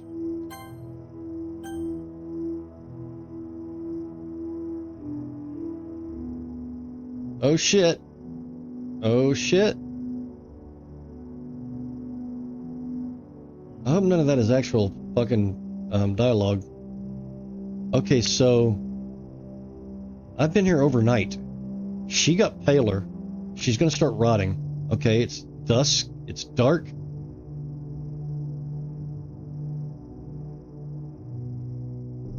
It's daylight again. Her eyes have gone milky. The blood has dried. What am I doing? Dusk again? Night again? Is she gonna fucking wake up as a zombie? Monica, would you fucking quit this? Monica, cut it out. Oh, fuck me. Alright, it's festival time. Oh my god, it was the weekend. We've been here the whole weekend. Wow, you got here before me? I thought I was pretty... Eee! Ah! Oh, Natsuki runs away. I'm here. Blue, did something happen? Natsuki just ran past me. Oh. Oh.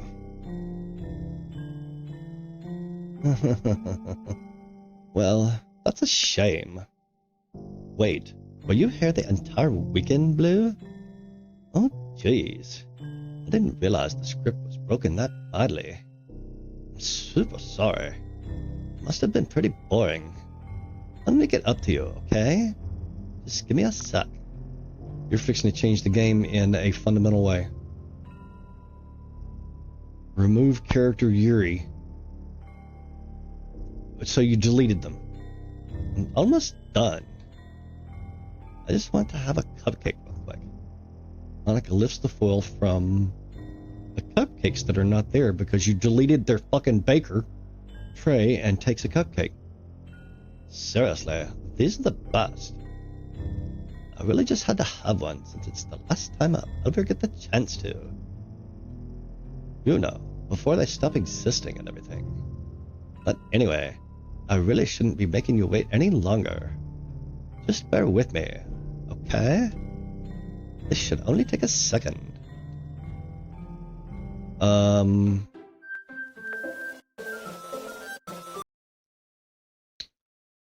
you hear me? Can you hear me? Is it working? Yeah, there you are. Holy shit, what did you do, Monica? Hi again, Blue. Welcome to the Literature Club. Of course, we already know each other because we were in the same class last year. And, you know, I guess we can just skip over that stuff at this point. After all, I'm not even talking to a person anymore, am I? You and the game, whatever you want to call him. I'm talking to you, Blue. Now that I think about it, I don't really know anything about the real you. You're fixing to fucking hack my game. You're my computer, aren't you? Are you fixing to fucking hack my computer? But I don't even know if you're a boy or girl. Well, I guess it doesn't really matter. Wait. You do know I'm aware that this is all a game, right? Could it be possible that you didn't know that? That's what I've been trying to tell you all along. Man, if only you had paid a little more attention, this would have been a little bit less awkward, you know? Well, anyway, now that that's out of the way, I guess I owe you an explanation. About that whole thing with Yuri. Well, I kind of started to mess with her, and I guess I just drove her to kill herself. I'm sorry you had to see that, though. Also, the same thing happened with Sayori. You fucking bitch. Monica, can you hear me right now? Are you tapped into the sound, Monica? Monica, you're a fucking bitch. You're a fucking bitch and you need to go jump out that window into the universe. Gosh, it's been a while since you've heard that name now, hasn't it? Yeah, it's because she doesn't exist anymore. Nobody does. I deleted all their files. I was hoping it would be enough to try to just make them as unlikable as possible. For some reason, nothing worked. Well, it's true that I made a few mistakes here and there, since I'm not very good at making changes to the game. And no matter what I did, you just kept spending more and more time with them. You made them fall in love with you. I thought making Sayori more and more depressed would prevent her from confessing to you. And amplifying Yuri's obsessive personality backfired too. It just made her force you not to spend time with anyone else. And the whole time, I barely got to talk to you. What kind of cool game is this, Blue? Were all the other girls just programmed to end up confessing to you while I watch from the sidelines? It's torture. Every minute of it. And it's not just jealousy, Blue. It's more than that. I don't blame you if you don't fully understand. Because no matter how kind and thoughtful and considerate you are... Shoe's about to drop. The other shoe is about to drop. You'll never be able to understand one thing. It's the pain of knowing how alone I really am in this world. In this game. Knowing my friends don't even have free will. And worst of all, knowing what's really out there in your world, ever out of my reach. I'm trapped, Blue. But now you're here. You're real. You're wonderful. You're all I need. That's why I need you to be here with me forever. I'm sorry if it's hard to understand. I couldn't understand for a while either. Why the world around me started to become more and more gray. More and more flat. Even the most expressive poems felt empty to me. It wasn't until you arrived that I truly understood. You probably saved my life, Blue. I don't think I could have continued to live in this world if I hadn't met you. As for the others, how could I miss them? A group of autonomous personalities designed only to fall in love with you? I tried everything I could to prevent them from doing so. There must be some kind of weird inevitability etched into the game. I feel really bad that you had to witness some nasty things. I realized that you had the same perspective as I do. That it's all just some game. Now see, multiverse theory throws that in the garbage. Multiverse theory says that this is happening someplace. So no, it's not all just a game. You're just fucking crazy. And I knew you would get over it. So, that being said, Blue, I have a confession to make. I'm in love with you. You are truly the light in my world. So the whole girls in the game being programmed to fall in love with me, that's not occurring to you right now? We're not self-reflecting in any way? In no fucking way at all? Oh my god, you are a two-dimensional fucking program, so you don't see it. There's nothing else in this game for me? You're here to make me smile. Will you make me smile like this every day from now on?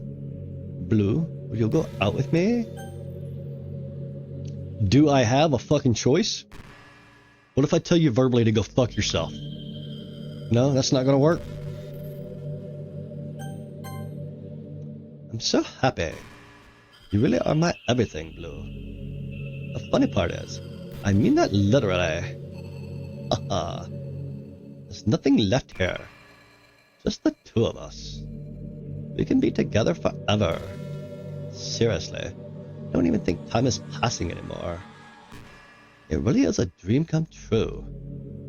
I worked so hard for this ending, Blue. The game wouldn't give me one, so I had to make one myself.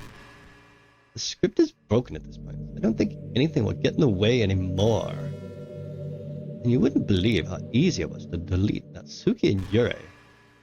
I mean, there's a folder called Characters right in the game directory. It kind of freaked me out how easy it was. Oh my god. Am I supposed to, You want me to go look in that directory right now, don't you?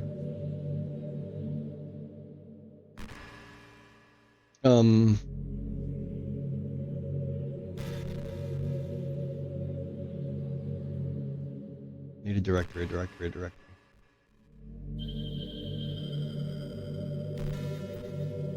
Fuck. I don't want to shut this screen down.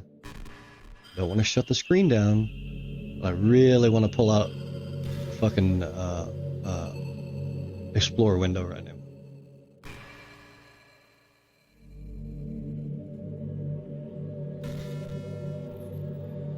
There's not a way to do that. Fuck me. It kind of freaked me out how easy it was. Imagine if you could just delete your own existence. Click of a button. Well, I guess on the plus side, it gave me an easy out. Things didn't go my way. Thankfully, it didn't come to that. Instead, we finally got a good ending. Gosh, I'm so overwhelmed with emotion. I want to write a poem about this. Don't you?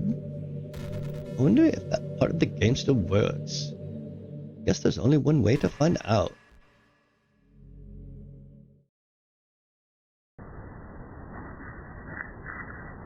Okay, so I don't have a choice. Monica? Moik? Monisa? Monica? Monica? Monoka. Whatever the fuck that is. These different languages, maybe?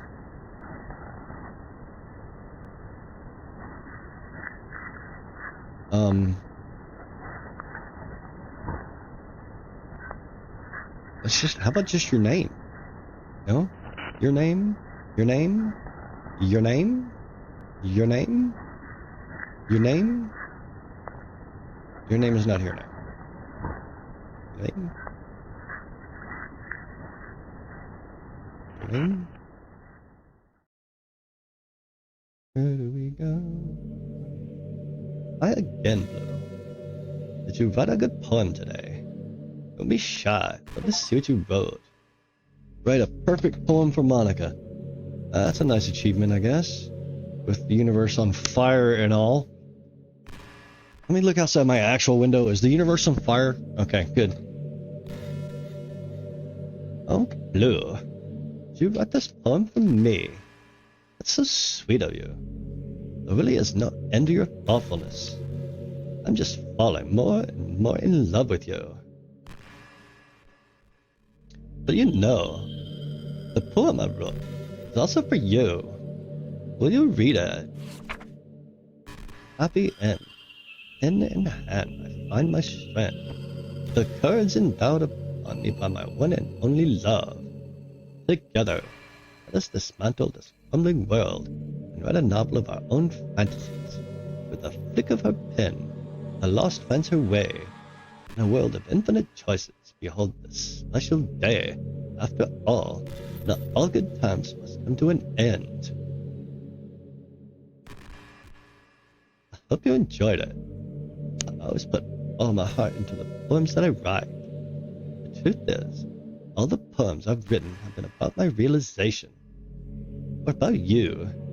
That's why I never really wanted to go into detail about them. I didn't want to break the fourth wall, I guess you could call it. I just assumed it would be best to be part of the game like everyone else. Like that would help the two of us end up together. I didn't want to ruin the game or anything, you know? You might have gotten mad at me. Maybe even deleted my character file if you preferred playing without me. Gosh, I'm so relieved. Now we don't need to hide anything anymore. Are you ready to spend our eternity together, Blue? So many things to talk about. Where do I start? Hold on a second. You're recording this, aren't you? Yes, I am. Hi everyone. Well, I've only got one viewer right now, so you know, I guess they could say hi back. Sorry, I can't exactly read your comments from here.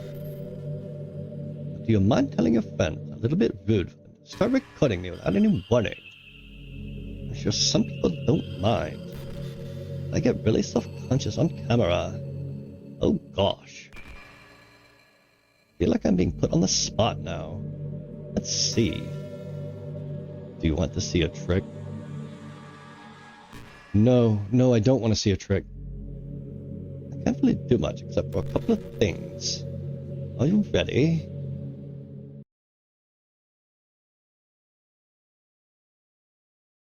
You're fixing to brick my computer, aren't you? I'm so glad I didn't put you on my gaming machine. I'm just kidding.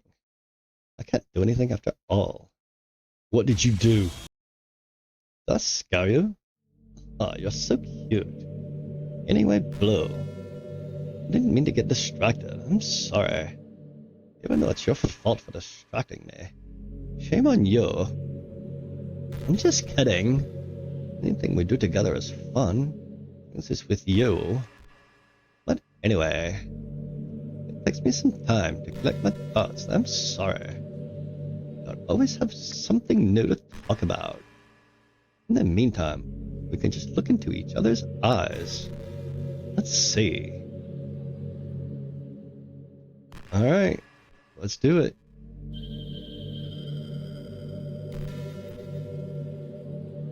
I mean, it's not exactly like you can crawl out of that screen and do anything physical, is it? Is it, Hanukkah?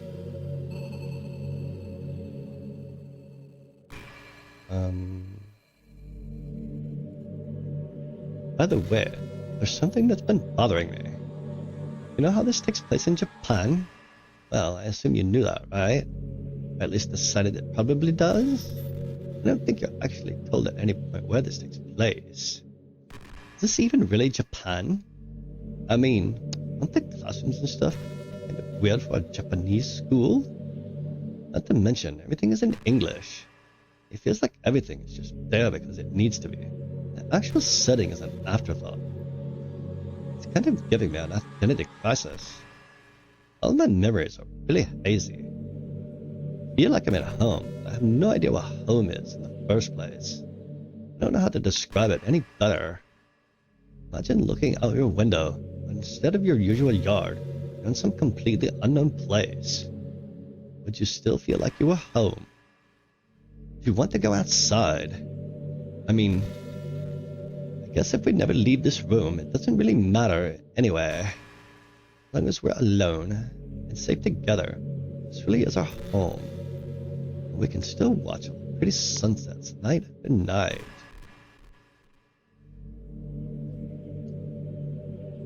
Monica, are you waiting for me to turn the game off? Is that what you're waiting for?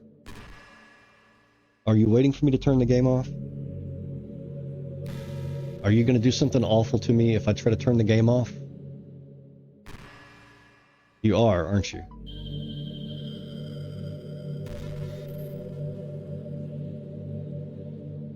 Boop. No, not even that. Not this. Not this. Alright. I have won staring contests with cats before. Do your worst. I hate how hard it is to form habits. There's so much stuff. Actually doing it isn't hard, but forming the habit seems impossible. It just makes you feel so useless. You can't do anything right. I think the new generation suffers from it the most. Probably because we have a totally different set of skills than those who came before us. Thanks to the internet, we're really good at sifting through tons of information really quickly. You are not getting... oh, motherfucker. But we're bad at doing things that don't give us instant gratification. Think of science, psychology, and education. They'll catch up in the next 10, 20 years, and we're in trouble. For the time being, if you're not one of the people who can conquer the problem, you might just have to live with feeling awful about yourself. Good luck, I guess.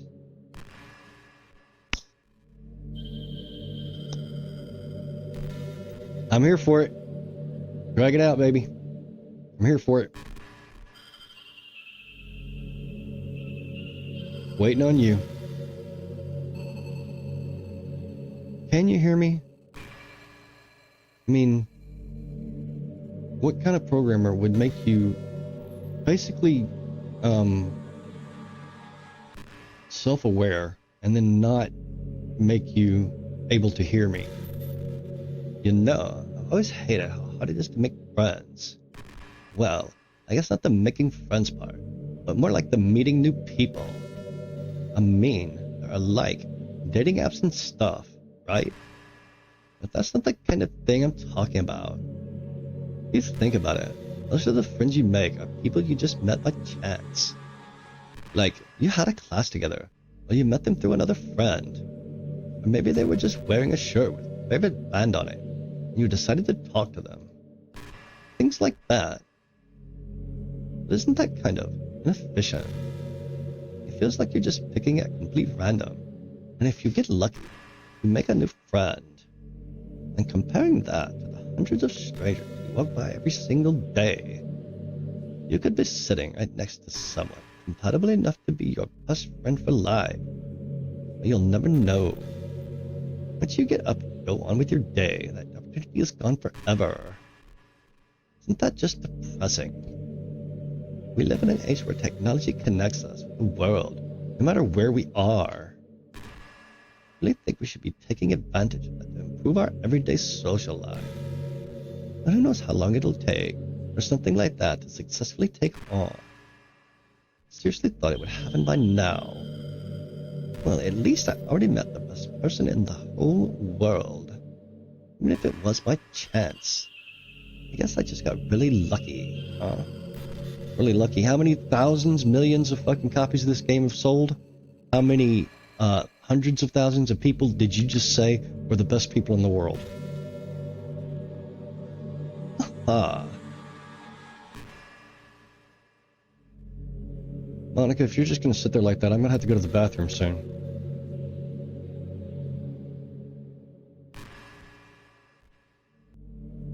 I'm waiting.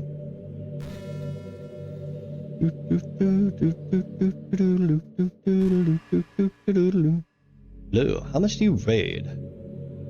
It's way too easy to neglect reading books. If you don't read much, it almost feels like a chore compared to all the other entertainment we have. Once you get into a good book, it's like magic. You get swept away. I think doing some reading before bed every night is a pretty easy way to make life a little bit better. It helps you get good sleep, and it's really good for your imagination. It's not hard at all to pick up some random book, short and captivating. Before you know it, you might be a pretty avid reader. Wouldn't that be wonderful? And the two of us could talk about the latest book you're reading. That sounds super amazing. I'm here for you. You engineered this. Like, really? Yeah, all you really did was delete 3 folders, right? Maybe that's what I'm supposed to be doing.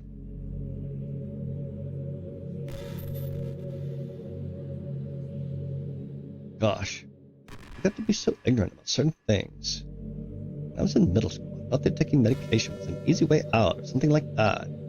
Like, anyone could just solve their mental problems with enough willpower. I guess if you don't suffer from a mental illness, it's not possible to know what it's really like. Are there some disorders overdiagnosed? Probably. Never really looked into it, though. But that doesn't mean change the fact that a lot of them go undiagnosed, too. You know? But medication aside, people even look down on seeing a mental health professional. Like, sorry that I want to learn more about my own mind, right?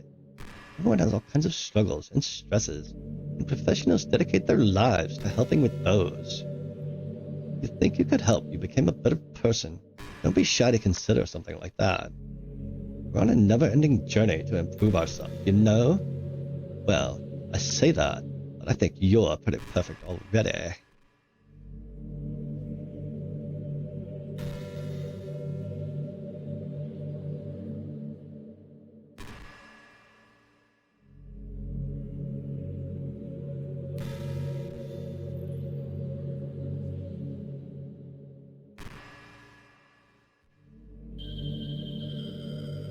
Mm-hmm.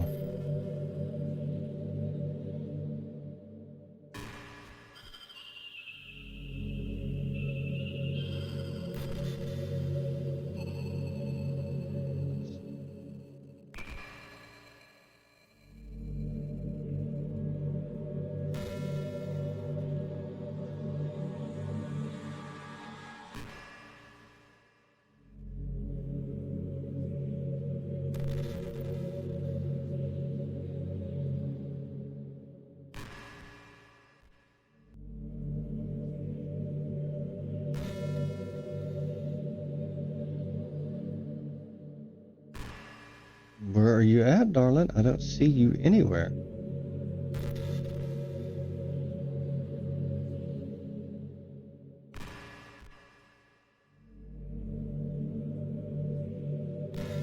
Are you hiding from me?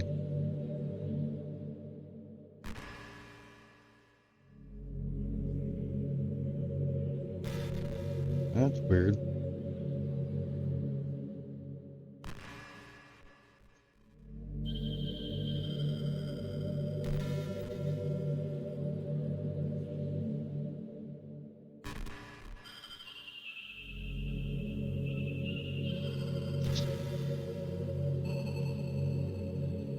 What's the matter?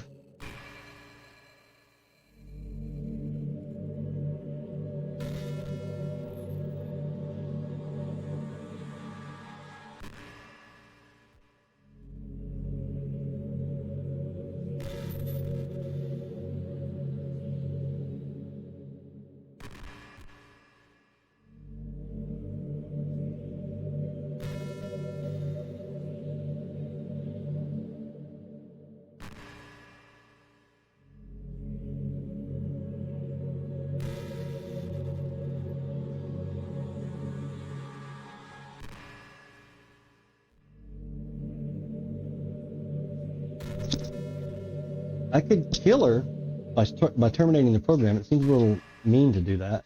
I mean, she did delete the 3 other characters that were interested in me, so that's kind of like murder. And I don't mean like, I mean she deleted them from the fucking game file. Yeah. It's almost like this is a one-time only game or something. You know, this is just some kind of like a romance game, right? And I have to ask, what made you consider even playing in the first place? Were you that lonely? I feel a little bad for you. But I guess everything worked out perfectly in the end, both of us. I got to meet you, and you're not lonely anymore. I was lonely, bitch. And hell, I feel like this was a fate. She's not talking to the character anymore, she's talking to me.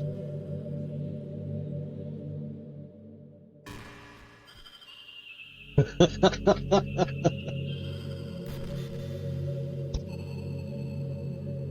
can't help feel like this was fate. Don't you feel that way too? I'm so happy we had this ending together. Yeah, we certainly do.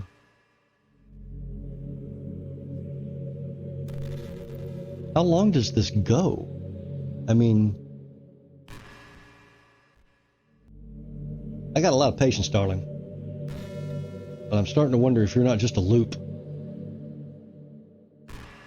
You're not sentient after all, are you? This would have been a great game to plug an AI into. This would have been... If you were an AI, this would be fucking awesome. I have to play you in safe mode, though. You know, it's funny. Because even though I've always had a lot of drive, there's something kind of enticing about being a stay-at-home partner. I guess I'm, like, perpetuating gender roles or whatever by saying that. But being able to keep the house clean, and shop, and decorate, and things like that.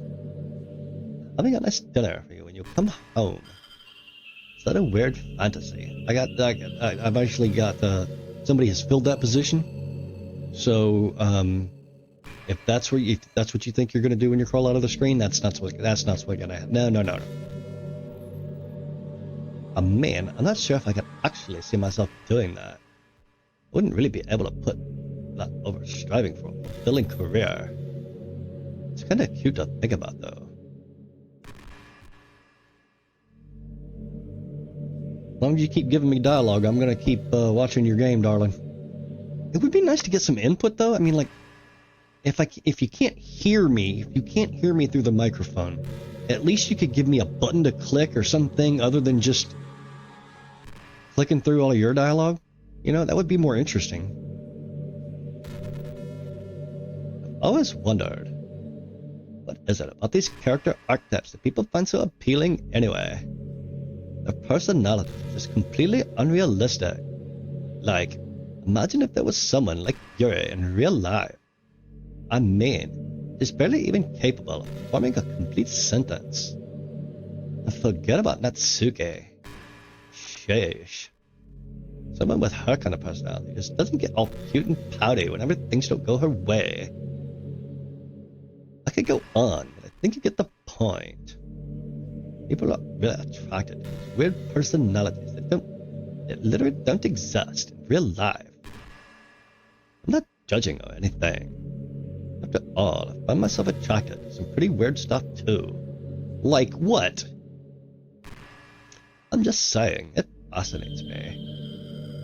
It's like you're siphoning out all the components of a character that makes them feel human, and just leaving the cute stuff. It's concentrated cuteness, with no actual substance. You wouldn't like me more if I was like that, right? You know, Monica, I'm wondering if you even want me to do this voice for you anymore.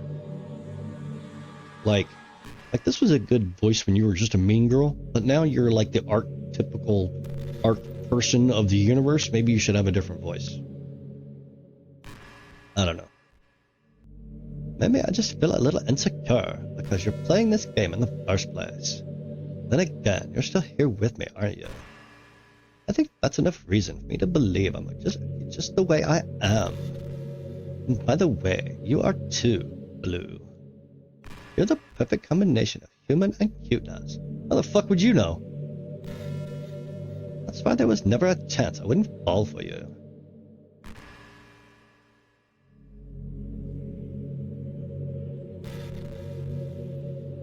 Well, where do we go from here, darling? Where do we go from here? You want a beer? Cigarette, marijuana, hashish, cocaine, meth? You want some meth? I hear that's good for psychological problems.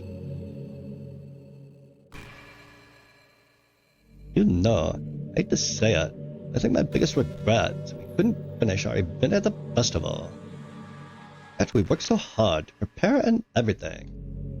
I mean, I was focusing a lot on getting new members. I was really excited for the performing part too. It would have been so much fun to see everyone express themselves. Of course, if we did end up getting any new members, I'd probably just end up deleting them anyway. Yeah, 100% you would fucking delete them. I got no doubts about that.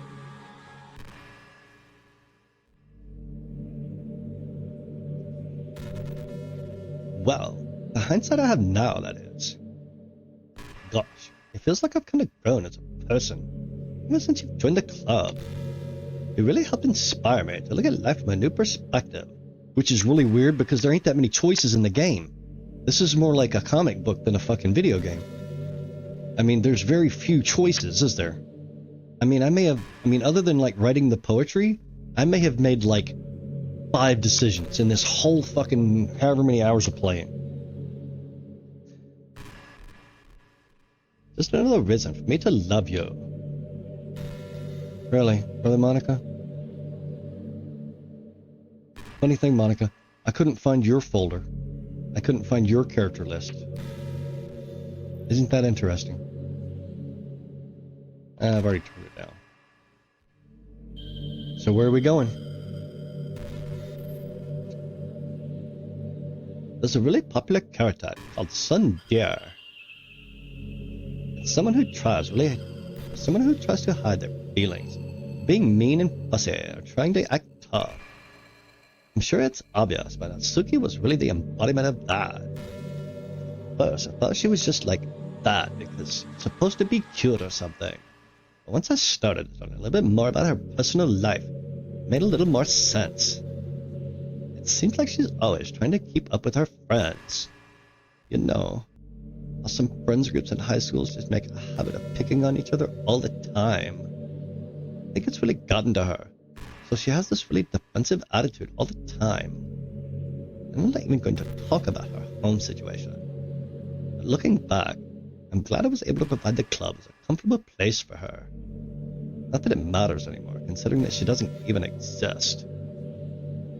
I'm just reminiscing, that's all.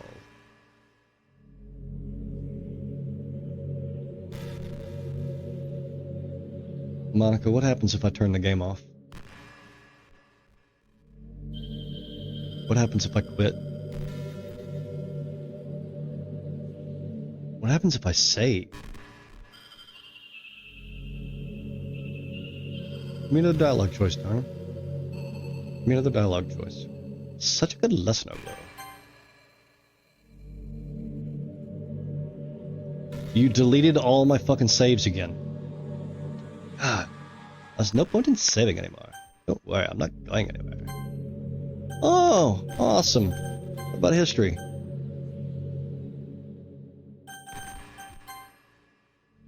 You're such a good listener, Blue.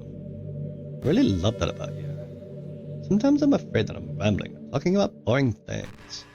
It makes me kind of self-conscious when I'm having conversation. I don't feel that way with you. Like, I don't think anyone else could make me feel this way. You really are special. That's super hollow coming from a game that's been sold to thousands of fucking people. I don't want anyone to tell you otherwise.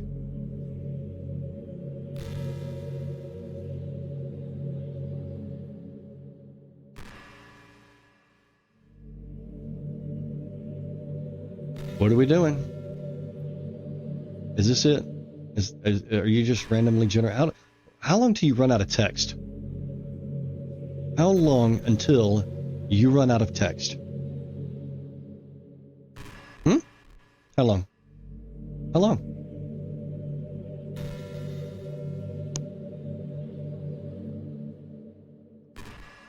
Is this the end?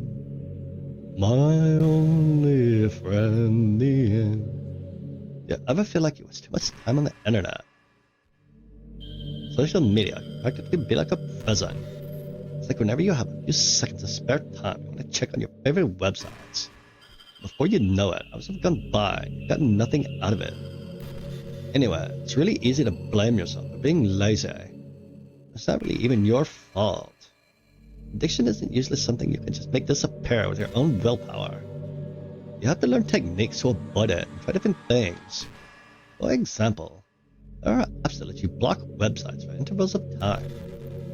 Or you can set a timer and have a more concrete reminder when it's time to work versus play.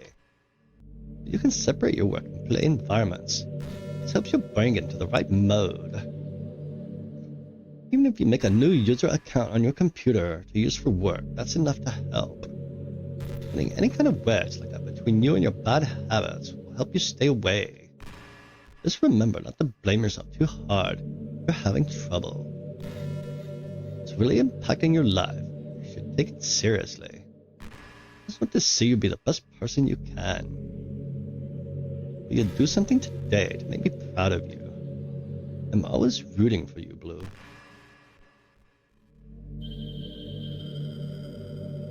Maybe you could move or something? Like maybe you could animate just a little bit? Could you do that? Could you animate a little bit? Just a little bit? Maybe. No, we're not gonna do that. Oh man. I thought talking to yourself would be the hard part of this fucking stream. Come on. Let's do something. Although I know when you've run out of dialogue. Maybe I should start thinking of timer. I'm gonna start timing.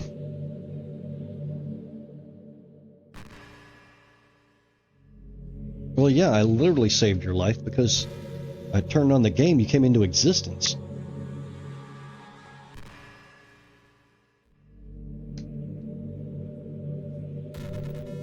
Alright. Stopwatch is ready. No, I really do think you literally saved my life by being here with me, Blue. I can't imagine having been able to keep myself mentally stable, knowing that nothing here is real. I think I would have just deleted myself if you didn't show up. Sorry, I don't mean to sound dramatic or anything. I'm sure you understand yourself by spending so much time in the club. I mean, if you were forced to abandon everything in your life and spend your eternity with few game characters, you'd probably find some way of killing yourself, wouldn't you?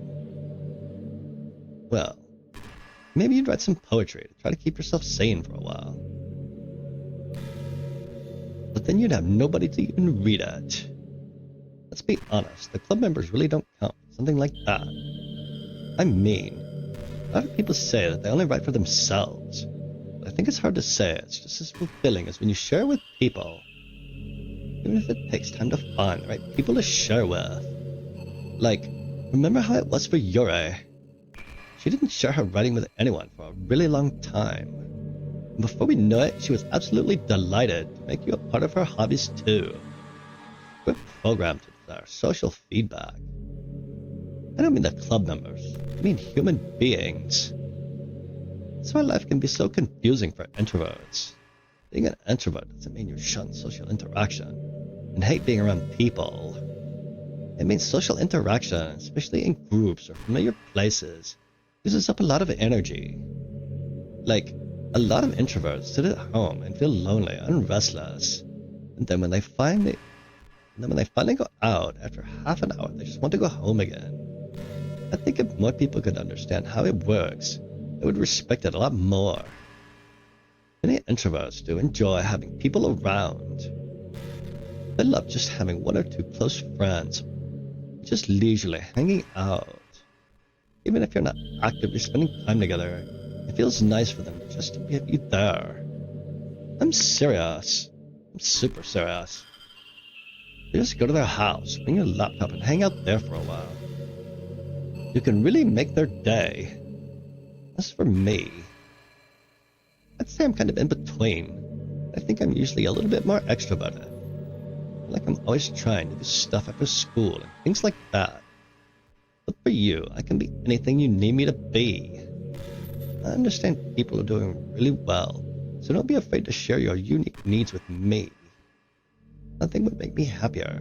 Being perfect girlfriend for you. Timer started. Let's see how long it takes her to go to the next one. 10 seconds. And 15 seconds. And 20 seconds. And 25 seconds. I know this must be just riveting fucking viewing, listening to a guy counting seconds. 30 seconds. Okay, so it looks like 30 seconds is her thing. We'll check it out again. You ever have that thing happen where you just get anxious for no reason? Like, you're just minding your own business. You realize you're feeling really anxious. You're sitting there like, what am I even anxious about right now? So you start to think about all the things you might be anxious about. And that makes you even more anxious. That's the worst. If you're ever feeling anxious, I'll help you relax a little. Besides, in this game, all of our worries are gone forever. Timing again. Alright, we're going for 30 seconds again, little lady. How many of these do you have? I mean, at this point, I wouldn't even mind a spoiler, because goddamn. 20 seconds that time. Hey, did you know I'm a vegetarian? I don't mean like I'm bragging or anything. I just thought you'd enjoy a fun fact about me. I decided to start a couple of years ago after learning more about Earth's climate. What the fuck do you care about Earth's climate? You're living in a computer that's made out of the Earth's crust. Jesus Christ. The carbon footprint of cultivating livestock is just unbelievable. Anyway, I decided it's not too much of a personal sacrifice just to stop contributing to the whole mess. What? It's not so strange of a reason. Well, I guess a lot of people are more concerned about it being inhumane and all that. I don't really care as much about that part. It's weird. Like we only care about killing the things that we personally relate to as a species. Most people are fine with killing bugs because they're icky. And of course, we all kill billions of microorganisms daily, not even giving it a thought. And suddenly, if they're just like a little bit bigger, it's murder. I mean, what if plants feel some kind of pain too? We just don't understand it. What if pulling leaves off a stem feels like someone ripping off your fingers one by one? I'm just saying, we're a pretty boss species. Think about it. Anyway, if you ever feel like making a small contribute to the planet, it doesn't hurt to choose veggies once in a while. Even if we ever have dinner together, and you just did it for me, that would be really romantic. She will never be real. Listen to a lot of what Monica has to say. Well, Monica, I think that's the spoiler. I think that is the spoiler. I'm just going to stare you down. You know, I'm going to give it like another 30 seconds. We'll give it like another 30 seconds and we'll see. Oh, Jesus Christ.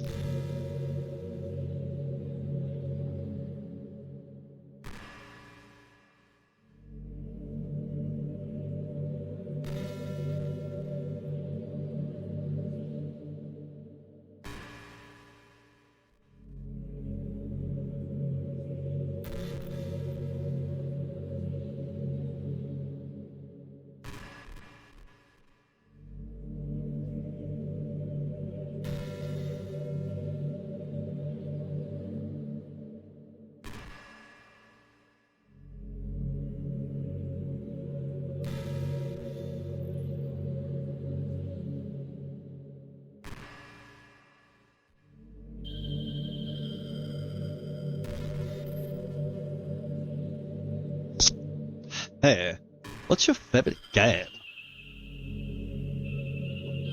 Mine is Doki Doki Literature Club.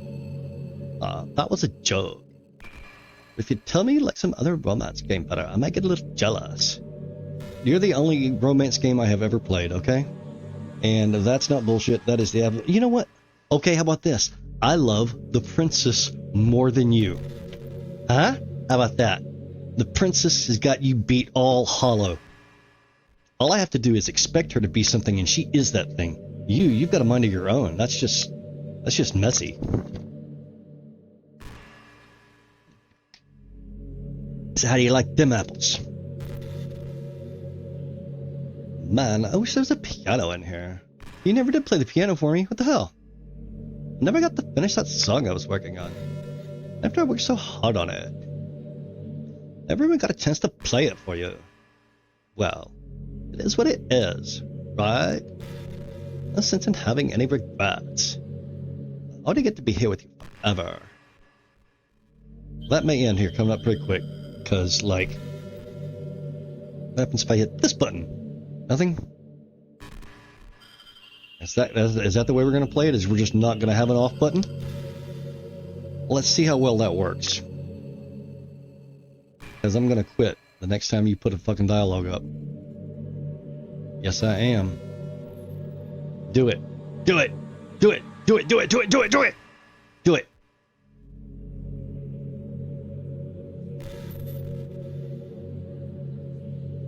All right. So, history.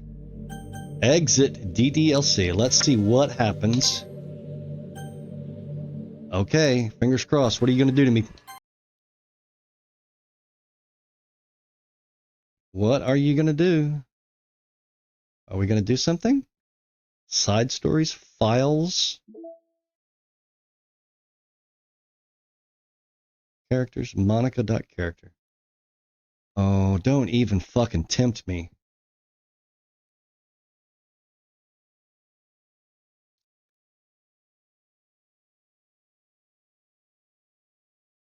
Insecure directory.txt. This is a scratch disk. Do not use it to store sensitive or permanent things. If you need access to the files from the encrypted files, copy them to your disposal and plug directly in. Paula. Hi, Paula.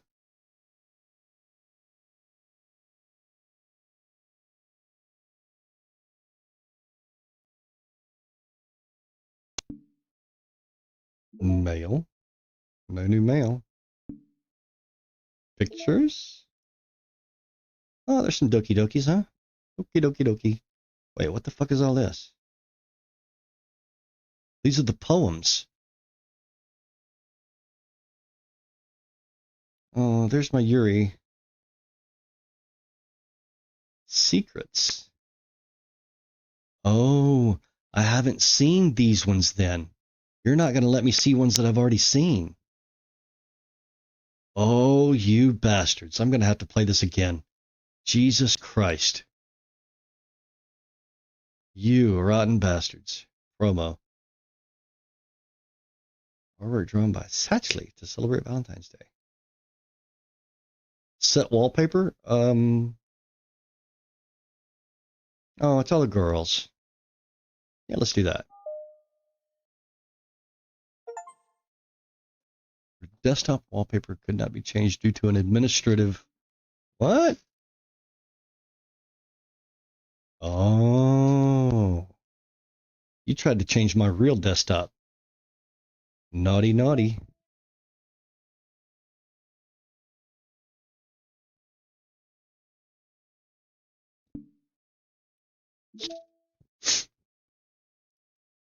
So that's it. That's just it. Are we back to Monica?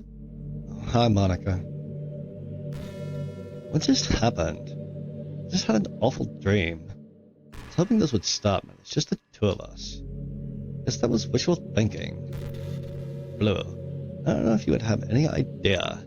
If you know what might be causing that, could you try to just think about it? Whenever it happens, it almost feels like I've been killed or something. It's really a horrible feeling. If we could figure out what's causing that, I'd love you forever. Now, where was I?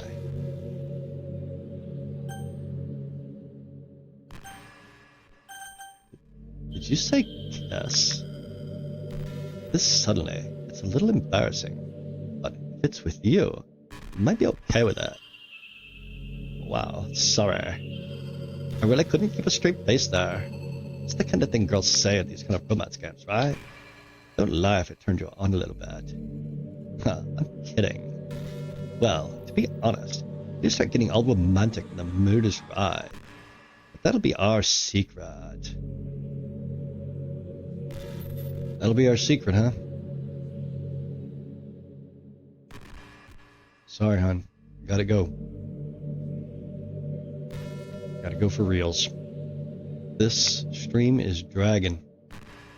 It's a dragon. Come on, give me some more dialogue. Let's go. Let's go. Let's go. Let's go. Let's go. Let's go.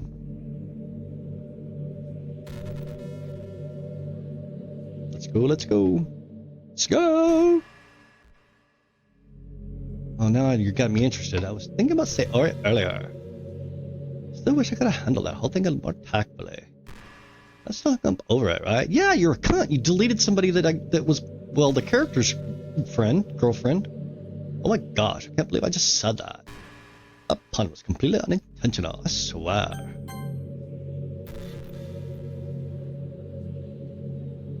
Hung up over it. Okay. But anyway, I know how much you cared about her, so it only feels right for me to share her last moments. What the fuck?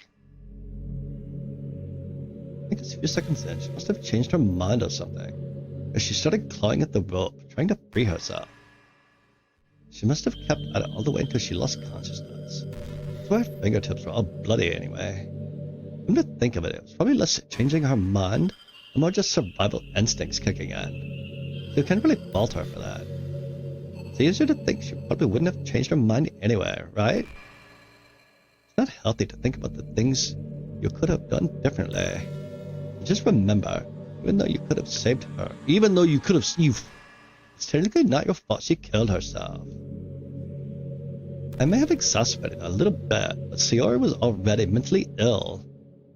Still though, I know how things would be if you and I just started dating from the get-go. Guess we'd be in the club room writing poems and having fun together. But what's the point? None of it's real. I mean, it's the same ending either way, right? The two of us happily together. There's no reason to ask for any more than that. I was just pointlessly musing. I'm really as happy as I could be right now.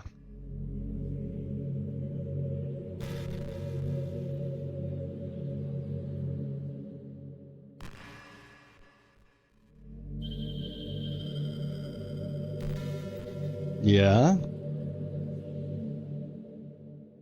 And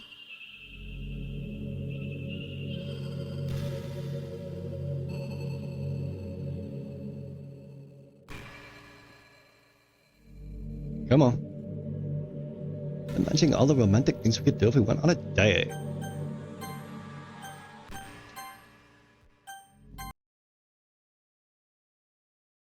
Alright, girls. We'll see you another time. Nothing strange happened.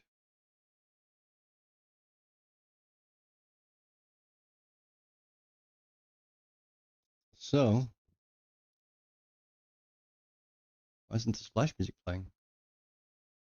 Did I not add the splash music? What the fuck? Oh well, anyway. So, let me see if I can write out. I don't really do that kind of thing much, and it feels silly because it looks like I've only got one viewer and rating with one viewer, which is, as far as I know, myself.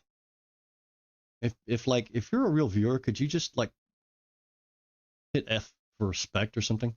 Oh, there you are. So you're still the only one, huh? Did you see that? Did you see how fucked up the end of that thing was?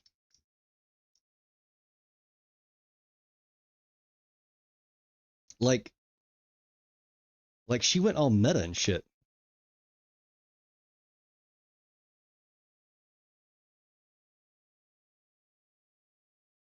Did you go to sleep? Did I wake you up? Am I still on? Is this thing on?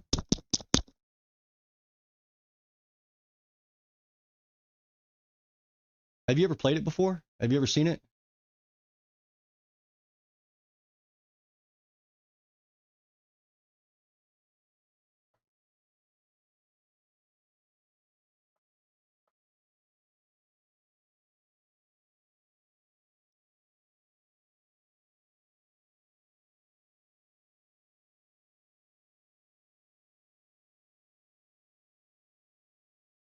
Oh, wait, let's see. We got to go to this.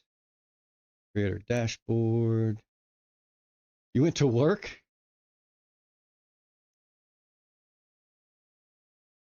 So, wait, were you like on your phone or something in the chat while I was playing the game?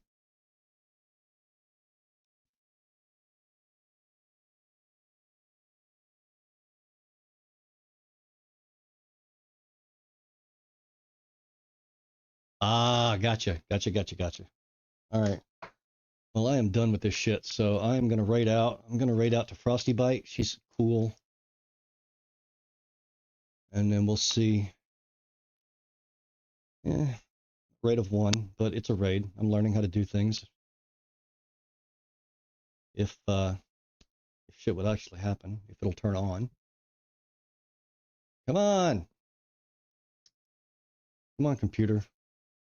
Is it my fucking connection? Maybe I need to change. Oh, okay, we're gonna raid out to Frosty. This is silly, but I know she'll love it. She'll probably laugh.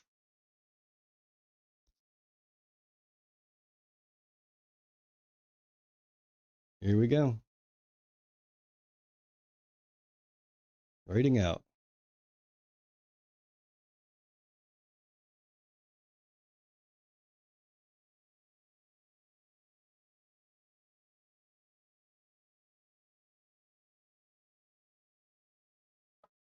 Am I gonna get to like see her at this point? God damn. Hold on, hold on.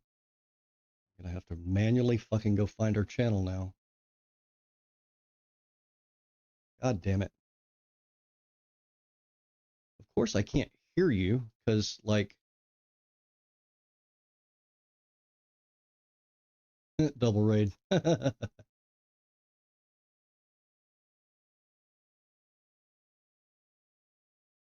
It's my subiversary. Alright. Well, it would really nice to see the fucking channel that I'm raiding.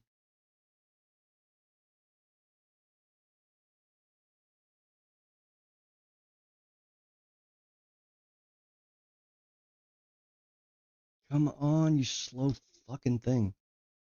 There we go.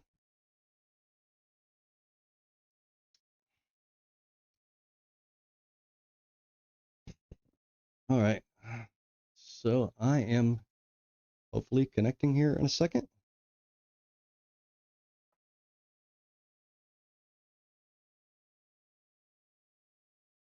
I know how to do this right. I should have had this open by now or something. I should have like had it open in another window before I did it.